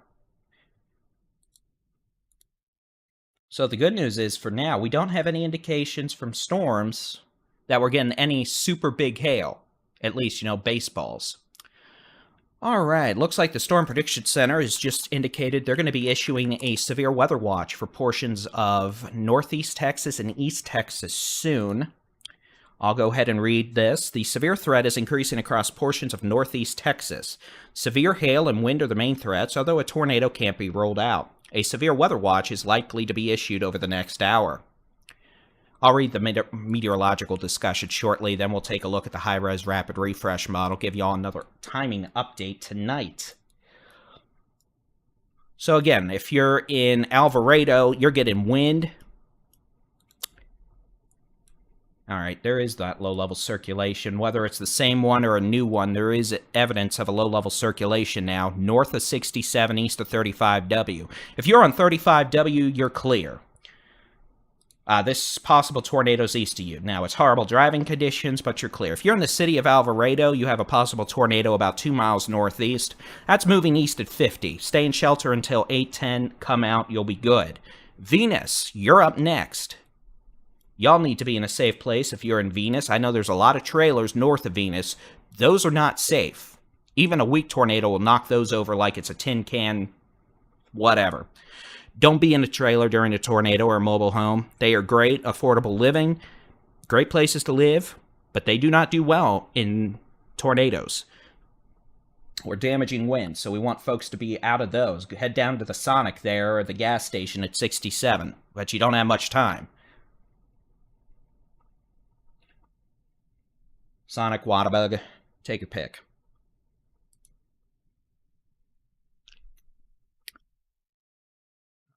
Click that. I don't know what we got. An uptick in storms there. Okay, we'll have to keep an eye on that. That's interesting. McAllen. So again, there's the newest scan. We've got some pretty good wind.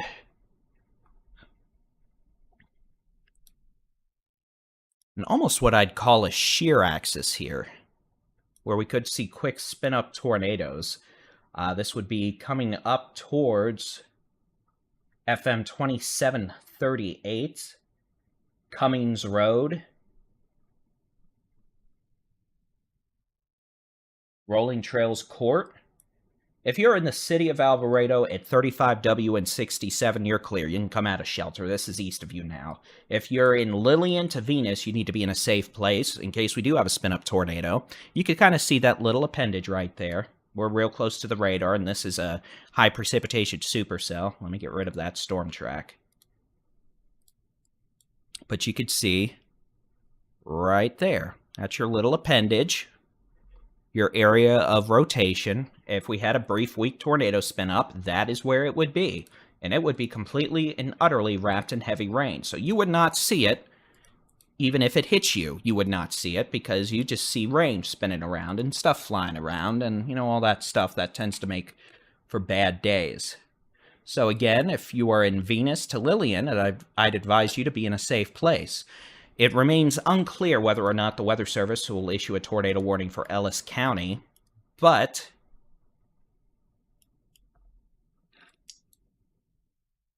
we'll see.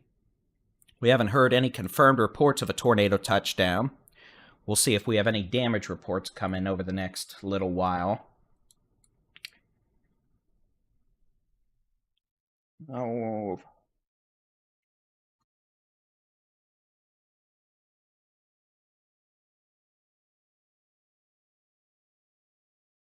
But we shall see. But again, I want to be clear. Tornado is tornado, but we're not talking about long track, you know, violent tornadoes. Not like the kind Ohio may see tomorrow. Ohio's got the potential for a really bad tornado outbreak tomorrow. For what it's worth, Adam Lucio, the live stream that you just saw disappear about 5 minutes ago, yeah, he's flying up to Ohio tomorrow morning from DFW to chase in Ohio tomorrow. So, when we're spending money on last-minute plane tickets to go across the country to chase a setup, you know that is a very good-looking setup. All right, so again, those of you in eastern Johnson County, Venus to Lillian, I would advise you to be in a safe place. Even if we don't have a tornado, which we do not have a confirmation of at this point, we're seeing very strong wind gusts, could be up to 60 miles an hour. Alvarado, you may be getting those strong winds right now. If you're in Lillian and Venus, remain in a safe place. If you're in Alvarado, you're clear. Briar Oaks, you're clear. Joshua, King, Cleveland, you've been clear for a while now. It remains to be seen whether or not the Weather Service will issue a tornado warning for Ellis County. If they do, it would likely include the city of Midlothian. There, yeah, see? Waxahachie, I must just love you. I hope to live there one day.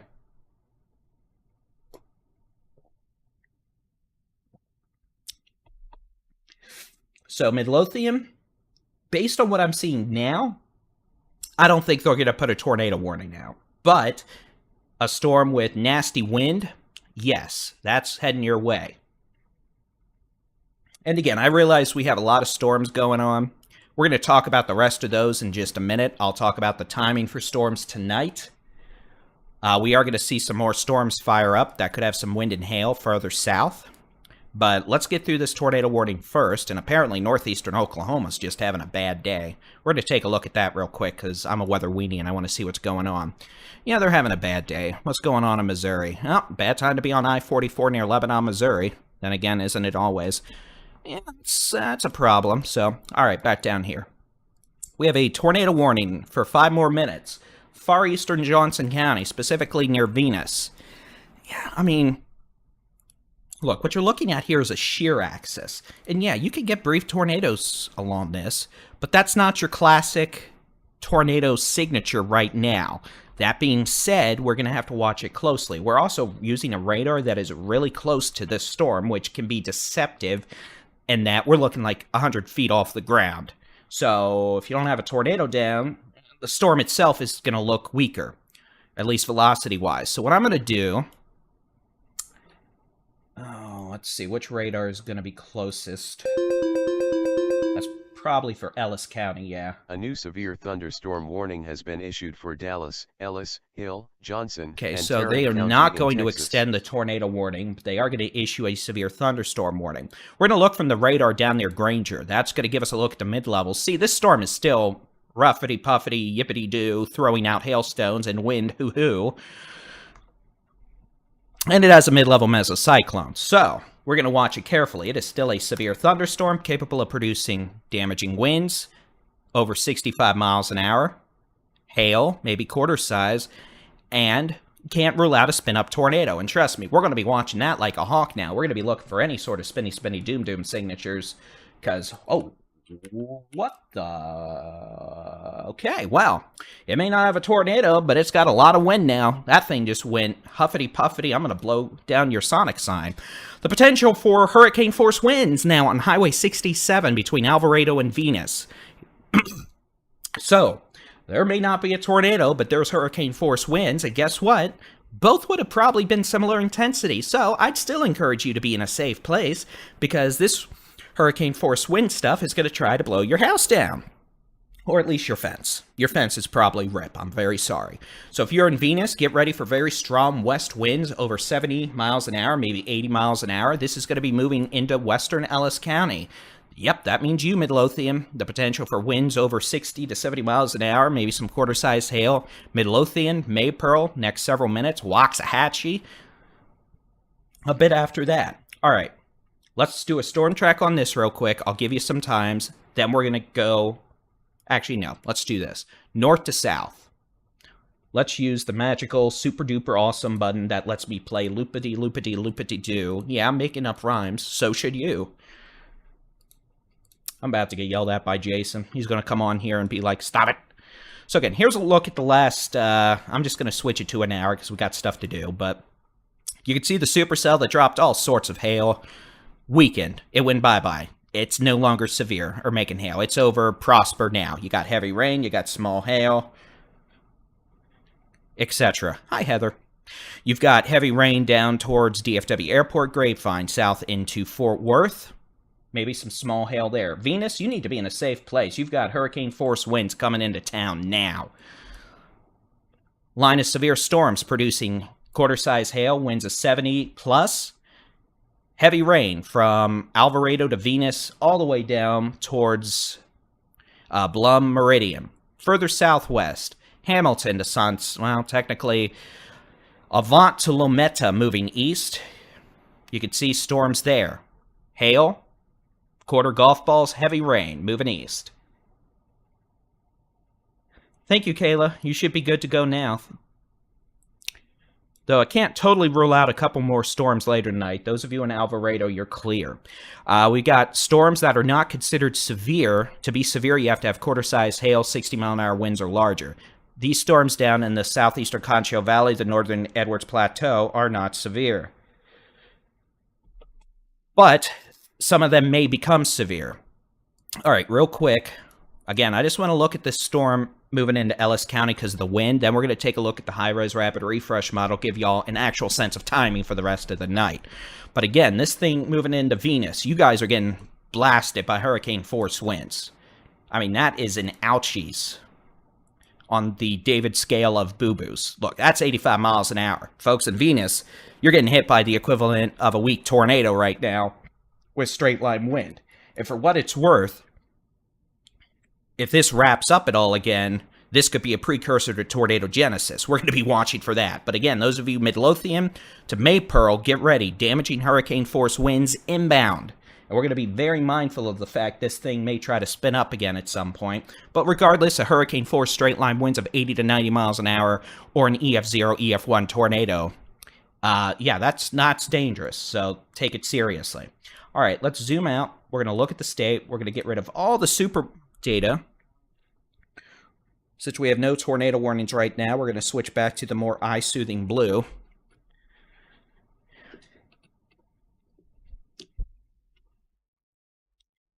This should say April 1st, by the way. If it's showing April 14th or something on your screens, then apparently it's the social media's fault. I'll look later. It's probably a derp on social media because social media is useless except in most situations. All right, let's take a look. Clear all the layers off the map. I got to switch into a magical button. We're going to press that. We're going to press that. We're going to press that. We're going to press that. And we're going to do is I'm going to take a look at what this model has right now, 8 o'clock. So this is what this model shows at 8 o'clock. It's a little slow, but it could be worse. So this will at least give us an element of the timing for the rest of the night, all right? And that's all this is for. I don't want you to nitpick and be like, it's exactly over my house at 9 o'clock.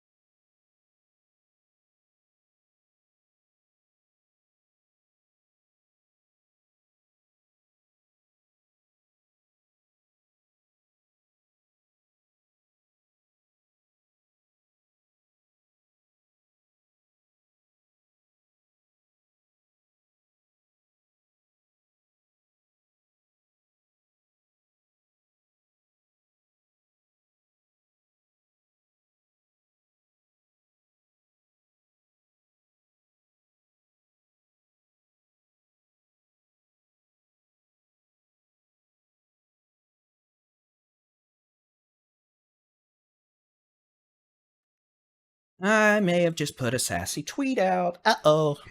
All right, so here's what we're doing now for the rest of the night. You can see this model has storms still going through about maybe 1 a.m. Yes, we're going to see fewer storms, and they're going to start behaving more, but some storms may still be throwing out quarter-size hailstones and winds over 60 miles an hour at 1 a.m. We do note, aka San Antonio, Austin, Waco, y'all may have storms in your vicinity around 10 to 11 p.m. Watching that stuff out west in the hill country. DFW, we'll have to watch. There is a chance we may see 1 or 2 storms try to fire up behind these storms, but the atmosphere may be worked over enough to prevent that. Okay, Midlothian. Venus, you just got blasted by wind. Midlothian, you're next, although it may stay south of town, move more towards the Midway Regional Airport. That poor airport, man. You know, when I lived down in Duncanville and Cedar Hill, I would always go to Midway Regional Airport. It was a great place to do weather spotting. I cannot tell you the number of times I sat at that airport and got run over by storms with wind. Of course, the December 26, 2015 tornado pretty much started there, the Ovilla one. Now the airport's going to try to get hit by this nasty surge of wind again, which is beneficial to us just because there's a weather station there that'll tell us exactly what the wind gust.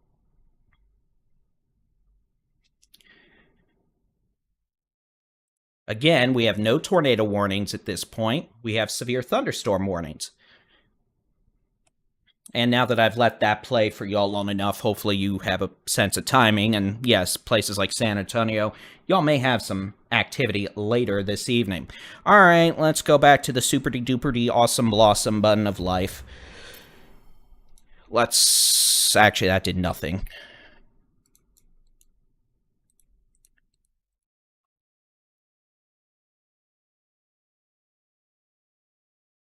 I'm pretty sure there's a "that's what she said" joke in there somewhere, but I'm going to refrain. Oh, nope, never mind.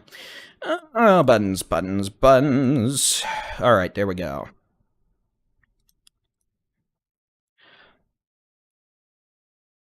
All right, thank you for that report, Brittany.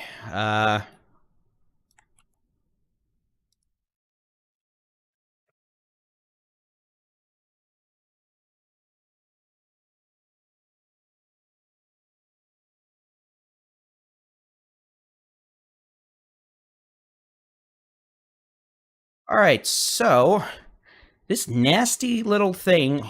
Now, well, let's do this again. Den, Collin, Tarrant, most of Dallas counties. It's raining, it's storming, there's gusty winds, lightning. No big hail, no big wind, no tornadoes. Same is not said for this storm near Midlothian. This thing is throwing out hurricane force winds right now. We got winds possibly over 75 miles an hour now, exiting Venus to the east, moving towards the southwest sides of Waxahachie. Unfortunately, right where all those manufacturing facilities are, or the industrial areas. If you've been down there on 67 between Venus and Midlothian, you know there's a huge manufacturing industrial area in that area. Very descriptive. Well, they're getting slammed right now, so with all that sheet metal, they're probably, some of that sheet metal is probably going to get blown half a mile east. Again, so Tower Road, Springbrook Drive, Prosperity Row, Lender Way, Hill Meadow Drive, FM 875. I'm going to put some on here. You could have winds 70 to 80 miles an hour right now.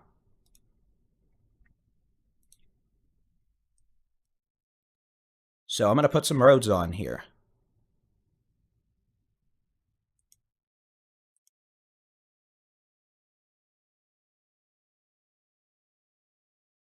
Hopefully just to help y'all out a bit. And again, these are nasty looking winds.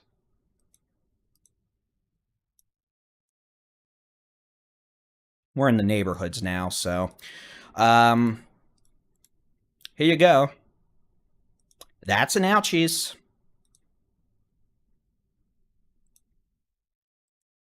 South sides of Midlothian, moving towards Midway Regional Airport, west sides of Waxahachie. Hurricane force straight line winds over 75 miles an hour possible. And we are starting to see some low-level rotation again.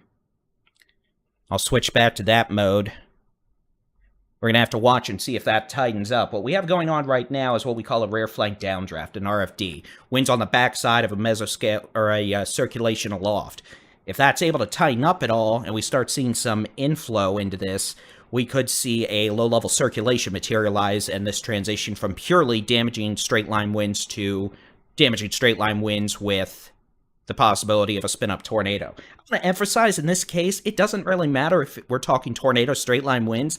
Both currently could be the equivalent of an EF1 tornado. Both will cause damage. So, I would encourage those of you in that area to be in a safe place. This will be hitting Midway Regional Airport shortly, crossing over 287. We're going to update now. We'll switch back over to the how hard it's raining mode. There you can go. You can see that just updated. We'll let the super-de-duper-de blossom of awesome scan come in. There you go. Somerset, McAlpin Road, Honeysuckle Road, Skinner Road. Radar showing winds well over 70 miles an hour over y'all right now. We're showing winds up to 65 miles an hour. South sides of Midlothian up to 287. It's pouring rain. You might have some small pea-sized hail. Again, and this storm is nasty. So, nasty, nasty wind. Let's make sure we're not missing anything now. So let's go ahead. Let's go farther south. Let's see what we've got going on. This storm, by the way, Midlothian moving east at 45 miles an hour. We've got a hailer about 8 miles northwest of Gatesville. That's moving east towards the city of Waco at 50 miles an hour. This will cross over Highway 317 around Crawford, Bush, and Valley Mills about, let's say, 9 p.m. The city of Waco, 9:15 to 9:25 p.m. If it continues, the potential for quarter to half-dollar size hail, winds of 60 miles per hour.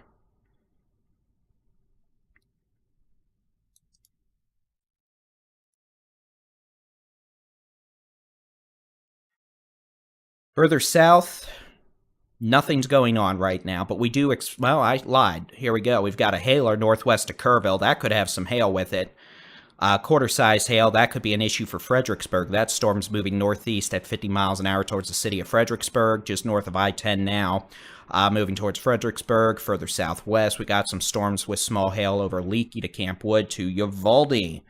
And then that activity will be moving east, northeast about 50 miles an hour. So again, hail going to be the main issue with these storms. Southwest, or in the hill country into portions of south central Texas. David, I'm headed down US 175 toward Kaufman County, trying to get ahead of this. What was a tornado warning storm? Understood. Yeah, it's trying to spin up again, I think. The RFD surge in Venus, that Whataburger sign's probably down, I'm willing to bet. We'll see what happens. It's about to hit Midway Regional Airport. Meteorologist Jason Cooley, you're watching his live thing over there. In fact, you know what? Let me do something. Let's be interactive. Y'all may not be able to even read the chat on the screen, but I can at least put a small chat window on the screen. Give me just a second.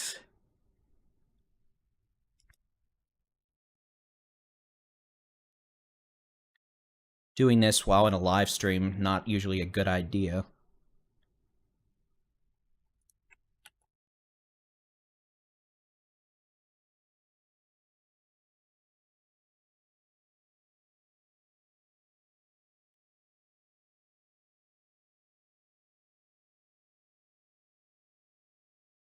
I may not even be able to read this, honestly, but I'll put it there.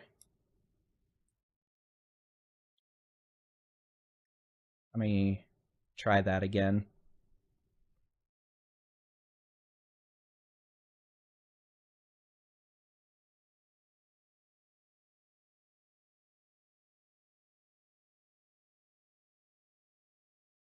Yeah, it's definitely not happy I squished it.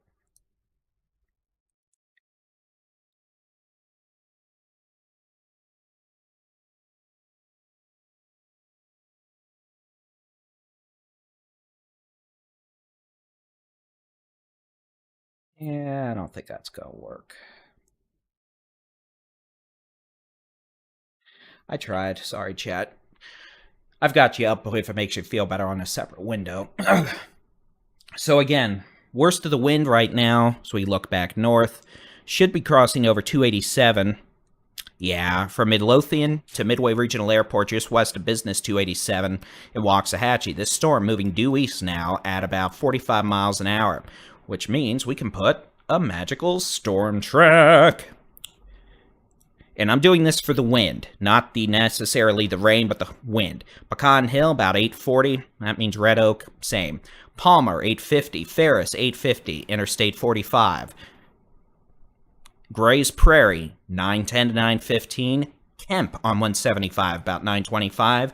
Oak Grove, about 915 to 920. Kaufman on 175, about 915 to 920. That's where meteorologist Jason Cooley's trying to get. And again, this storm, the potential for 60 to 75 mile an hour winds right now in southeastern Midlothian.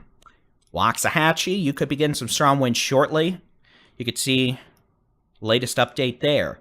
About to hit Midway Regional Airport. In fact, I think I can put on a label to where that is on here. Stand by.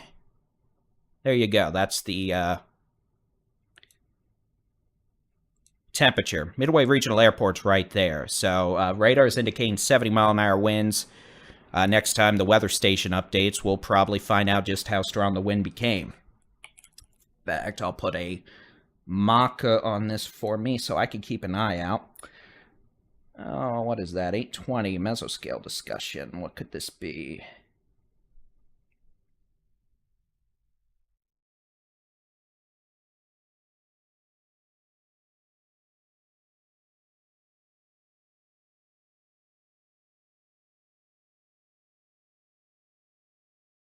Okay. So again, 60, 70, 75 mile an hour winds right now, southeast sides of Midlothian to Waxahachie. Seeing some strong winds south of Waxahachie now, too, down to where that fair is. I say to where that fair is.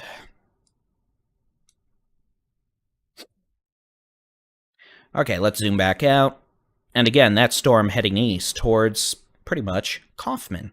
All right, back to the how hard it's raining mode. Collin County, Dallas County. It's raining. Lightning, pea-size hail, nothing more than that. Nothing severe, no big hail. Denton County, Tarrant County, you're winding down. Notice we do have a couple storms forming further west, though. We're going to have to watch those carefully. Man, and I thought my car in South Oklahoma City might not get messed up by hail. We'll see.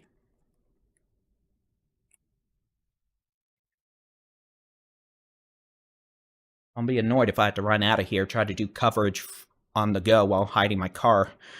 As we head further south, we have behaving storms in Whitney, Itasca to Hillsboro. Some gusty winds, maybe 40 miles an hour, maybe small hail, heavy rain. No big hail with that. We note the severe thunderstorm warnings for these storms around Gatesville have expired. The radar is still indicating there might be some quarter-size hail with that, but probably small hail, gusty winds, heavy rain. If those intensify at all, they will require warnings. This storm west of Fredericksburg, I'm a little surprised doesn't have a warning with it. That looks like a hailer to me. We'll have to see. Again, would not be surprised if we had a severe thunderstorm warning issued for Fredericksburg shortly. And that storm moving northeast at about 45 to 50, that would place the worst of it into the city of Fredericksburg by 8:52 p.m.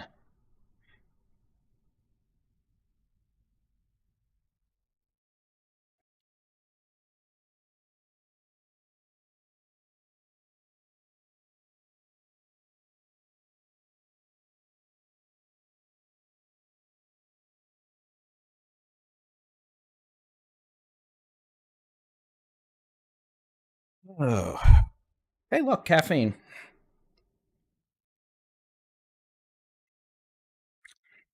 It's kind of a surprise I don't have a mini fridge under this desk over here just with energy drinks in it. But then the dog wouldn't have anywhere to lay, and dog outranks energy drinks. All right.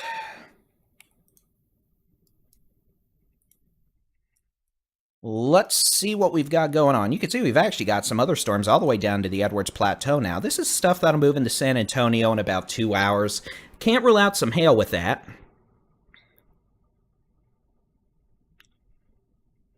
But again, the overall tornado threat for the remainder of this evening, as it's been all day, low to very low. Can't totally rule out a spin-up tornado, especially with this storm in Ellis County if it tries to do something wonky. But at this point, it's a windbag. It's a wind maker. It is windy. Winds over 70 miles an hour possible now over Midway Regional Airport to Waxahachie. In fact,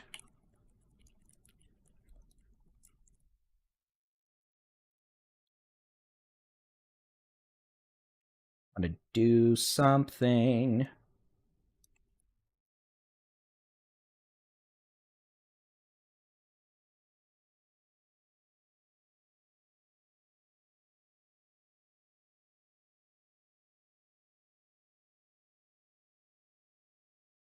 I'm going to actually call into the airport observation station and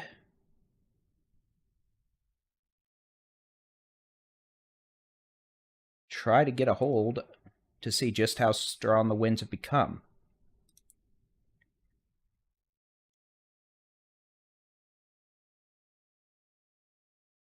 Just a second.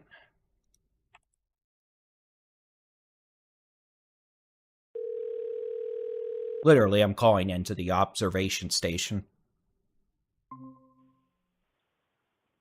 Weather observation 0134 Zulu weather wind 29er 0 at 24 gusts 4 5 visibility 3 quarters heavy rain ceiling 700 overcast temperature 19er Celsius dew point 18 altimeter 29er 71. Okay, so the peak wind was 45 knots, at least when we called in. Midlothian, Waxahachie, Midway Regional Airport. Automated weather observation 0135 Zulu weather wind 29er 0 at 17 gusts 4 5 visibility. Okay, so the wind gust they had 45 miles an hour. That's about 50 miles an hour, so windy, not as bad as the radar showed, but the radar's now showing winds over 80 miles an hour again over north sides of Waxahachie. Vista Way, east of 35E, off East North Grove Boulevard. So we'll see. If we got strong winds, we're going to find out about it pretty soon here in Waxahachie. Okay.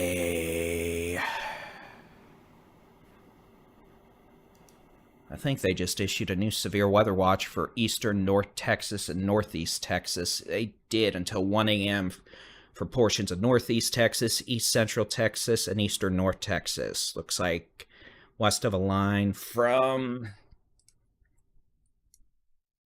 Palestine to Tyler to Mount Pleasant.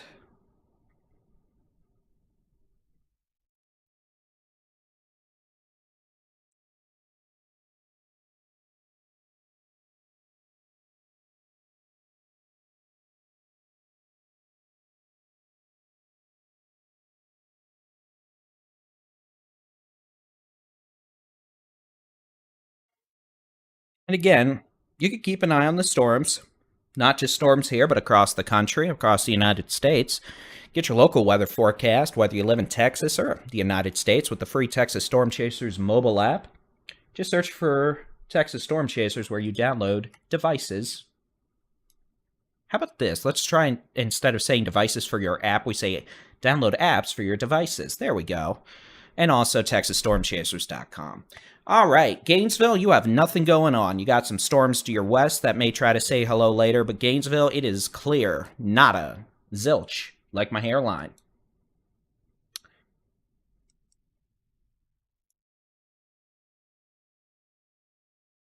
Oh.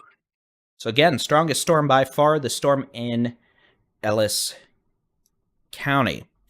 All right, it is about time for me to take a little bit of a restroom break, which means we're going to get in touch with Jason Cooley and let him know I'm going to just let his stream be on for a few minutes. I'm about to take a, let's say, 2 to 3 minute quick break. I'm just going to switch over to the chaser feed for it. Prosper, you could 10-4, David. have some rain. But again, we're talking about the worst of the worst right now. If you want to know more about timeline, we got a video up from about 4:15. We went over the timeline. And then we also, well, have our free mobile app and website. That'll give you information as well. All right, storms forming to the west. There might have a bit of hail. Yeah. Like southwest Wichita Falls, some of these may have hail again. And maybe gusty winds. All right, I'm going to take a quick 3-minute break. We're going to switch to the chaser feed for now, where you'll get to listen to meteorologist Jason Cooley serenade you. Maybe he'll start playing his trumpet. Otherwise, I'll be back in just a moment. I'm just going to switch over to the chaser feed. Prosper, you get to...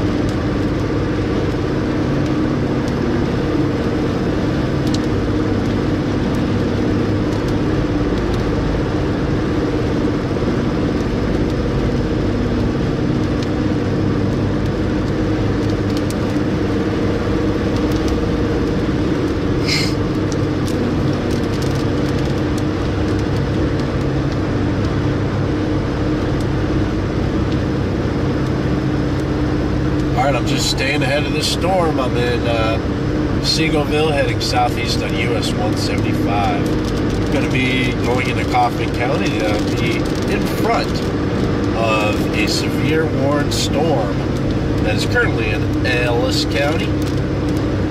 The leading edge of the storm is now about to cross over I-45, over Ferris, Palmer, to Ennis.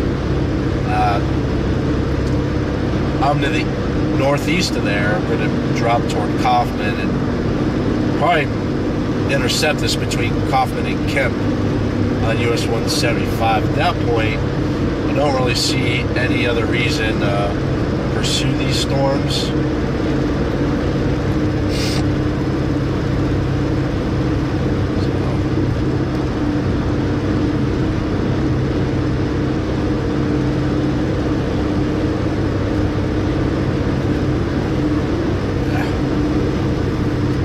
I'm not going to pursue the storm. What I'm going to do is go back north.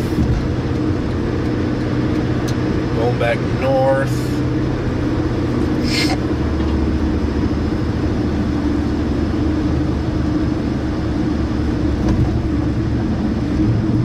What we're going to do is we're going to transition into back to the Red River chase. So I got to go back through Dallas. I was hoping to get down in this part of the North Texas. I was going to try to get in front of that tornado warning storm, but that tornado warning is gone.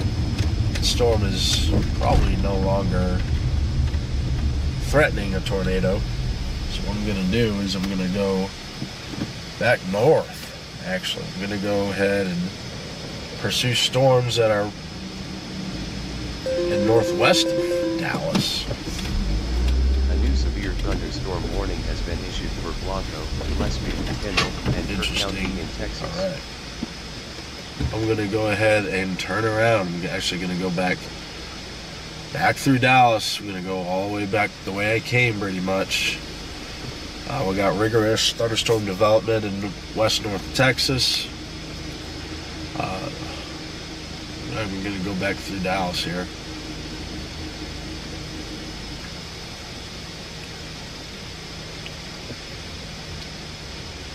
So I'm abandoning the Kaufman and Kemp idea. Some wind. Can't rule out a spin-up tornado. It's looking pretty low risk at this point. Going back northwest It's going to be the plan now. See what the stuff in western North Texas wants to do. Texoma, all that stuff. It's going to be a long evening. Imagine all that stuff is blowing up along the Red River. So indeed, headed that way now.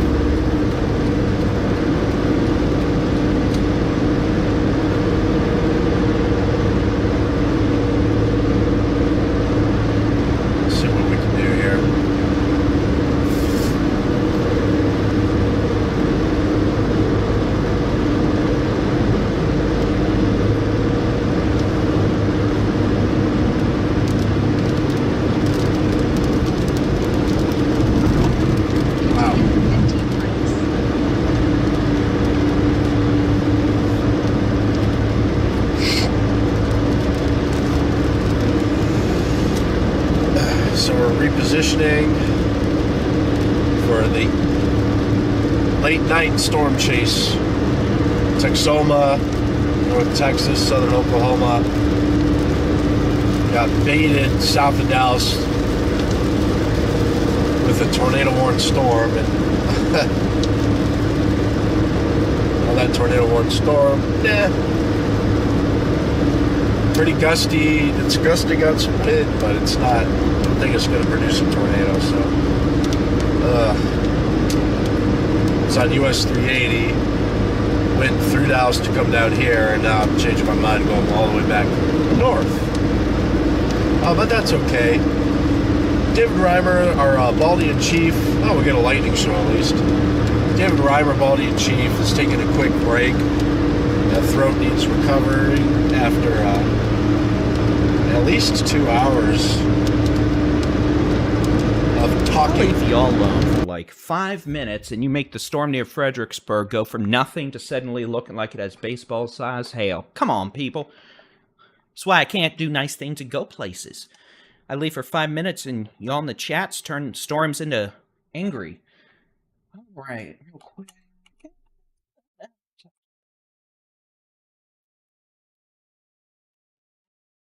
All right, let's go take a look at what y'all have bestowed upon yourself. Oh, good, because that's going towards a great populated area.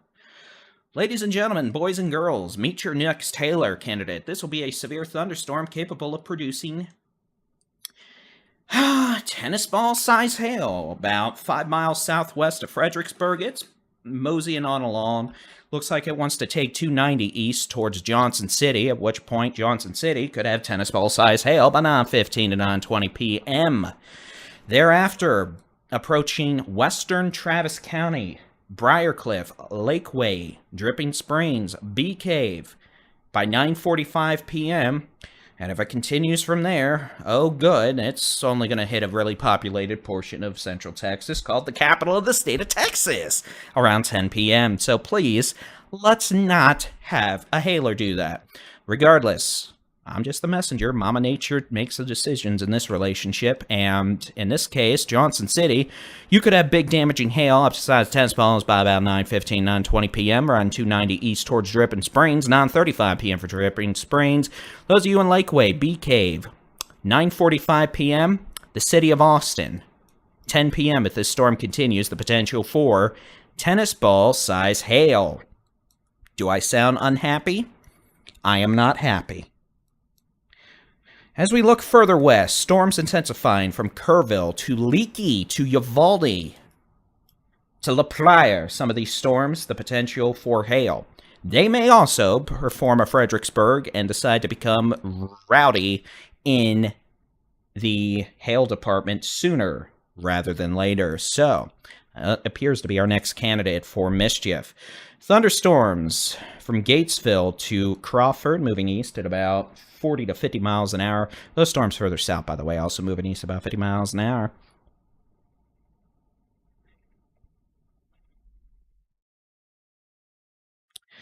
These storms Crawford to Gatesville could have nickel-sized hail winds of 40 to 50 miles an hour and are also moving east at about 50 miles an hour. Back up into Ellis County. What are we doing around Ferris? Nasty winds.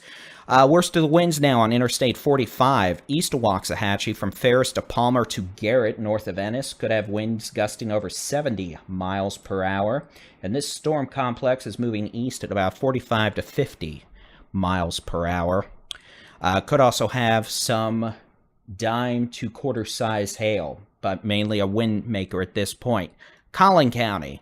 Van Alstyne, Anna, Melissa, McKinney, Allen, Plano. Heavy rain, maybe some pea-sized hail. Gusty winds up to 50 miles an hour. Same for Dallas County. We got a little storm around Milford that may also have some small hail. But again, strongest storm in the state right now, hail-wise, is definitely that storm near Fredericksburg. Congratulations. You win a cookie. Look what you did. A new severe thunderstorm warning has been issued for Bell, Coryell, Falls, and McLennan County in Texas. Oh, so the one we were just talking about up here. I've lost my phone. That's a disappointment to the world. Not really. All right, well, we got a new severe thunderstorm warning. Here you go, yippity-doo. It's a severe thunderstorm warning for you in Gatesville. A severe thunderstorm located near Gatesville, moving east at 55 miles an hour. Locations included, looks like about 9 p.m. for McGregor and Mother Neff State Park, 9:05 for Moody. Other locations in this warning include Whitson, South Mountain, Oglesby, Owl Creek, Leon Junction, Meadow Grove, Spring Valley, Mound, Flat, and Seagull.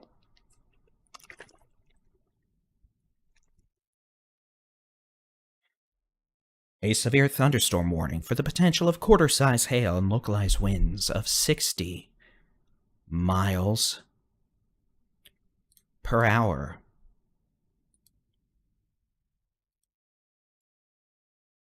Looking north. So again, 3 severe thunderstorms. Number 1, near Ferris in Ellis County, moving towards the city of Kaufman. Pretty quickly, I might add. The potential for 70-mile-an-hour winds. That's what all these pinks are. Winds over 70 miles an hour between Palmer, Ferris. Moving towards Grays Prairie, Oak Grove, and Kaufman, where meteorologist Jason Cooley is moving to get. Will he get there in time? No one knows, except the magical traffic gods. Ho ho. Really, where did my phone go? It's very disappointing, but probably for the best, let's be honest. At least my voice goes out. I've got cough drops now. But I also have a protein shake. You gotta stay hydrated and... Status update, I'm going back north. Gonna get those second round of dryline storms. Oh, he's actually going up for the dryline storms. Interesting. Mr. Cooley, that's a very interesting choice. But fair. Anyway, yeah, those of you in Wichita Falls, you may have some hail soon. It's actually an interesting look. I'm going to have to move my radar all about. Those of you in Iowa Park, Burke Burnett, Holiday, eventually Wichita Falls, looks like some storms are trying to perk up right now. Maybe some dime-sized hail, 40, 50-mile-an-hour winds, lightning, and heavy rain. We'll see if they're able to intensify and become what we call Savaya with large hail. So far, no. But we're going to watch with curiosity.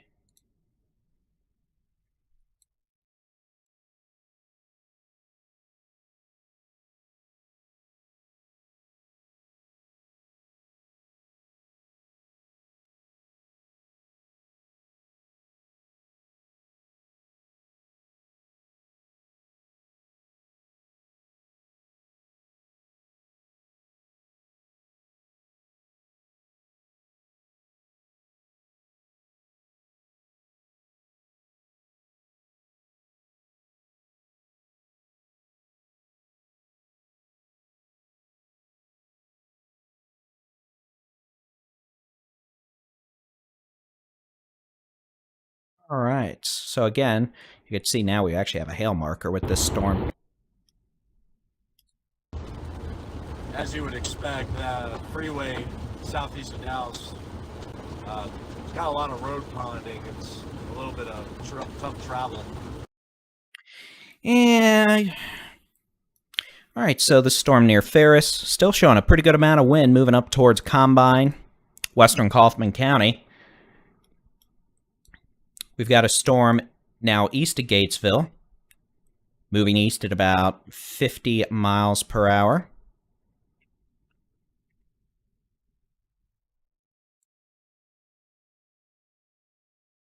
McGregor about 9:10, Moody about 9:10 to 9:15, over 3:17, Lorena 9:20 to 9:25, Hewitt 9:25 to 9:30, South Sides of Waco about 9:30, Robinson 9:30, Golinda 9:30 to 9:35, Rizel about 9:40 to 9:45, Marlin 9:45, the potential for quarter-size hail, winds of 50 to 60 miles per hour. Farther south down along the road we go. Let's say hello to Fredericksburg because no one knows.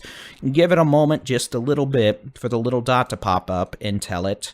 Heading east on 290 towards Johnson City, about 9:15 to 9:20 for Johnson City. Dripping Springs, about 9:30 to 9:35. Bee Cave, 9:45. Lakeway, 9:40 to 9:45. Briarcliff, and Lago Vista, about 9:40. City of Austin, 9:45 to 9:50. This thunderstorm is currently capable of producing up to tennis ball size hail, winds of 60 miles an hour, at least. Be ready. Austin, that was Austin, I just gave you almost an hour lead time, so I don't want to hear no nonsense of like, without warning. Oh, please, I gave you an hour warning, and not my fault you're not paying attention. We've been talking about storms for a few days now, by the way. We've hit sassy phase of the evening. That's when you know it's time. I should have had this protein shake 30 minutes ago. I really would like to know where my phone went, truthfully. This is what happens when you have a big desk. But more than likely, I just left it somewhere.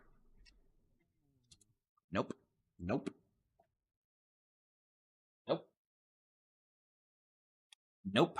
I'm going to have to go hunt for my phone real quick. All right, we're going to listen to Jason for like 90 seconds while I go on a phone hunt. I'll give you the results when I return. I know we're very interested. 5 to 9:50. This thunderstorm is currently capable of producing up to tennis ball size hail, winds of 60 miles an hour, at least. Be ready. Austin, that was Austin. I just gave you almost an hour lead time, so I don't want to hear no nonsense like warning. Oh, please, I give you an hour. Warning has been issued for Dallas, Ellis, Kaufman, and Van Zandt County in Texas. Morning. Guess who lost their phone and it was under their behind? I know.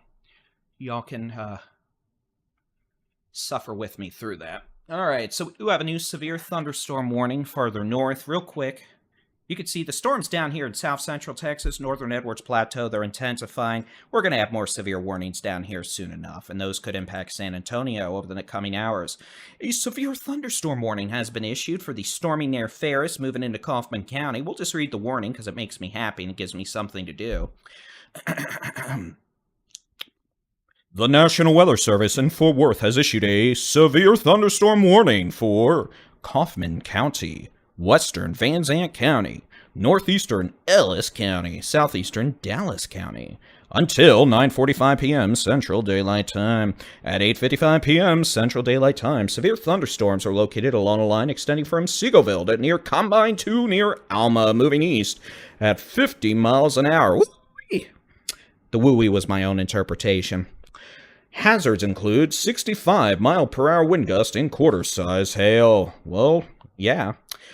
Locations impacted include Mesquite, Ennis, Terrell, Seagoville, Kaufman, Canton, Wills Point, Maybank, Crandall, Combine, Tulsi, Edgewood, Kemp, Grays Prairie, Cottonwood, Purtis Creek State Park, New Terrell, City Lake, Cedar Creek Reservoir, Myrtle Springs, and Sorry.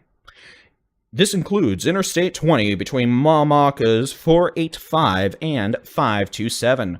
For your protection, get inside a sturdy structure and stay away from windows. Today's tip of the day: when winds hit things, things like to go flying. Things tend to hit windows. Windows tend to go crack. Clearly, I've had caffeine, and clearly I should, again, have had this drink a little while ago. So, Rockwall, Hunt County's good news. It's going to rain, and that's it. No severe warnings, no big hail, no big wind, no spinny, spinny, doom, doom. You get rain. Congratulations. Take it from someone who's worrying about his car getting hit by hail as we speak. You don't want your stuff getting hit by hail. It's not fun. And when you have a lot of people get their stuff hit by hail, you have a shortage of glass. And then things get really fun.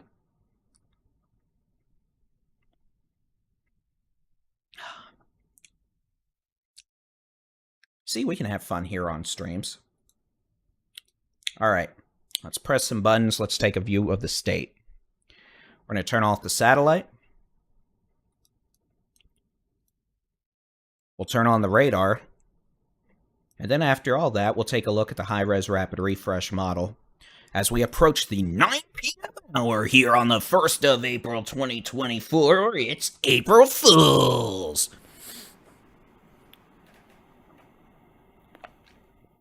I'm going to get a nasty gram from Jason. That's the voice you occasionally hear pop in here, by the way. Not the warning voice, but the random, slightly quiet voice. I do need to see if I can turn that volume up.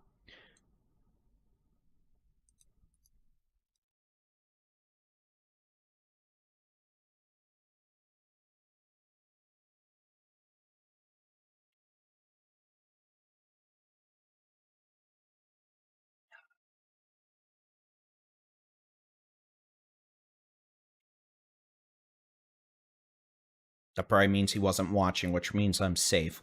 But again, you can see over the last couple hours, we have had a broken line of storms develop further southwest into the hill country, Edwards Plateau.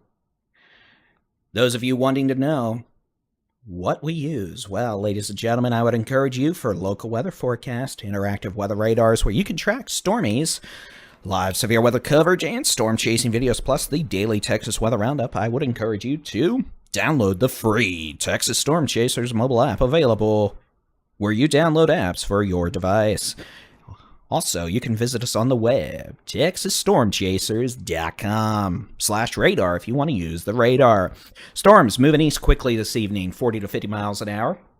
The most intense storms over the last 30 minutes, mostly hail and some wind. The storm east of Fredericksburg could have up to tennis ball size hail. The rest of the storms we're dealing with have pea to quarter size hail. Strongest storm in the wind department, east of Ferris, moving towards Combine, Rosser, Kaufman, could have 65 to 70 mile an hour winds. Most storms producing 40 to maybe 60 mile an hour winds. And if a Heather is watching this, a Heather needs to go to bed. Which Heather am I talking about? Nobody knows, except the Heather. Thank you for all your reports this evening, by the way. Seeing all your hail reports, videos and photos of lightning. Thank you very, very much. When going outside to take pictures of hail, please do so only after the hail has stopped falling. Hail falling is dangerous and tends to cause ouchies. Well, thank you for getting our app, ladies and gentlemen. Notice we have a secondary line of thunderstorms trying to fire up back up in southwestern Oklahoma into northwest Texas. We'll have to watch some of those storms for hail, but I don't think we're going to see much redevelopment to the south of where those are farther west. At least we shouldn't. But to be honest, I'm going to look at some data just to make sure that hasn't changed, because Mother Nature is evil in her own special way. Yeah, none of the WAFs picked up on that. Interesting. Let's take a look at this.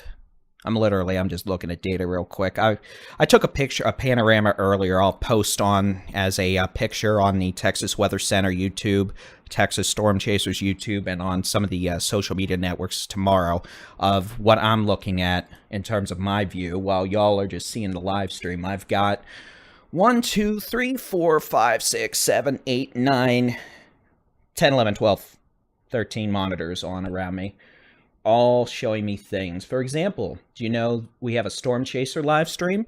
Having to watch that on a monitor. Do you know we have a 24/7 weather channel? Watching actually 3 monitors of that, plus another monitor that helps me maintain situational awareness, high-res radar data, streaming stuff and radar data, chats, TweetDeck, XDeck, whatever you want to call it. That's good for maintaining situational awareness with warnings. The weather radar y'all are seeing on air. Model data, more high-res weather radar, Storm Chase stream. Needless to say, we appreciate the super chats, if nothing else, because of the electricity bill. Ouchies. Yeah, we may see some of these storms in west central North Texas. We're going to have to keep an eye out to see this stuff near only to Wichita Falls. It may make a run at I-35 by 11 o'clock. Like this stuff around Wichita Falls, model data, the newest one actually does have some hail from near Gainesville up to Ardmore. But if that develops further south, we'll have to keep an eye out for Denton again, too. We'll see. They're in an environment that's worked over compared to earlier since we've had storms. Texas local storm report from 4NW Luckenbach in Gillespie County, Texas. Hail magnitude measured 1.00 inch. 4 miles northwest of reported by broadcast media.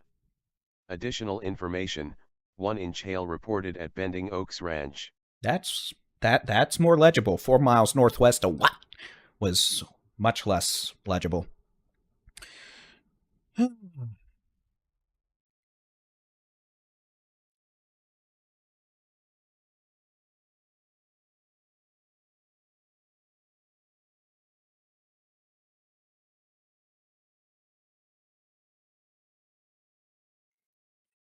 All right. Now that we've taken a look and I've gotten to sit here and not use my brain for the last 2 minutes, let's take a look at super-de-duper-de-bop-de-bop high-res weather model data. Those of you who were watching earlier when we had a tornado warning, no, I will be serious when it's serious time. But when, we're doing this for hours on end, yeah, we're going to have some mischief. We're going to have some fun, too. I know a lot of folks are worried about stuff, but folks, remember, no tornado warnings. We have some hail and some wind. If you need to be worried about something, I will happily tell you, and I will switch the demeanor from yippity-doo to real quick. All right, these storms here around Wichita Falls to Archer City up to Buck-Barnett are moving east-northeast pretty quickly. There may be some small hail, some gusty winds, but they are not what we consider severe. No yellow boxes of doom. They'd have to be quarter-size hail or larger, damaging straight-line winds with 58-mile-an-hour winds or higher.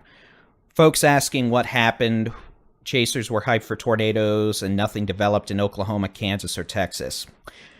I hate to break it to you, but there were plenty of tornado warnings in northeastern Oklahoma. What happened in Kansas? I don't know, because I don't care about Kansas.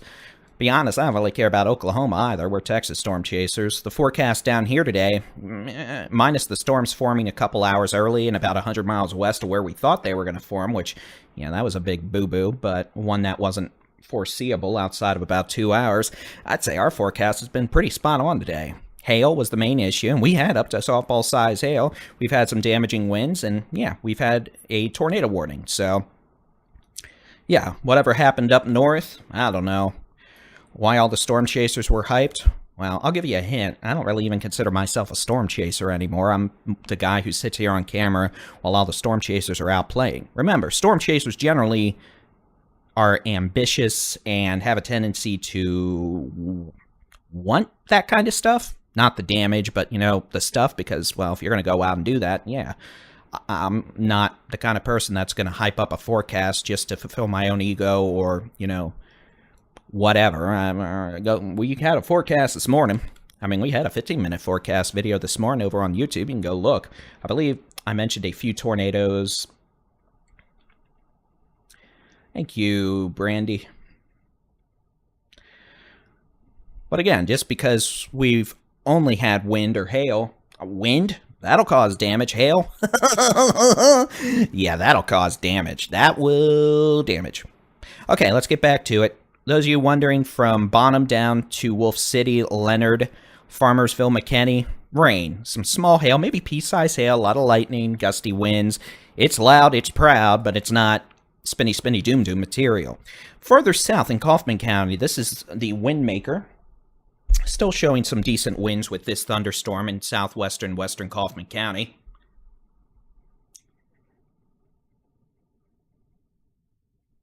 Maybe 60, 65 miles an hour in spots with that. And again, maybe some small hail. This is a wind maker, heavy rain maker. So folks like Kaufman, Rosser, Oak Grove, Crandall, and Post Oak Bend, Oak Ridge, and then Kaufman the next few minutes, yeah, you're going to get some heavy rain, some hail, but probably some pretty strong winds. Same thing down here, Ennis, Bardwell, some heavy rain, small hail, gusty winds. It really looks like these storms moving into Waco are weakening. There's still storms, could have gusty winds, some nickel-size hail, dime-size hail, maybe pea-size hail, maybe some 50-mile-an-hour winds, but really, they're on a weakening trend. Further southwest,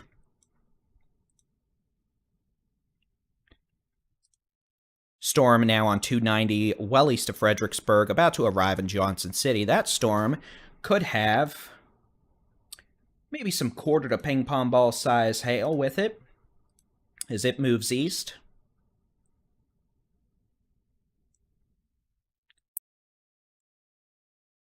Definitely seeing the potential for some strong winds. Johnson City, you'll be our next quote-unquote guinea pig to tell us just how big the hail is and how strong the winds have become. Not concerned about a tornado issue with this storm. And then we also have storms further southwest, Kerrville to east of Uvalde, all the way down to the Edwards Plateau. Some of these storms could have quarter-size hail, winds 60 miles an hour, etc. We'll do a storm track on this storm. That, yeah, could eventually be an issue for the city of Austin. I hope not. But alas, ladies and gentlemen, what do you know? Johnson City, about 9:20, give or take. Briarcliff, 9:40 to 9:45. Lakeway, 9:40 to 9:45. Bee Cave, around 9:45 to 9:50. Sunset Valley, we'll do 9:55 to 10. Downtown Austin, 10 p.m. It's 10 p.m. Do you know where your children are? So many people these days don't, and that's a disappointment, and goes as a testament to... Yeah, that's a digression. Round Rock, about 10:05 to 10:10 if it doesn't go to your south. Pflugerville, about 10:10 to 10:15. Manor, about 10:10 to 10:15. And that's assuming it's still hogging along 290 saying hello there. Further southwest, again, all those storms also progressing off to the east. These storms between Uvalde and Hondo near Seminole could ride 90 east into Bexar County and say hi there to San Antonio in about 2 hours. And yeah, it's humid out there, that's for sure. And again, we do note a couple little stormies firing back on the dry line again. We got a shower, maybe a storm well northwest of Mason on 29. And then we've also got some stormies that are struggle busing right now on pretty much 79 to Wichita Falls, 281 through Wichita Falls, and then just east of 44 now, up into southwestern Oklahoma. You can see a little line of behaving storms about to move into Oklahoma City. Nothing severe with that. Heavy rain, gusty winds, small hail. Probably just enough lightning for me to scare myself and for the 5 battery backups in this office to kick on and make it smell like battery acid for an hour.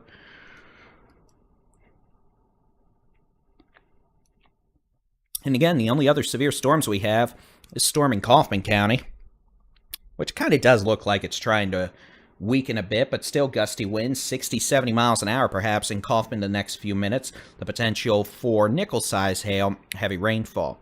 Let's see if we can't get a good storm track on this, and I'll draw one. Just give me a moment, pretty please, and thank you.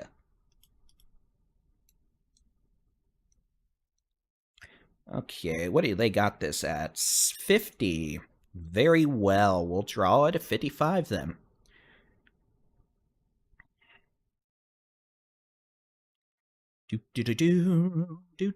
Okay, Will's Point about 9:25 to 9:30. Canton about 9:35 to 9:40. Grand Saline 45 to 9:50. Van 9:50 to 9:55. Edam 9:55 to 10. Quitman 10 to 10:05. Alba 9:50 to 9:55. Mineola 10 to 10:05. Lindale about 10:05 to 10:10. That would place this near the city of Tyler, give or take around 10:15 p.m. This evening, the potential currently for strong wind gusts, small hail, heavy rain. Hopefully y'all at least get some hail. It may continue slowly weakening, but, not get some hail. Good gravy, sweet Molly. Get some rain, not hail. We don't need the hail.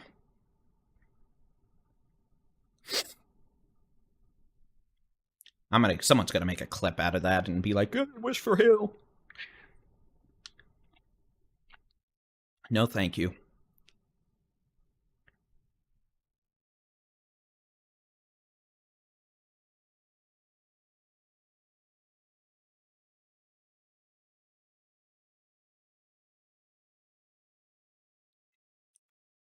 I think some folks are asking about severe weather tomorrow.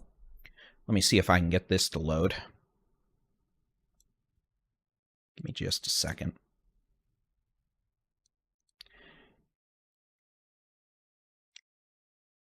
Now this is the colors are going to be off, but you can still kind of put the scale stuff together. Tomorrow's going to be a busy severe weather day. The potential for a regional severe weather outbreak from... let's go through the states, ladies and gentlemen. Indiana, Ohio, Pennsylvania, Illinois, Kentucky, West Virginia, Tennessee, North Carolina, took me a second, South Carolina, Georgia, Alabama, and Mississippi. Notice we have a level 4 out of 5 risk tomorrow in Ohio. I'll try to load the tornado data real quick. Stand by. Here's the tornado risk tomorrow. You can see medium tornado threat all the way from Indianapolis to Cleveland, Ohio to Pittsburgh, Pennsylvania. A little early in the year for them. Not really. Well, it might be. Through West Virginia, Kentucky, Tennessee, even parts of Virginia itself, into Georgia, Alabama, Mississippi, with the threat for a low threat of tornadoes all the way down to the Florida Panhandle. So again, yeah, tomorrow has the potential to be a very busy day across the Ohio Valley, the Tennessee Valley, into what we call Dixie Alley, the southeastern United States tornado alley. And again, we've actually got 2 chasers flying out tomorrow morning. It sounds like I think they're flying out of Oklahoma City at like 5 a.m., 4 or 5 a.m., and they're flying up to Columbus, Ohio, to get there by 11 a.m. Eastern to chase tomorrow's severe weather setup. So, yeah, normally when you buy a last-minute plane ticket, and those of you who do that or have looked at last-minute airfares know that's not cheap. If it looks that good, yeah, it's usually not a good omen for folks there. Okay, so again, that is for the risk tomorrow night. And then for us tonight, here's the remaining risk for us. Again, the potential for scattered severe storms through the evening hours across portions of central Texas, the Hill Country, western Brazos Valley, northeast Texas. And again, the risk's already underway. Back to what the radar looks like right now. We don't really need the satellite data, but I can at least switch it over to a different product, so it'll show the clouds better at night. You can see round 1 underway, all the way from Texoma, North Texas, down into Central Texas, the Hill Country, and then Texas local storm report from 2 miles west of LBJ State Park in Gillespie County, Texas. Hail magnitude measured 1.75 inches. Reported by public. Additional information, 1.75-inch hail reported in Stonewall.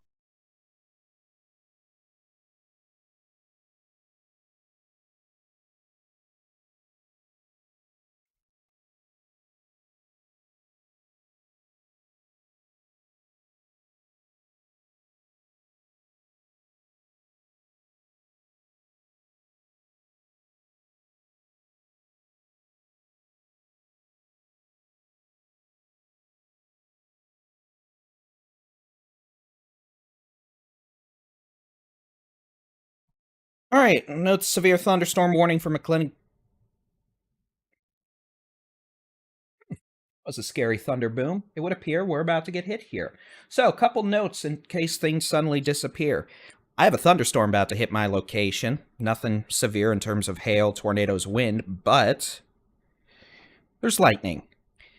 Now, we have 1, 2, 3, 4, 5 battery backups all connected to the electronic equipment here. So, if we take a quick power hit, we should be fine. Everything should stay on minus the lights, in which case, well, you'll know. And typically, if the thunder was close enough, I'm probably going to cry and squeal and all that.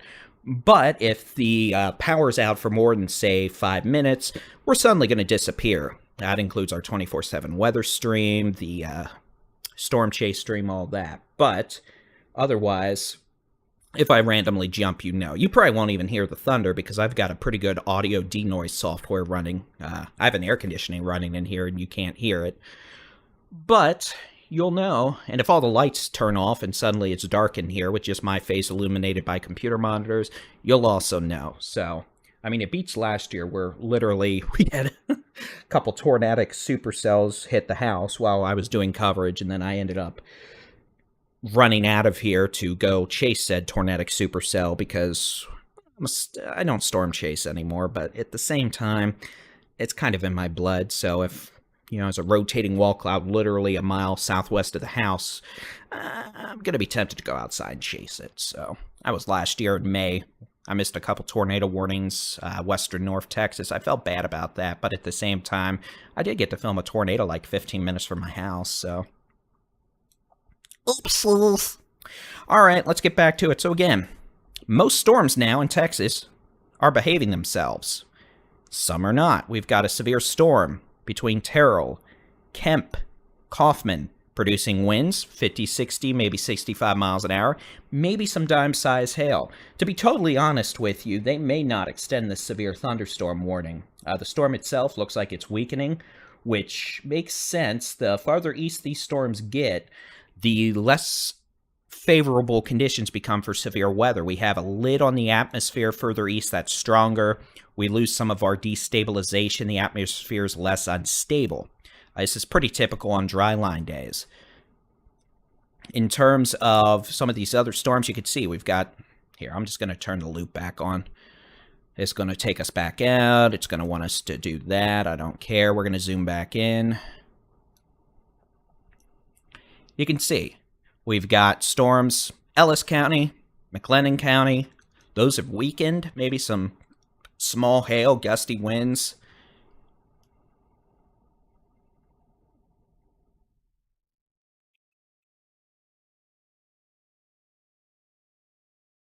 Oh, yeah, Larry on YouTube remembers. And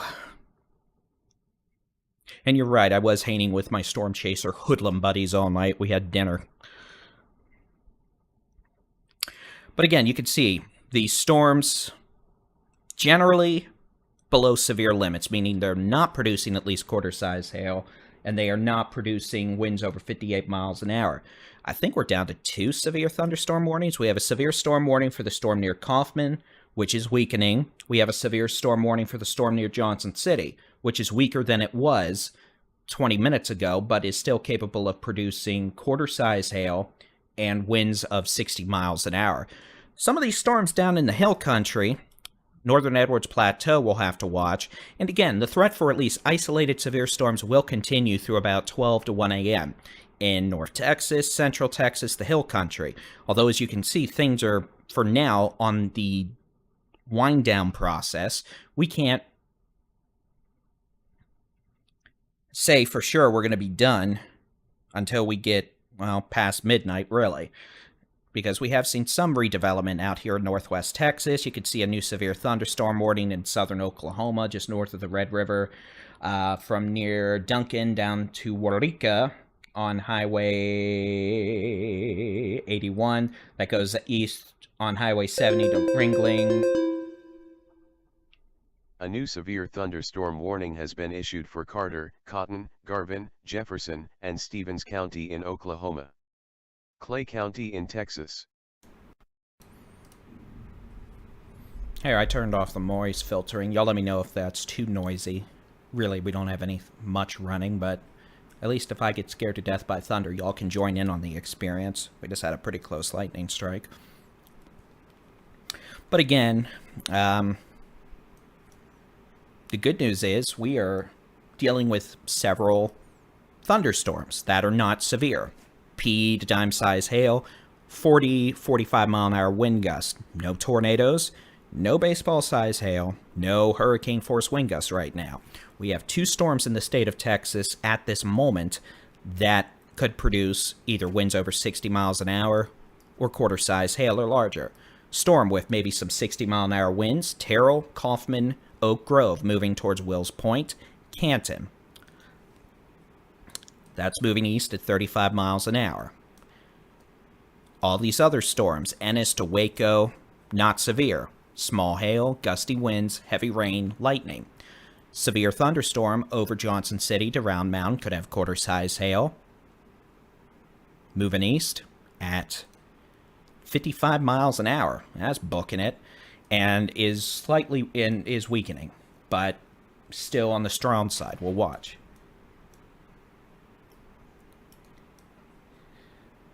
Storms from Fredericksburg to Kerrville to Bandera to east of Uvalde, west of Hondo. On the strong side, could have some small hail, gusty winds, lightning.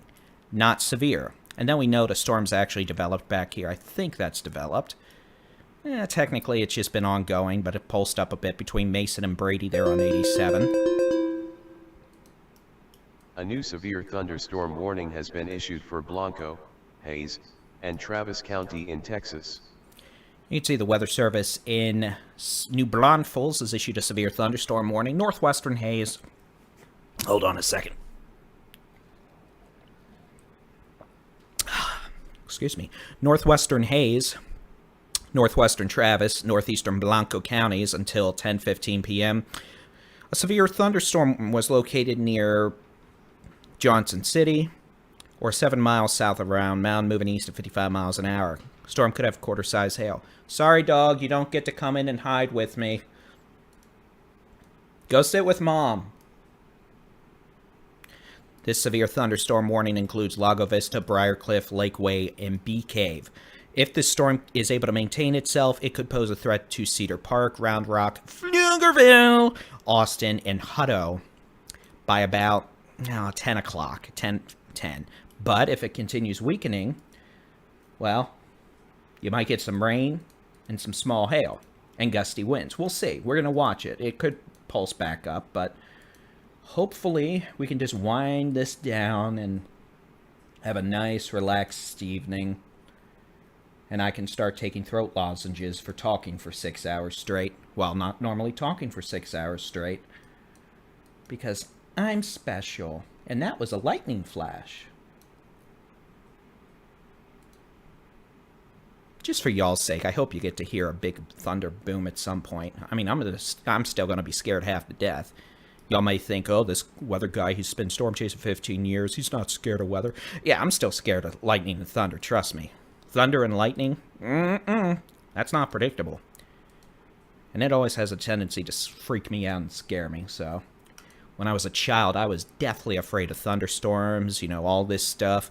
And the reason I know so much about it now and am able to process that information and translate it to y'all is, well, to get over said fear, I learned more about it. And then it interests me more. And then I destroyed a couple cars with hail, learning more about hail. We'll go with that excuse. Actually, I wouldn't say destroyed. Storm chasers, several of them at least, take hail dents as a thing of pride.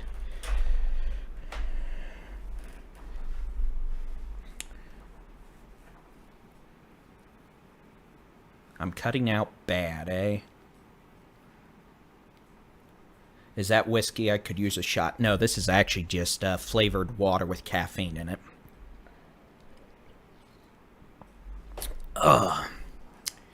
Those asking where I'm located. I am located on the border of Oklahoma City and Moore. I lived in Tech DFW specifically up until about 10 years ago. Moved up here for a girl. That didn't work out. That's life, part of God's plan. And I am still up here. I live with some storm chaser friends and their family. So, but still kept the Texas focus mantra going all these years. And I'm usually in DFW at least once or twice a week. The Heartland Flyer and I have become friends, as has Interstate 45. 35, technically, not 45. I'm not going to Houston. Sorry, Houston, but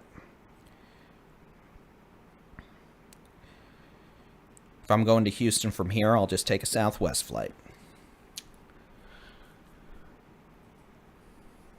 All right. So yeah, the good news is we're doing pretty well for ourselves right now. We do have a couple of strong storms, but for the most part, even the severe storms are right on the edge. Quarter-size hail or 60-mile-an-hour winds. We don't have 90-mile-an-hour winds. We don't have spinny doom-dooms. We don't have softballs. And hopefully, we'll be able to keep it that way for the remainder of the night. We may have some hailers.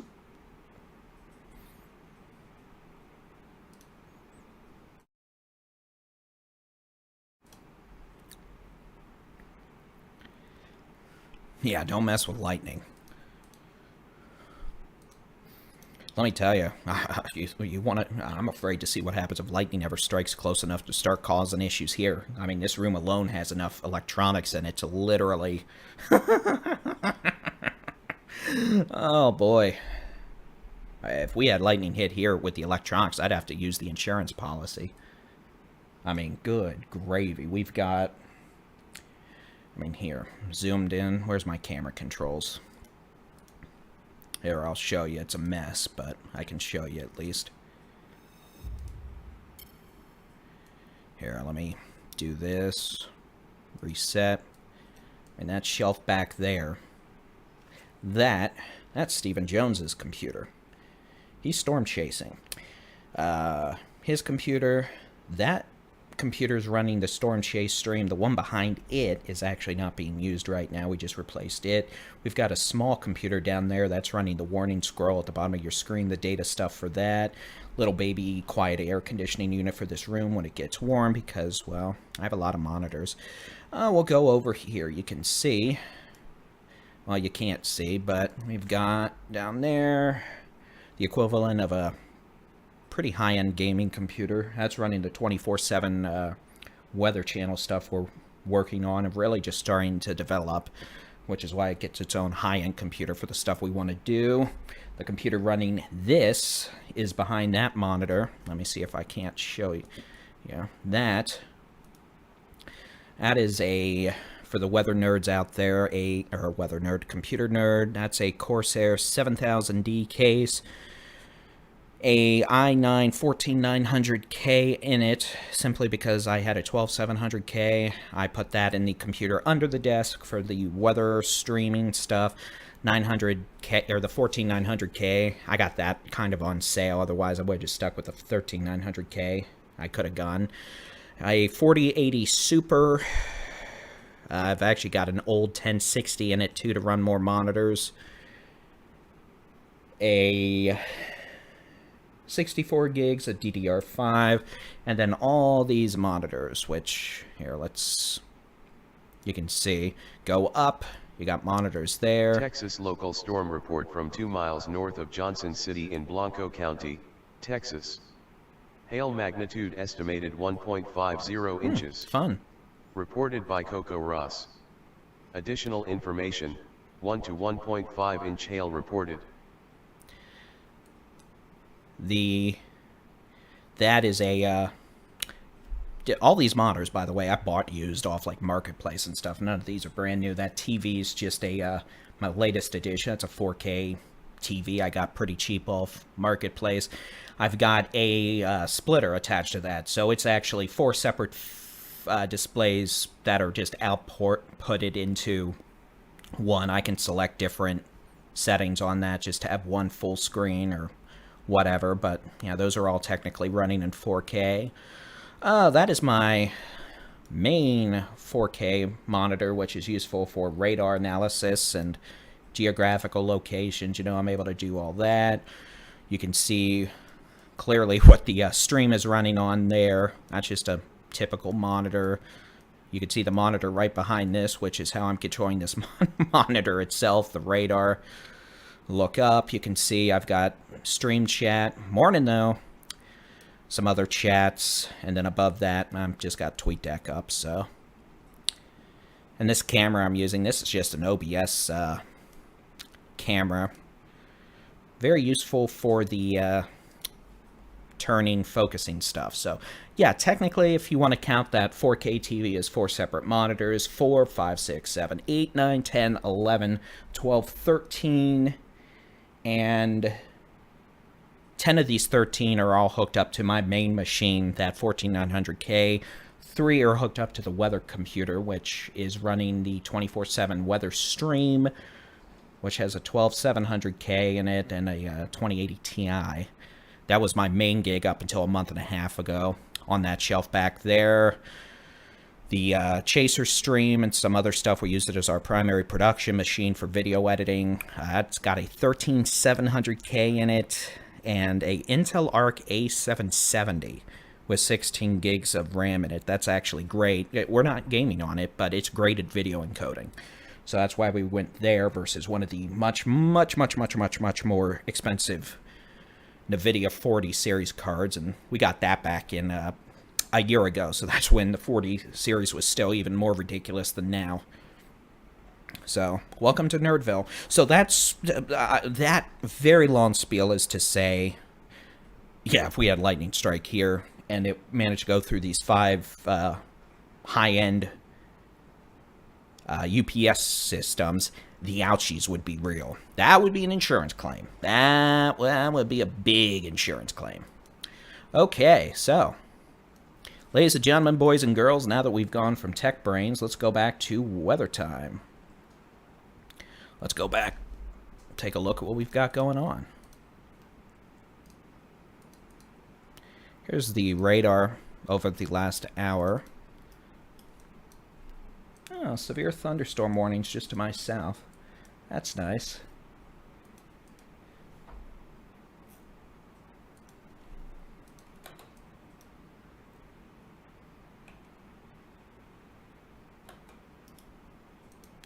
You can see we're doing better than we were.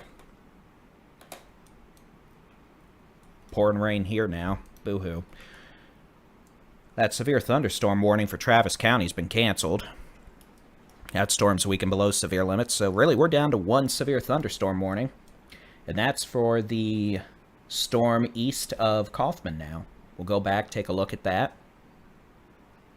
No tornado warnings. Only 1 severe storm warning in the state.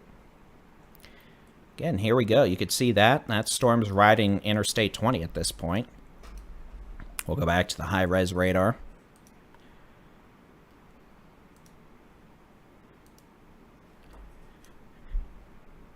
You could see, really, main issue with this, maybe 50, 60 mile an hour winds. Storm itself is moving east. A lot of lightning. Maybe some gusty winds up to 60 miles an hour and quarter-size hail. Moving east. They have it moving east at about 35 miles an hour. So we'll set this up. I'll show you the radar feed again.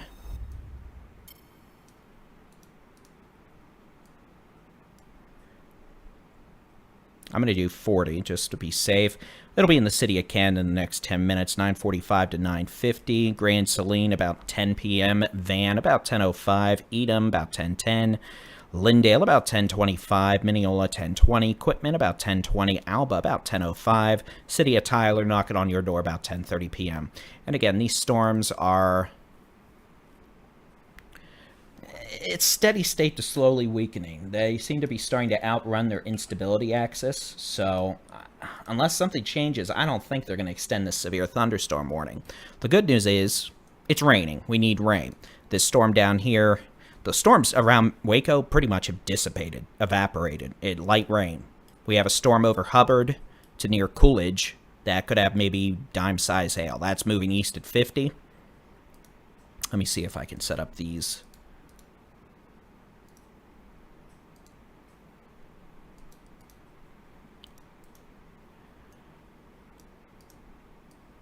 You can see this storm I was just talking about, it might have some dime-size hail, nickel-size hail.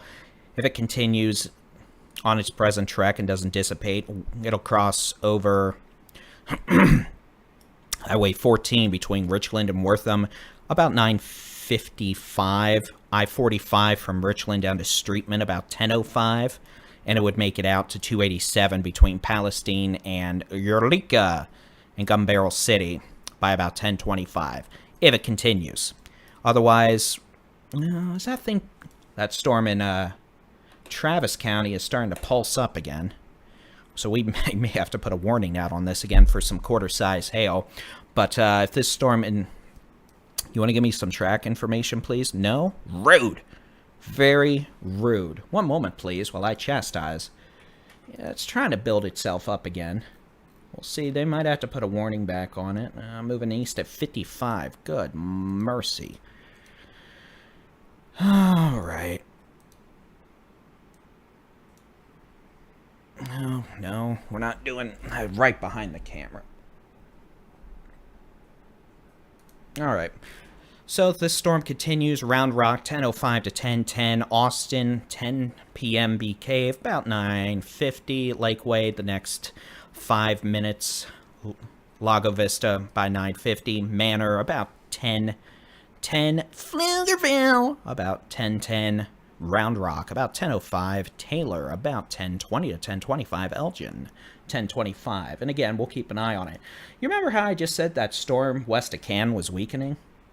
It took it as a personal challenge because it just started shooting out more lightning in the last 5 minutes than it has in probably the last 30 combined. Rude. So again, we'll see. This storm, maybe some nickel-sized hail west of Lake Ray. But if it intensifies any further, it could get up to quarter-size hail.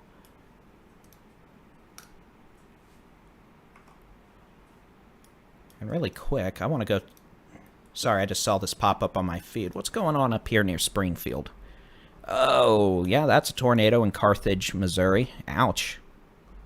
Okay, sorry. I get interested in things. This is well northeast of Joplin. Carthage, that's an ouchies. Alright, so again, besides that, this storm east of Kaufman does look a little more impressive now. It's starting to shoot out more lightning. The hail core aloft is a little stronger, so they may put a warning on this again. We'll watch it. But for the moment, what we're going to do is it's 9:40. Let's take a 5 to 10 minute... Yeah, we'll do a 5-minute break here. We're going to switch it over to the storm chasing feed of Jason Cooley. And we'll be back. Feeds aren't going anywhere. I'm just going to rest my voice for a few minutes. We'll listen to meteorologist Jason Cooley. I'm going to switch it over to you for 5 minutes. You don't have to talk. I'm just going to have your feet up. Looks like you're enjoying... What is that, 35?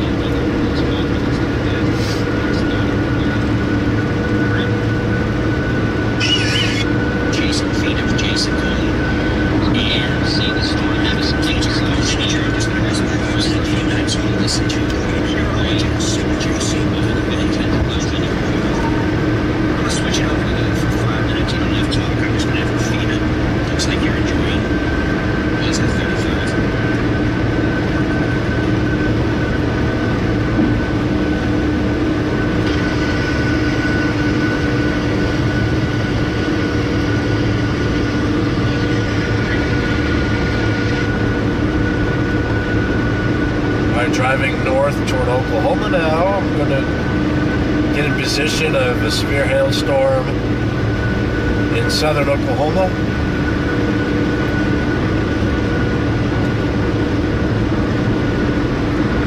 Letting David Reimer, Baldy-in-Chief, take a brief break. But I'm still on the road chasing storms. Just had to make a dash toward Oklahoma for stuff that started firing up on the dry line again. But could be a crapshoot. Actually, we'll see. Since I'm driving north, I'm not all that impressed by what I see. But why not, right? Yeah, this stuff is lifting north. Yeah. I don't know. I might stop in Gainesville.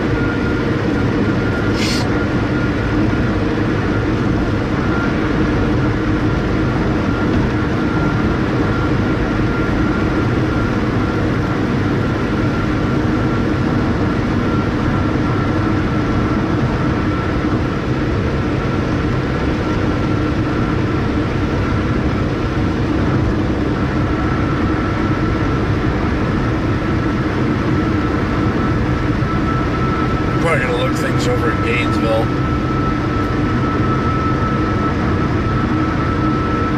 Once I'll look at the miles and see if anything's gonna fire up again later, but yeah. Oklahoma's finally fired up, but nothing I could really make on time. You know, I can make it to Davis, but I'm not sure if it's going to be worth going all the way up there for barely any hail or wind. Just marginal stuff. Say, I don't know. Might just stop over in Gainesville, Texas, and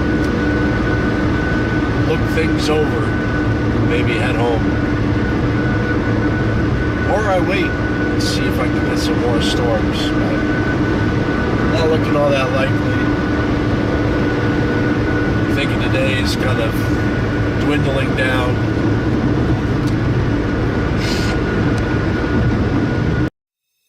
Why, hello there, ladies and gentlemen. It's time to say hi-ho. It's 9:45, the 1st of April, 2024.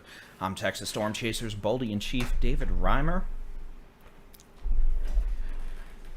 I do believe we're down to no severe thunderstorm warnings. Yes, sirree, Bob. Zilch, zero, nada. We have storms. We got lightning, but we do not have anything that is producing quarter-size hail or larger. No tornadoes. No damaging straight-line winds.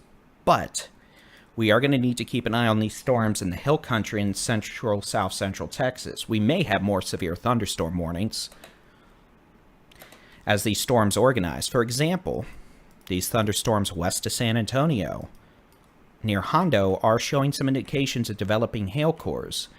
Not big hail, but maybe some quarter-size hail, so we may see a severe thunderstorm warning soon for portions of Medina and Bexar counties for these storms on Highway 90 west of San Antonio, generally making the way towards San Antonio.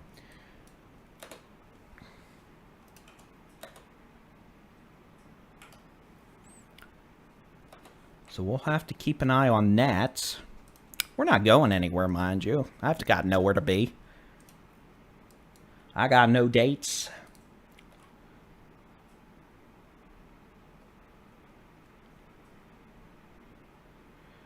Admittedly, right now, what is it, about 9:45? Admittedly, I would be out bowling right now because of, well, Bowling Monday.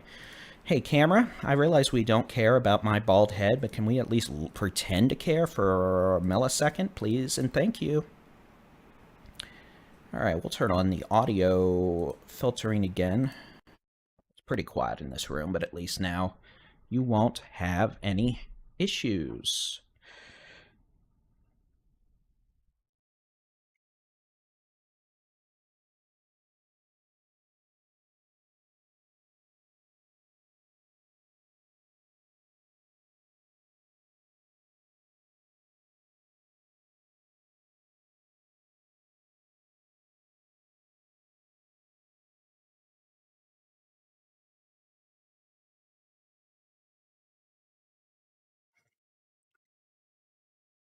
Right, so again, we're going to be watching those storms. We've still got these storms out west of Austin that continue to show some indications of small hail. They're over Lakeway, the Hills, Bee Cave, Briarcliff. We've got no reports of hail right now. Anything nasty, at least, so that's good. See a radar loop over the last half hour.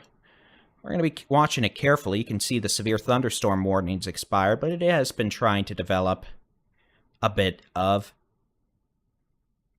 hail.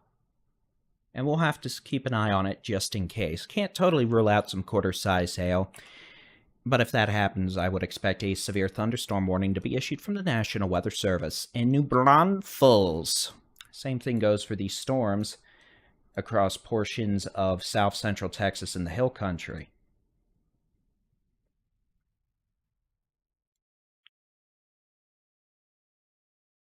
But as far as storms in North Texas, we have no warnings.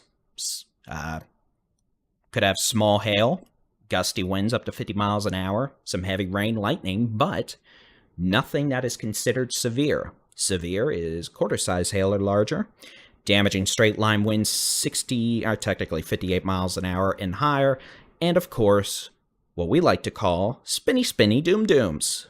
Only when they're not happening. When we have spinny doom issues, we call them by tornadoes. Otherwise, we give them a nickname. You might be wondering why. Well, one, clearly I have too much time on my hands and I'm able to make up such ridiculous terms. But two, seeing the word tornado tends to really anger the social media algorithms. It's violent, so they'll hide it. They'll hide the post, the image, the video. So that's why we say spinny doom. Did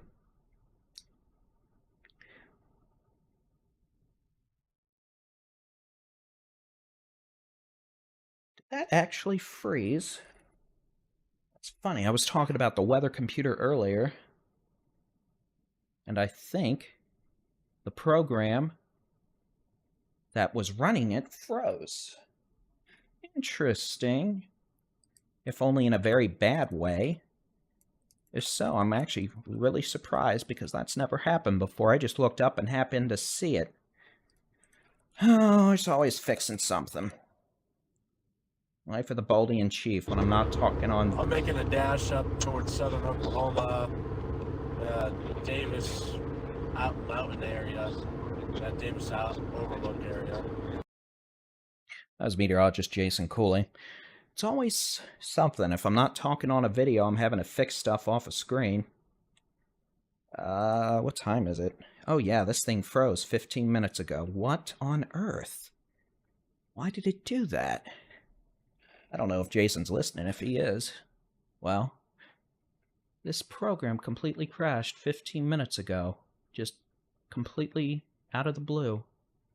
I'm gonna have to completely reset it. Sorry, I'm talking about one of the other computers I have over here. I was talking about the software, 15 minutes ago, and it crashes right when I do that. Oh, come here, other keyboard. Very interesting.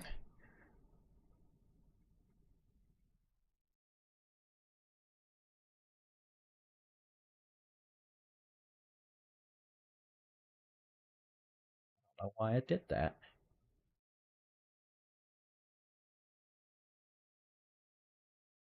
But again, we have no severe thunderstorm warnings in the state of Texas. I'll zoom back out with my other mouse now that I'm playing with mouses galore. One mouse in the left hand, one in the right. It's the worst that could possibly happen with that. You'd see, yeah, we've got some storms. Some are strong, could have small hail, but at this point, none are considered severe with quarter-size hail, damaging winds over 58 miles an hour, or tornadoes. Very interesting. Okay.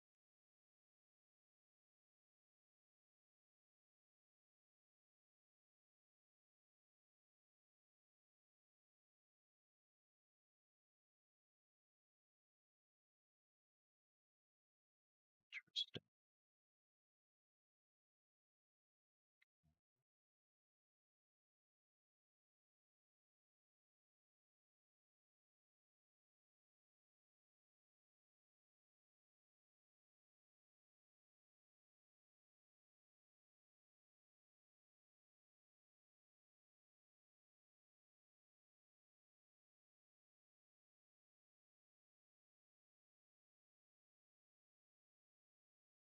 The Weather Channel is fixed on Texas Weather Center.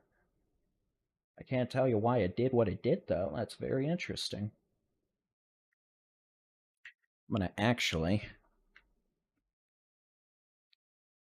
try to fix this real quick. Again, we have no severe thunderstorm warnings in the state. Watching a storm near Castroville, watching a storm in western Travis County for some small hail. We got storms near Canton and a storm near Richland, all right on the edge of trying to be severe with hail, gusty winds, but nothing that has actually hit that 1-inch diameter mark yet. I wouldn't be shocked, though, so we'll probably hear the thing tell us there's a severe thunderstorm warning at some point.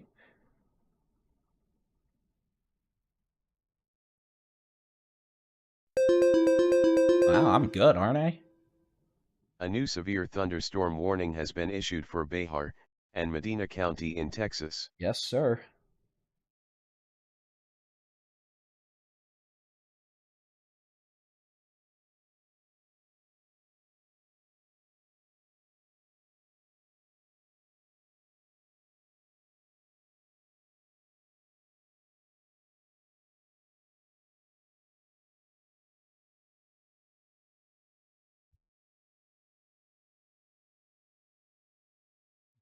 That.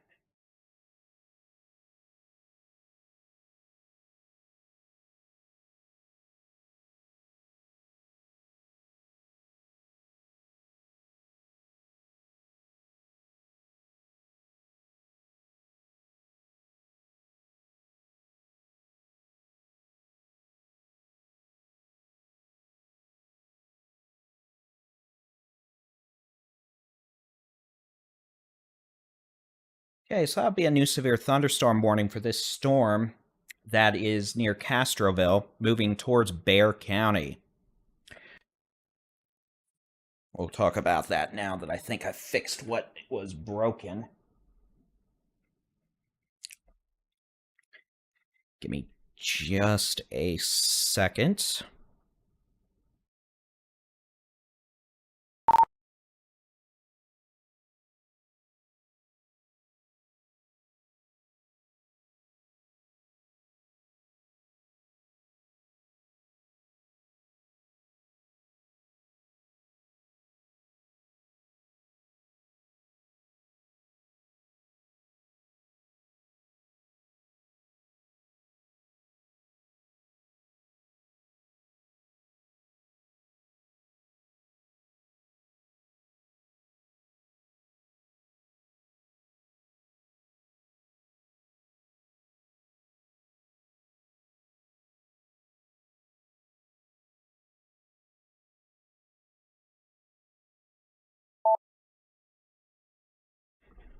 Sorry, that was Jason Cooley.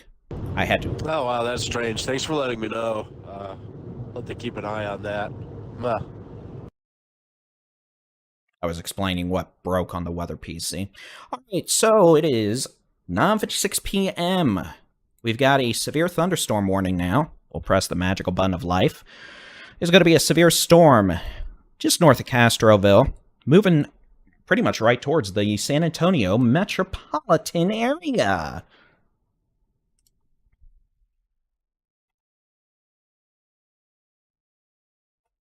Sorry, I'm getting my keyboard stuff set up.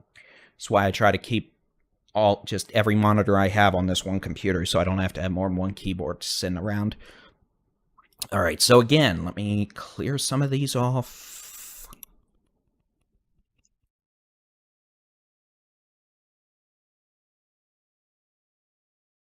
We've got a severe thunderstorm capable of producing at least quarter-size hail and 60-mile-an-hour winds. That's going to be moving east into western Bexar County over the next several minutes. Buttons. What is that on that Granger? Okay, we're going to switch this then. Press that. Sorry, I'm getting my radar set up. I've got 3 or 4 different radar monitors running, different radar sites to maintain situational awareness.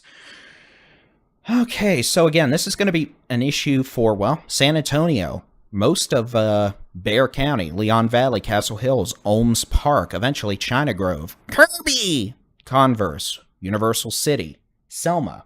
This thunderstorm has the potential of producing at least quarter-size hail, though I'll be honest, the radar indicates it may be closer to golf ball, as it moves east at 40 miles an hour. So, let me turn off storm tracks.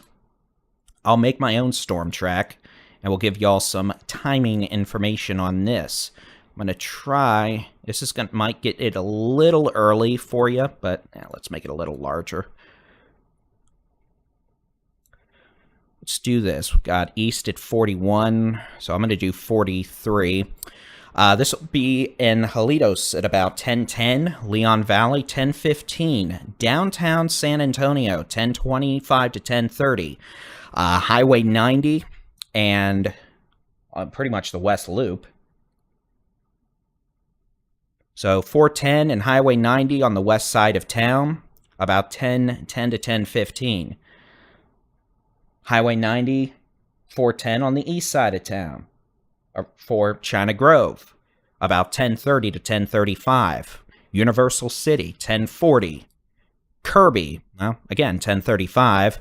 Hollywood Park, if it hits that far north, 10:25. Downtown San Antonio, 10:25 to 10:30. China Grove, 10:35 to 10:40, with a severe thunderstorm capable of producing quarter to golf ball size hail. We're also seeing a wind signature with this storm. We could have some stronger winds around Castroville right now, maybe up 55, 60 miles per hour. So again, that is a severe thunderstorm warning for eastern Medina, northwestern Bexar County until 10:45 p.m. for a severe thunderstorm about 6 miles northwest of Castroville, moving east at 40 miles per hour. All right, let's look north. We've got some storms. Strong, but not severe thunderstorm in Travis County. Approaching northwest sides of the city of Austin. Cedar Park, Round Rock, Pflugerville. This storm is going to be moving east-northeast at about 40 to 50 miles an hour as well. The potential for nickel-size hail, 55 to 60 mile per hour winds. Looks like we have a storm on Highway 190. This one near San Saba could be dropping some hail just northeast of town. That should be moving east.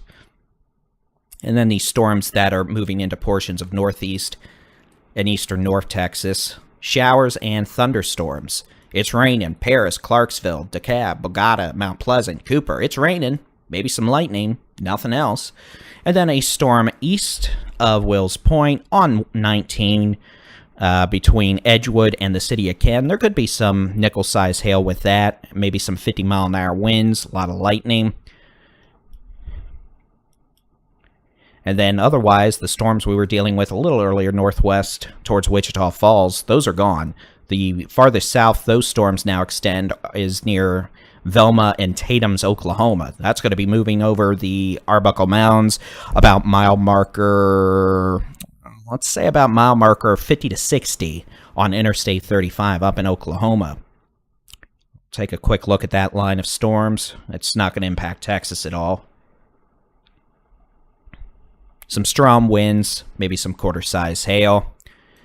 And again, the only severe thunderstorm warning we have in the state of Tejas is going to be this thunderstorm riding down Highway 90 into the city of, well, San Antonio. For what it's worth, the hail indications continue to ramp up on this, so easily, yeah, we could have golf ball-size hail. But at the same time, if it keeps ramping up, we'll do what we always like to do in the middle of the night, and that's drop big hail in big places. I really hope not, but again, we'll keep an eye on it, and we're not going anywhere. I mean, we're streaming on the Facebag, the Tweeter, the YouHoot, the TikTok. I haven't found a nickname for TikTok yet. The TikTok-a-lot? TikTok it is. We're streaming on Twitch. We're streaming on 2 YouHoot channels.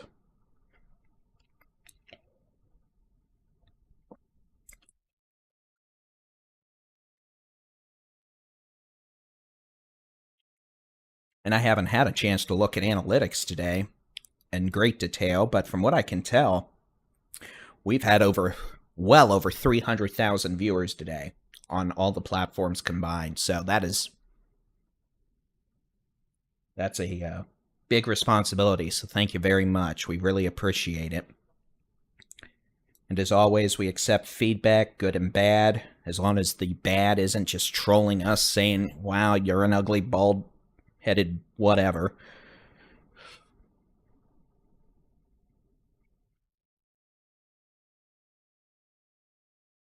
So, we'll see. But again, biggest short-term issue. You got a storm in northern Travis County moving towards Round Rock, Pflugerville, Hutto, with maybe some dime-sized hail, lightning, gusty winds, heavy rain. A severe thunderstorm with up to golf ball-sized hail north of Castro, moving towards Leon Valley, the west sides of Bexar County. Romedia is what it's over right now. And it's going to be riding the Potranco Road all the way east until it turns into 1957 and hits 410.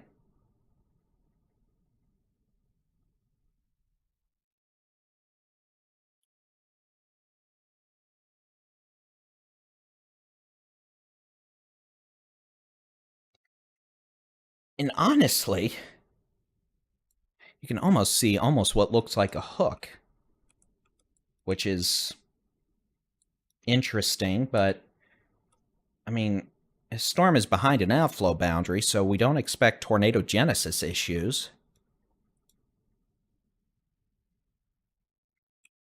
But still, it's interesting to see that kind of a signature. It just means we have a very organized supercell. I really don't think we're going to have tornado issues with this storm. It's behind an outflow boundary. The surface winds are out of the northwest, which would typically indicate a minimal to zilch tornado issue. But definitely a very intense supercell. We've gone from severe storm to nasty storm with a pretty good hail signature, unfortunately. At least golf ball size hail possible. Look, I'll be honest. If this does what the storms up north did, it's going to be bigger than golf ball size hail here soon. But we haven't had any ground reports. And until we figure out exactly how big the hail is reaching the ground, I can't correlate that directly to the radar signature here. If the radar's right, we've got baseball to softball size hail, 40,000 feet aloft, just banging around, but that melts as it comes down typically. So, but easily we could probably have at least golf ball size hail with this northeast of Castroville right now. This is going to be crossing over 1604 very shortly near Potranco Road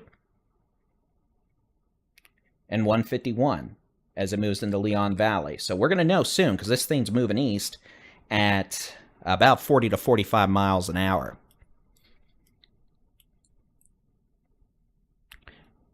Further north, a strong storm with maybe some dime to nickel size hail moving into Cedar Park, Round Rock, Pflugerville. Eventually it'll make its way towards Hutto and Taylor. We could have some gusty winds, maybe 45 miles an hour, heavy rain, lightning. Other than that, that storm isn't tornadic, isn't producing big hail or big wind. We got some strong storms. One strong storm, Athens to Navarro to Eureka to southwest of Currens, moving east. That could have some dime-sized hail, quick round of heavy rain. Same thing goes. Enchanted Oak, Tool, Gun Barrel City, Maybank, moving east. Maybe some heavy rain.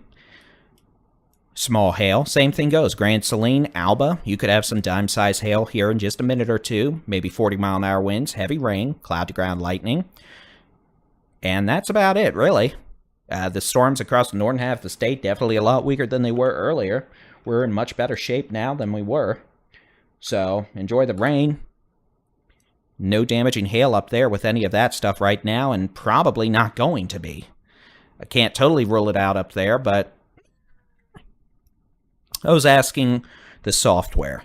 If you want to have good interactive weather radar plus local weather conditions, I recommend the Texas Storm Chasers mobile app. Just search for Texas Storm Chasers, where you download apps for your device. In terms of the software we're using, this is called WSV3 with several customizations to get the color table the way I like it. Those of you who watched us last year know we had a gray background. It's because the satellite data, especially down here by the border, you can see it belches out, really. It doesn't look great. But I decided, you know what, I kind of like the satellite, so it may not look great at times, but at least it gives us a glance. It's a little better than the gray. There's a new version of this software supposed to be out, I believe, late this year or next year that will give new sources for satellite data a lot of improvements, but it's called WSV3. Its developer is Paul Merv. Texas local storm report from 3 miles west of Rio Medina in Medina County. Well, there's Texas. the report. Hail magnitude estimated 1.25 inches. $50. Reported by Coco Ross. Additional information, Coco Ross reported 1 to 1.25 inch hail. It's always good when you start smelling electrical burning. Okay, so $50 size hail reported with this, and this is back when it looked a little weaker. I might have to drink a throat lozenge, but I'm going to drink some water first. Okay, your live will end in 4 minutes, 20 seconds. I think not. Fixed.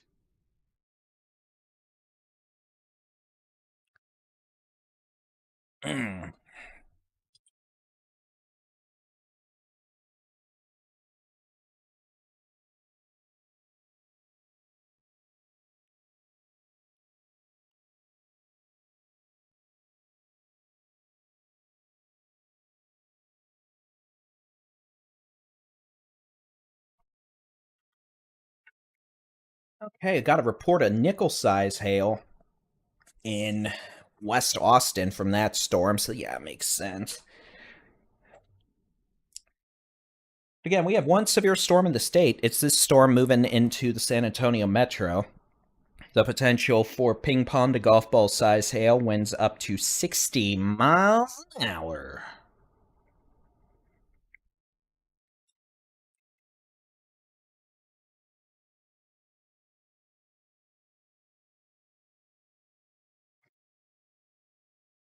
So again, San Antonio, get ready.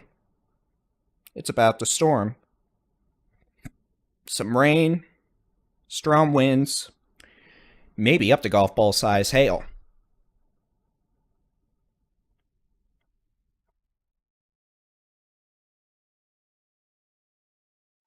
Let's see what we got going on up north. We got some showers and storms, nothing that's producing big hail, big wind, or tornadoes, but heavy rainfall, lightning, small hail, gusty winds across this area.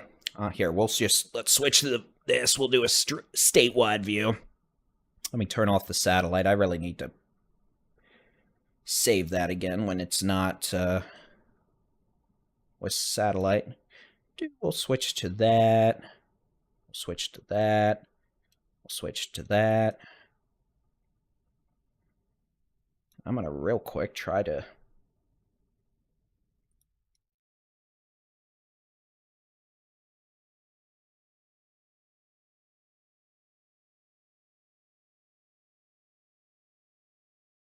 That's not what I wanted. Big sad. Sorry. I was trying to save it as a new preset, but all it did was like... I know, very descriptive words. Alright, so again, here's over the last... I'm going to try to get this to just load an hour. You can see storms weakened, northeast Texas, eastern North Texas, no severe weather in progress. Storms capable of the strongest at this point, maybe dime-sized hail, 45-mile-an-hour wind gust, a lot of heavy rain, lightning.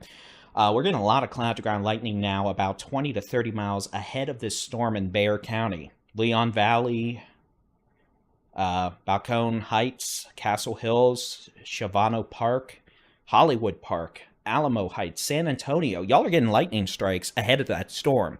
So remember, when lightning roars, go indoors because you can be struck by lightning.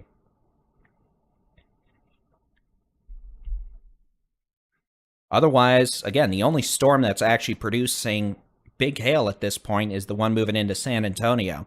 Storm moving into Austin, north side of Austin. Small hail, gusty winds, heavy rain, some lightning. It's in Pflugerville and Round Rock right now. I don't know why I do the whole thing with Pflugerville, but you know what? At some times of the day, you just gotta smile and say it's okay. Boy, someone's gonna collect all these clips of me singing and making Davidisms and probably just turn them into a short on YouTube. Oh. Alright, so again, only severe storm we have right now is the city of San Antonio. Back to that. Go back to the super duper high res radar. We'll press it and you can see it wants to say uh-oh-y.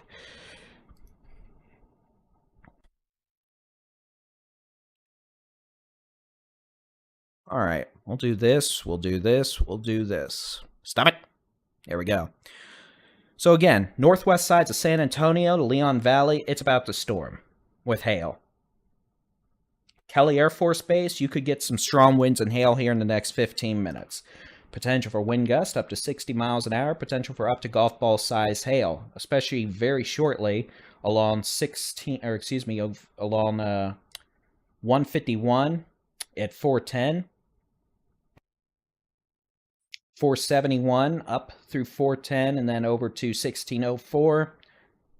Probably staying south of Bandera Road through Leon Valley, but as you go east of 410, well, your risk increases. It's pretty much moving towards downtown San Antonio, honestly.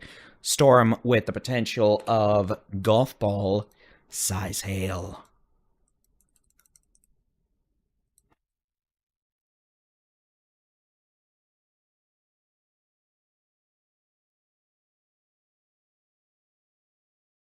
Oh, I don't want it to play an hour's worth of data. I literally just want it to play a half hour.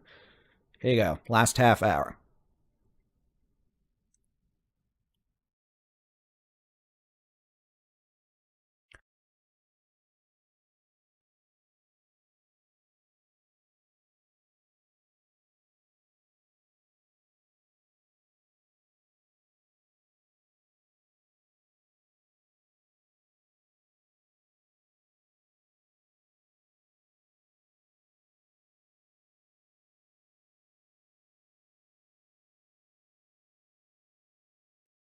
So again, potential for up to golf ball size hail in the next several minutes. Leon Valley, west sides of San Antonio. This storm will be impacting downtown San Antonio in the next 15 minutes.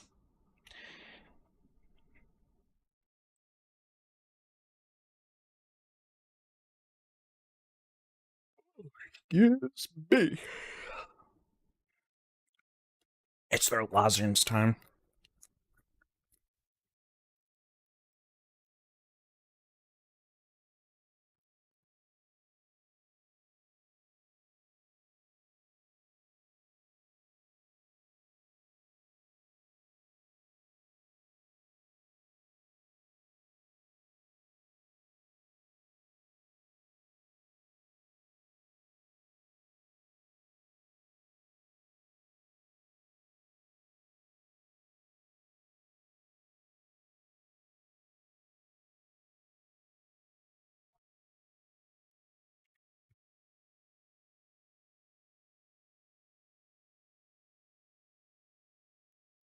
So again, we have one severe storm in the state of Texas right now. It is this thunderstorm moving through Leon Valley, the western sides of the city of San Antonio.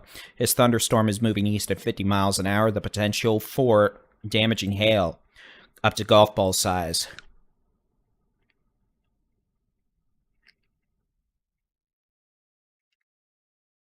If it's smaller, I'd be okay with that too.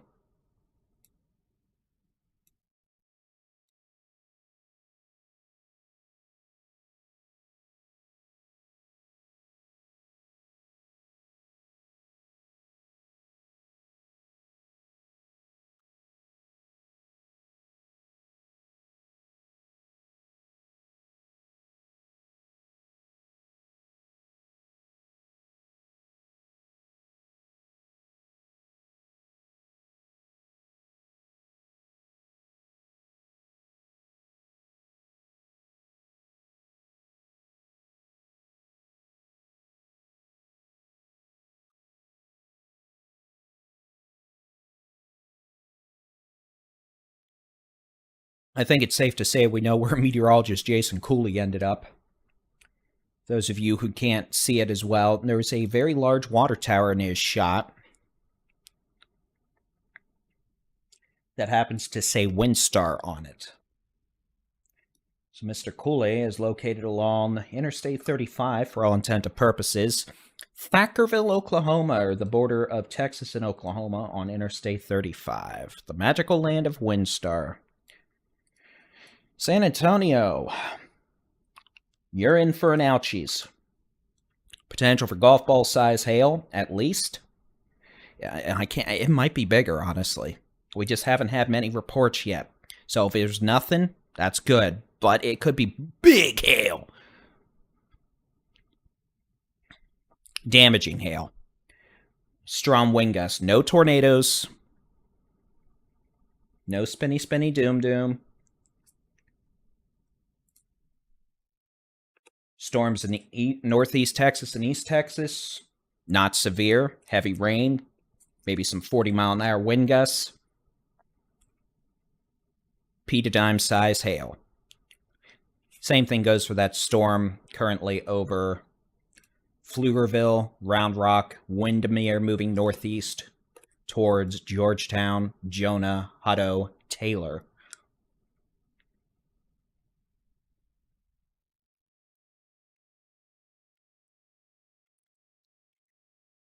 And I'm gonna do this.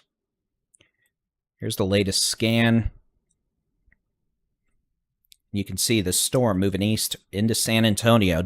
Don't worry about the hook. It's not a tornado. But there is big hail right now, likely in western portions of San Antonio.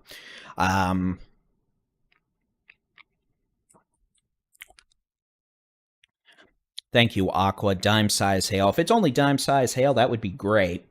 Radar showing there could be some very, very large hail aloft. So if it's not reaching the surface, that would be great. We're showing the largest hail right now around 410 and the Colbera Road area.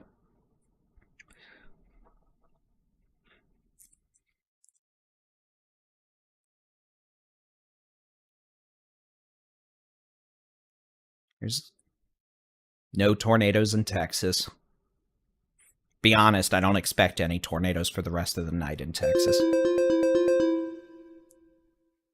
A new severe thunderstorm warning has been issued for Bexar, Comal, and Guadalupe County in Texas. All right.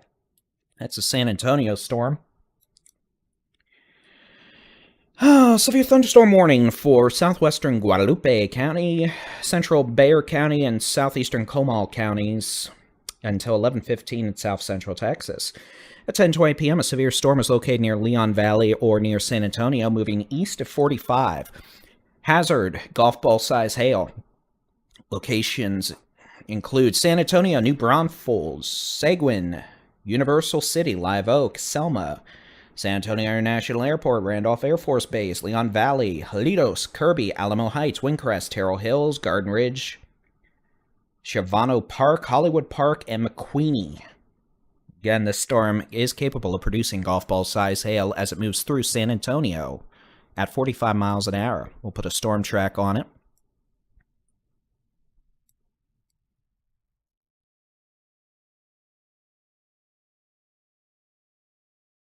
Actually, you know what? Let's do this.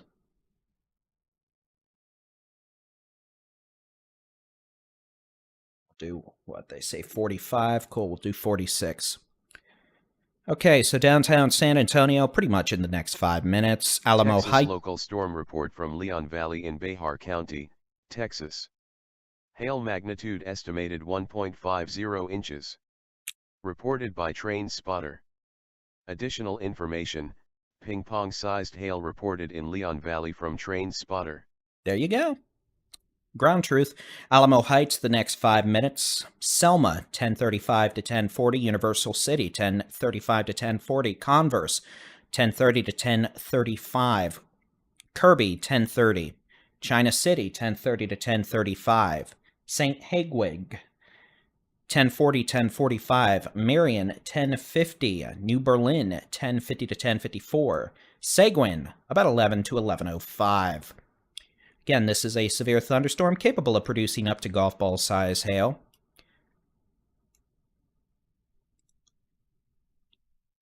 Moving northeast at 45 miles per hour.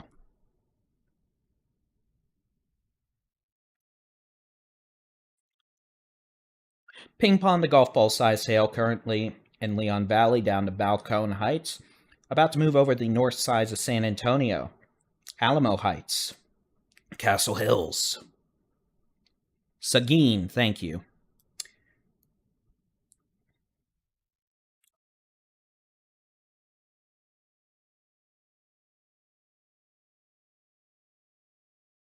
See a radar scan update coming in now.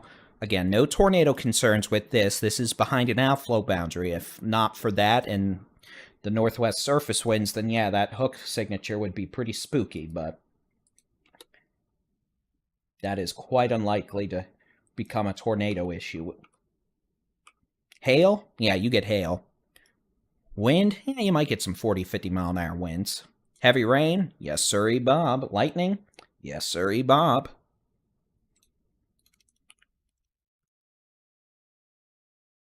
Taylor, Circleville, Jonah, Hutto, you're getting rain, maybe some very small hail.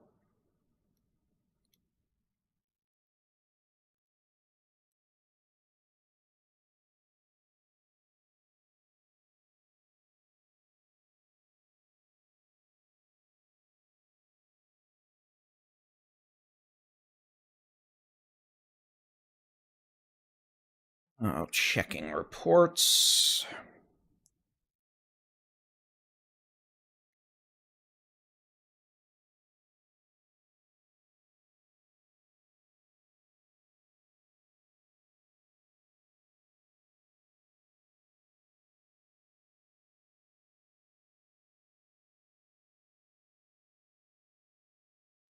All right, it's 10:25 p.m. We've been live since 5 p.m. I'm Texas Storm Chasers Baldy-in-Chief David Reimer. A severe thunderstorm capable of producing ping pong to golf ball size hail currently moving through Balcone Heights to northwest and northern sides of San Antonio. Alamo Heights, Terrell Hill, you are next. The potential for ping pong to golf ball size hail. This storm will continue moving east-northeast up towards Kirby, Windcrest, Live Oak, Universal City. You can see hail core now. Texas local storm report from 4 miles east-southeast of SeaWorld in Behar County, Texas. Hail magnitude estimated 1.00 inch. Reported by Train Spotter. Additional information, a train spotter reported 1/4 inch hail. See, don't you like that automated reporting voice we started with this spring? It's really good at helping maintain situational awareness.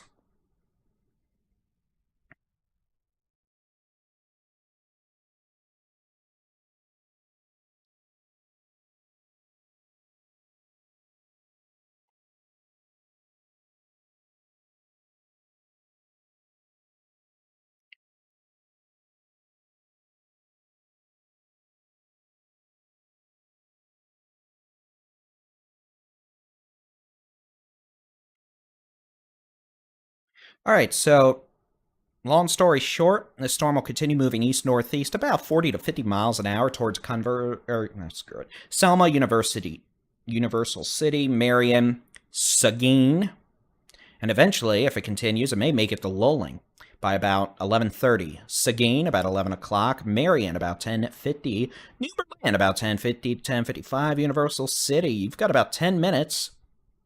Kirby, yeah, you got like 5. The potential for quarter to golf ball size hail.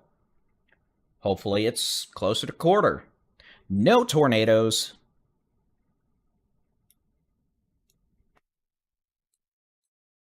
I haven't really heard of any damaging winds out of this either. Further northeast, as we take a look, storms have exited Austin, exited Round Rock. It'll quit raining in Georgetown shortly. It's all done in Pflugerville. Hutto, you'll be done in the next 5-10 minutes. Taylor to Granger, you're about to get a quick round of heavy rain, maybe some pea-size hail. That storm's moving northeast at about 50 miles an hour. North Texas, northeast Texas, Couple of scattered showers and storms, one strong storm near Mineola equipment, maybe some pea-sized hail, winds of 50 miles an hour. Otherwise, the severe weather threat has ended. Unless we see a couple more storms fire up along the Red River, but that doesn't look like it's happening right now. So we're left with one severe thunderstorm, and that's that storm currently moving across northern Bexar County, just north of San Antonio, towards Kirby and Universal City.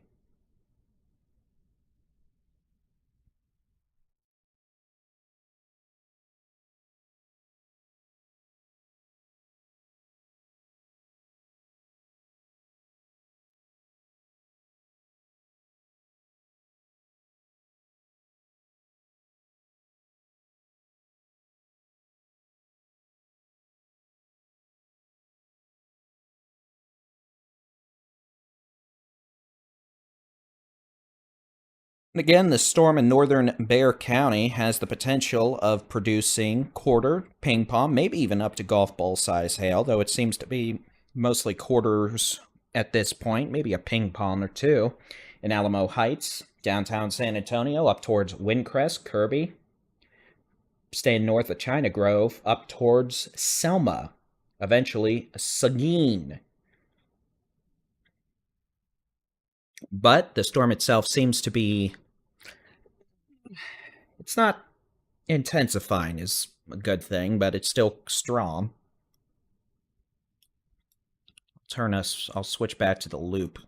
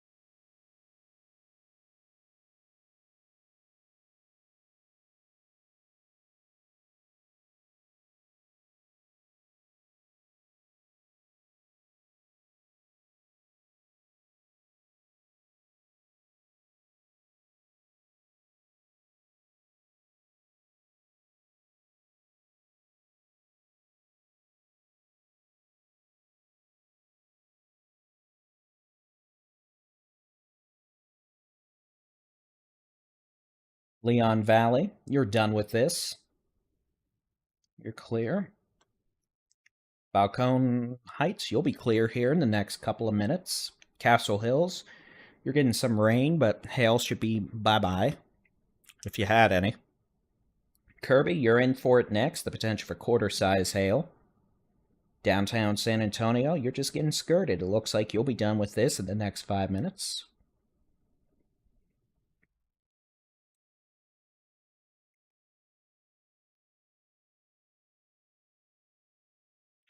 Springfield, Missouri is under a tornado warning. Let's take a gander at that. Yeah, I can see why.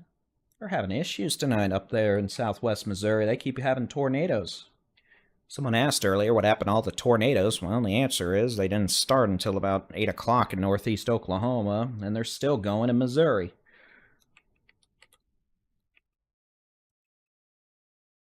Dun, dun, dun, dun.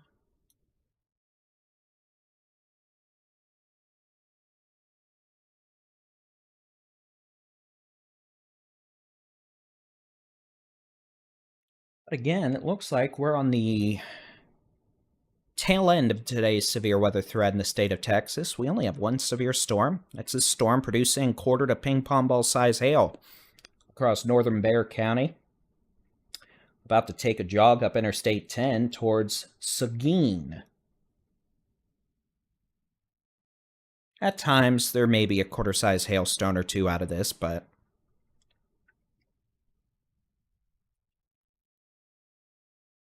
And once we're done with this, a pretty nice cool front's going to come on into the state of Texas. We'll be cooler tomorrow, highs in the 50s, 60s, northwestern half of the state. And then on Wednesday, high temperatures will be in the 60s and 70s. in the entire state. It'll be nice. We'll slowly warm up on Thursday and Friday, highs returning to the 70s to right around 80.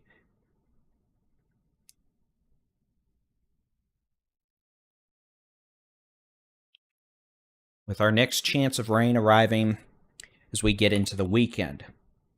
Unfortunately for the eclipse on Monday, yeah, don't bet on it in Texas. The whole path is probably going to be under dense, overcast skies with showers and storms possible. So, in terms of a forecast, it's actually, unfortunately, pretty easy. The difficult part's trying to figure out, is it actually going to be cloudy or not? Now, unfortunately, there's a 80 to 90% chance it's going to be completely cloudy. But that's always possible to change as we get into later in the week. We'll be keeping an eye on it for sure, but alas, alas.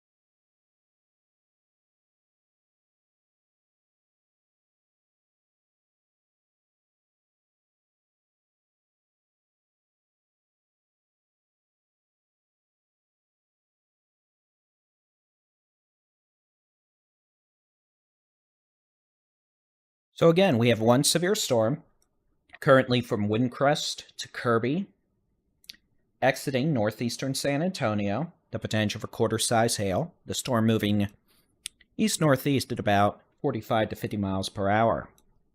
That is the only severe storm we have. We have a strong storm northeast of Taylor to near Granger, producing pea-size hail, the potential for wind gusts of maybe 40 miles an hour. As we go into North Texas,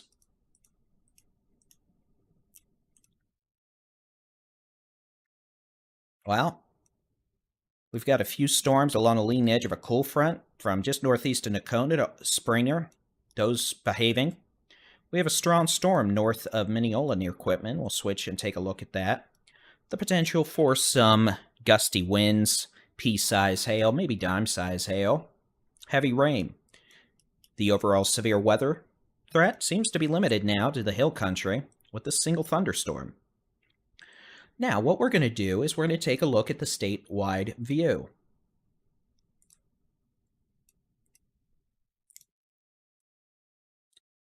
So, let's switch. We're going to switch our upper third setting. And what I'm going to do is literally, I'm just going to let this model data load. Turn off site labels.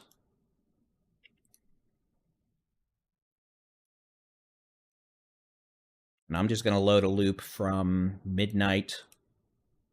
We'll go through noon tomorrow, and I'll even load cloud cover. Now, I'm going to let this animation load. This is what the data suggests the radar may look like at about 1 a.m. Tuesday, so in less than 2 hours. Well, yeah, about 2 hours.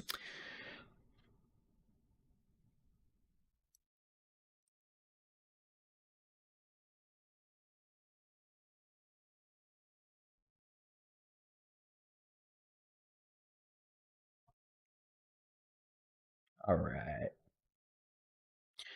So now that we should have most of this data coming in, come on. Let's take a look. Now, as you can see, storms, we're going to be done in the next few hours probably, at least with severe weather chances.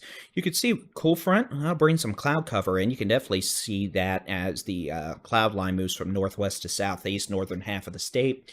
Precipitation chances pretty much ending by sunrise Tuesday, with dry weather across a majority of Texas, maybe a couple of showers late tomorrow morning, far west Texas. You can see the rain will exit the panhandle of Texas. And tomorrow, shaping up to be a pretty nice day. Definitely much cooler northwestern half of the state, with temperatures in the 50s, low 60s. Still warm southeastern half of the state with 70s, 80s. And then on Wednesday, We'll have cooler conditions statewide. A nice early spring day. Temperatures making it up into the 60s and 70s. As we go into Thursday and Friday, we'll slowly warm up a few degrees each day, with temperatures topping out in the 70s to low 80s.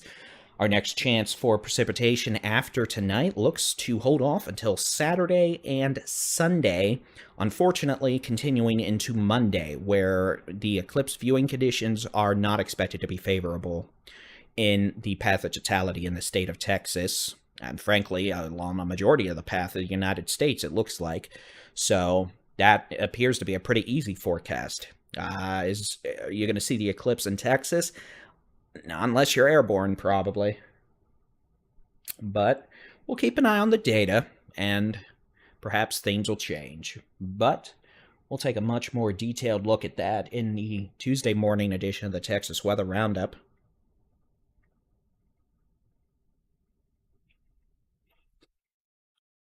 All right, let's get back to it.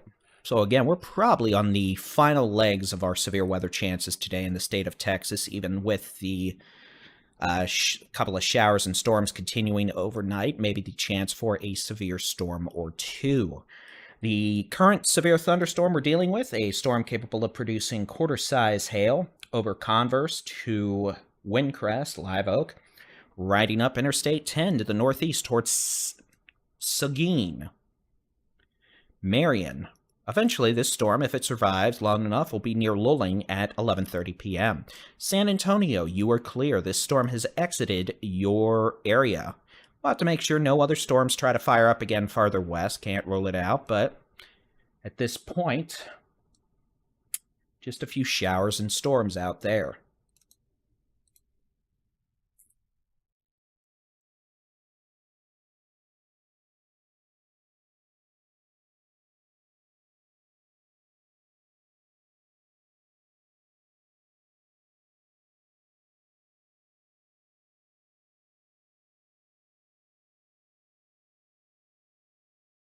We definitely appreciate everyone who have subscribed to us on Texas Weather Center, our YouTube channel. We've had several of you join us on that, the Texas Storm Chasers YouTube channel.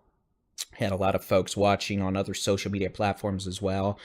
Many of you have found our free mobile app. Many of you didn't know we had a mobile app, but we do.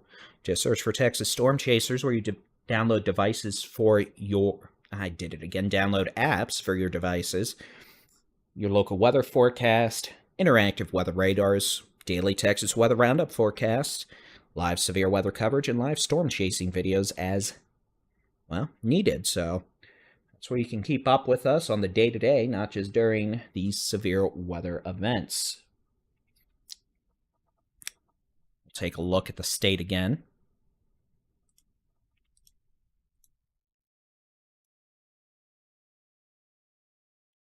Again, you can see we've got good rains. Northwestern, northern Texas panhandle. That's beneficial rain up there. Nothing bad about that. Across portions of northeast Texas, the Arklatex, eastern North Texas. Showers, a few storms. Nothing, nothing intensified, nothing strong. At this point, just some good rain, some thunder, some lightning, maybe some very, very small hail. That activity generally moving off the northeast about 50 miles an hour. Can't rule out a couple of storms trying to fire up again in North Texas over the next few hours, but so far we're doing pretty good.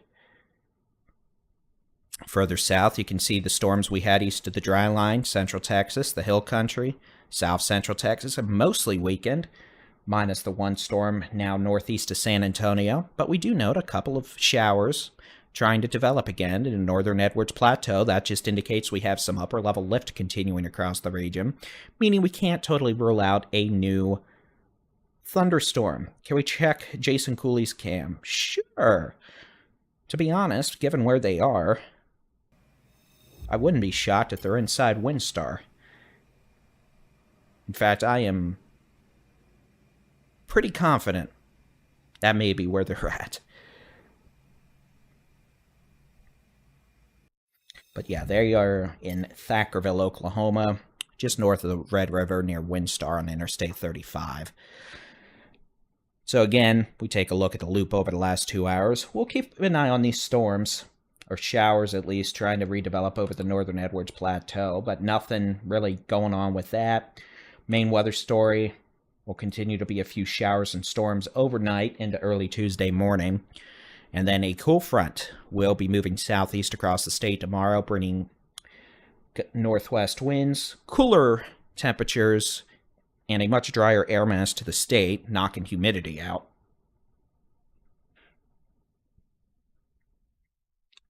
And again, North Texas, I'm looking at the radar right now. Literally, all we have, a couple showers with some lightning, so technically thunderstorms, but nothing severe. Light to moderate rainfall, a few lightning strikes. A single strong storm near Quitman with maybe some pea-sized hail, 40-mile-an-hour winds. Heavier rain, and then a line of thunderstorms moving across southern and northeastern Oklahoma. That will not be an issue for us. You can see they're having issues even getting going south of Red River. That's a low probability scenario for that, but anyway, that's not really expected to be an issue. There goes the voice. And again, we have a single severe thunderstorm remaining. Moving up through Converse towards Seguin on Interstate 10.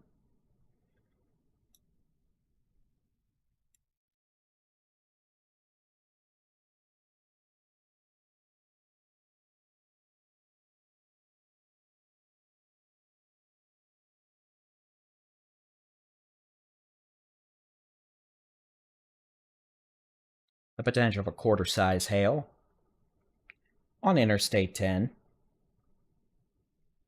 Now east of the Anderson Loop. It'll be moving out of Converse shortly, away from Randolph Air Force Base up towards Marion, McQueeney, Seguin, Santa Clara, Zoul, staying north of St. Hedwig, north of New Belen, southeast of New Braunfels, maybe up towards Geronimo. Sorry. But again, the storm itself, quarter-size hail, maybe a little larger, but we haven't had any recent reports, thankfully. Nevertheless, storm does remain capable of producing severe caliber hail in the form of quarters.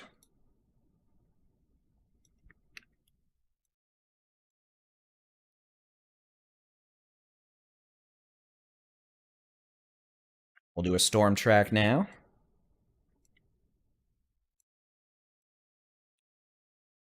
Seguin, 11 to 11:05. If it survives, Luling.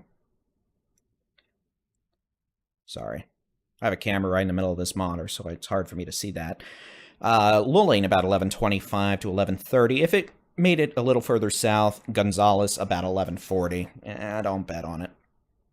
So again, Seguin, 11 to 11:05. Luling, about 11:25 to 11:30. If it made it to Gonzales, about 11:40. But at some point, this thing's going to weaken as it starts to outrun the more unstable air mass.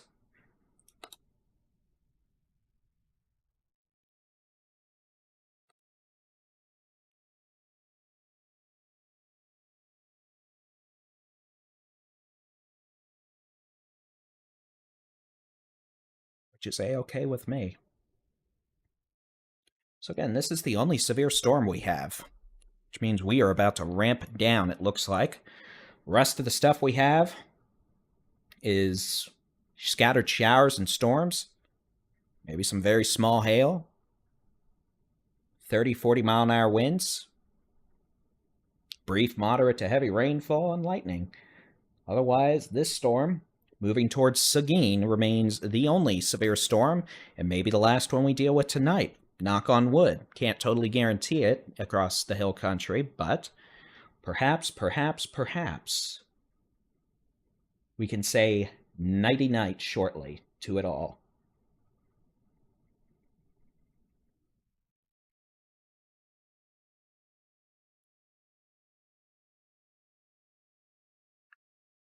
Let's take a look at the high-res rapid refresh model again.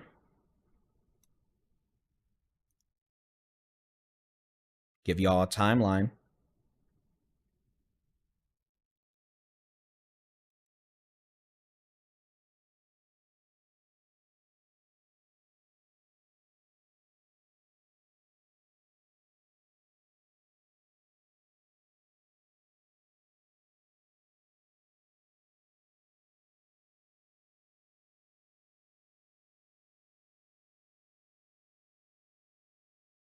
Load the data.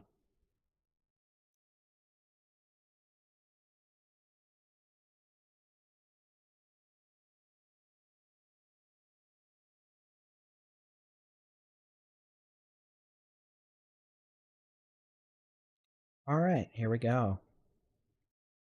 So again, you can see outside of a few scattered showers overnight, we're really about done with this in terms of a sustained severe weather threat, minus the ongoing severe storm on Interstate 10 near Zool, moving up towards Seguin. We'll see skies clear out nicely tomorrow across most of the state. Some upper-level clouds possible as a cool front moves southeast. A couple of showers maybe in the Trans-Pecos, Guadalupe, Davis Mountains, and far west Texas around El Paso. Severe thunderstorms are not expected with that activity. And we'll see a much cooler, drier air mass arrive with that cool front for Tuesday night, and Wednesday, with high temperatures on Wednesday only in the 60s and 70s across the state, back into the 70s to right around 80 on Thursday and Friday. With that being said, ladies and gentlemen, based on the current behavior of said stormies and the probability that we are in the final stages of this event, I think it seems like a pretty good time to start winding things down and saying goodnight. We're still going to be here, but unless something new happens, I am hopeful that we will soon be devoid of any sort of severe thunderstorm mischief as conditions continue to settle down across the state after an active day of hail, wind, a single tornado warning for portions of Johnson County, but we definitely had hail, that's for sure. Storms this afternoon fired a little earlier and a lot farther west than initially expected. Fired along the dry line west of Abilene, west of San Angelo, which we were thinking it was going to be closer to Mineral Wells when initiation happened. So that was because temperatures ended up being a little higher than expected. We had some clearing skies, which allowed temperatures to warm, bust through that lid on the atmosphere, the capping version, and what's called the convective temperature. And once that happened, storms went up, and in an environment supportive of supercells with very large to giant hail, damaging straight-line winds. We had an 88-mile-an-hour wind gust in Albany, along with baseball-size hail. Sounds like we had softball-size hail in Rome, which is a community in Wise County, northwestern DFW Metroplex. The storm across northern San Antonio looks like we had generally quarter to golf ball size hail at times. That could have been a lot worse, but fortunately, it doesn't look like we did too shabby. Definitely didn't have to deal with the amount of severe weather Missouri's dealing with tonight, and the Ohio Valley, southeastern United States will be dealing with tomorrow with what could be a tornado outbreak. For us tonight, we are in the final stages. Things are calming down. You can see we've got steady rain in the Panhandle and areas that were burning a month ago. They need it. We've got scattered showers and storms, northeast Texas, the central Texas, the Brazos Valley, with the severe weather threat diminishing, not completely zero. We can't rule out a storm with some hail, gusty winds overnight, but the way it looks now, I think it's safe to say we are probably just about done. So as we approach 10:52 this evening, I want to say thank you to all those who tuned in for us today. I think this may have been our most watched live stream ever in terms of severe weather coverage. I want to thank everyone. That wasn't the right button. I want to thank everyone who tuned in today. I'll go through after this and into tomorrow to see all the analytics, the super chats, the stars, everything. But I want to thank everyone who did participate today, whether it was hitting that like button on the video, hitting the subscribe button, sharing it, commenting, joining the community. Seriously, thank you. We don't take this responsibility lightly. I know there are many out there nowadays that do weather coverage nationally. For us, we continue to focus on Texas. Sure, we storm chase nationally. We're going to have storm chasers in Ohio tomorrow. But the weather coverage from Baldy-in-Chief, no siree, Bob. That's here just for the state of Texas. That's what we do. And we do that because we love Texas. It's our community, and we want to give back any way we can. So that's why we're here. We appreciate your support. We appreciate the fact we're able to do this, that God's put us in a place for that. So with that being said, I think we are at a safe point where we can wind down for the evening, stop talking, take some throat lozenges, go to the bathroom, and we'll be here. If something happens, we'll be back. But otherwise, I just wanted to say thank you very much for trusting in us to provide you with weather information this evening. Spring's just getting started, and, well, we're going to be here for you. That being said, thank you very much. If you want to watch our 24/7 weather channel, you're welcome to do so. Texas Weather Center on YouTube. We'll have a page on our website in the next few days. I realized earlier we didn't have that. But yeah, we do have a weather channel now for the state of Texas. We've invested heavily in equipment for that. Trust me, my wallet can attest. And we're about to really ramp up on that. That's going to be a beautiful product. And it's going 24/7. It has been since January. So you want to go watch that, head on over. Texas Weather Center on YouTube. Otherwise, we'll be back bright and early Wednesday morning. Correction, it's Monday. Tuesday morning by 7 a.m. with the Tuesday edition of the Texas Weather Roundup. Update sooner if needed. Y'all have a great evening. Welcome to April. Thank you very much for joining us, and God bless.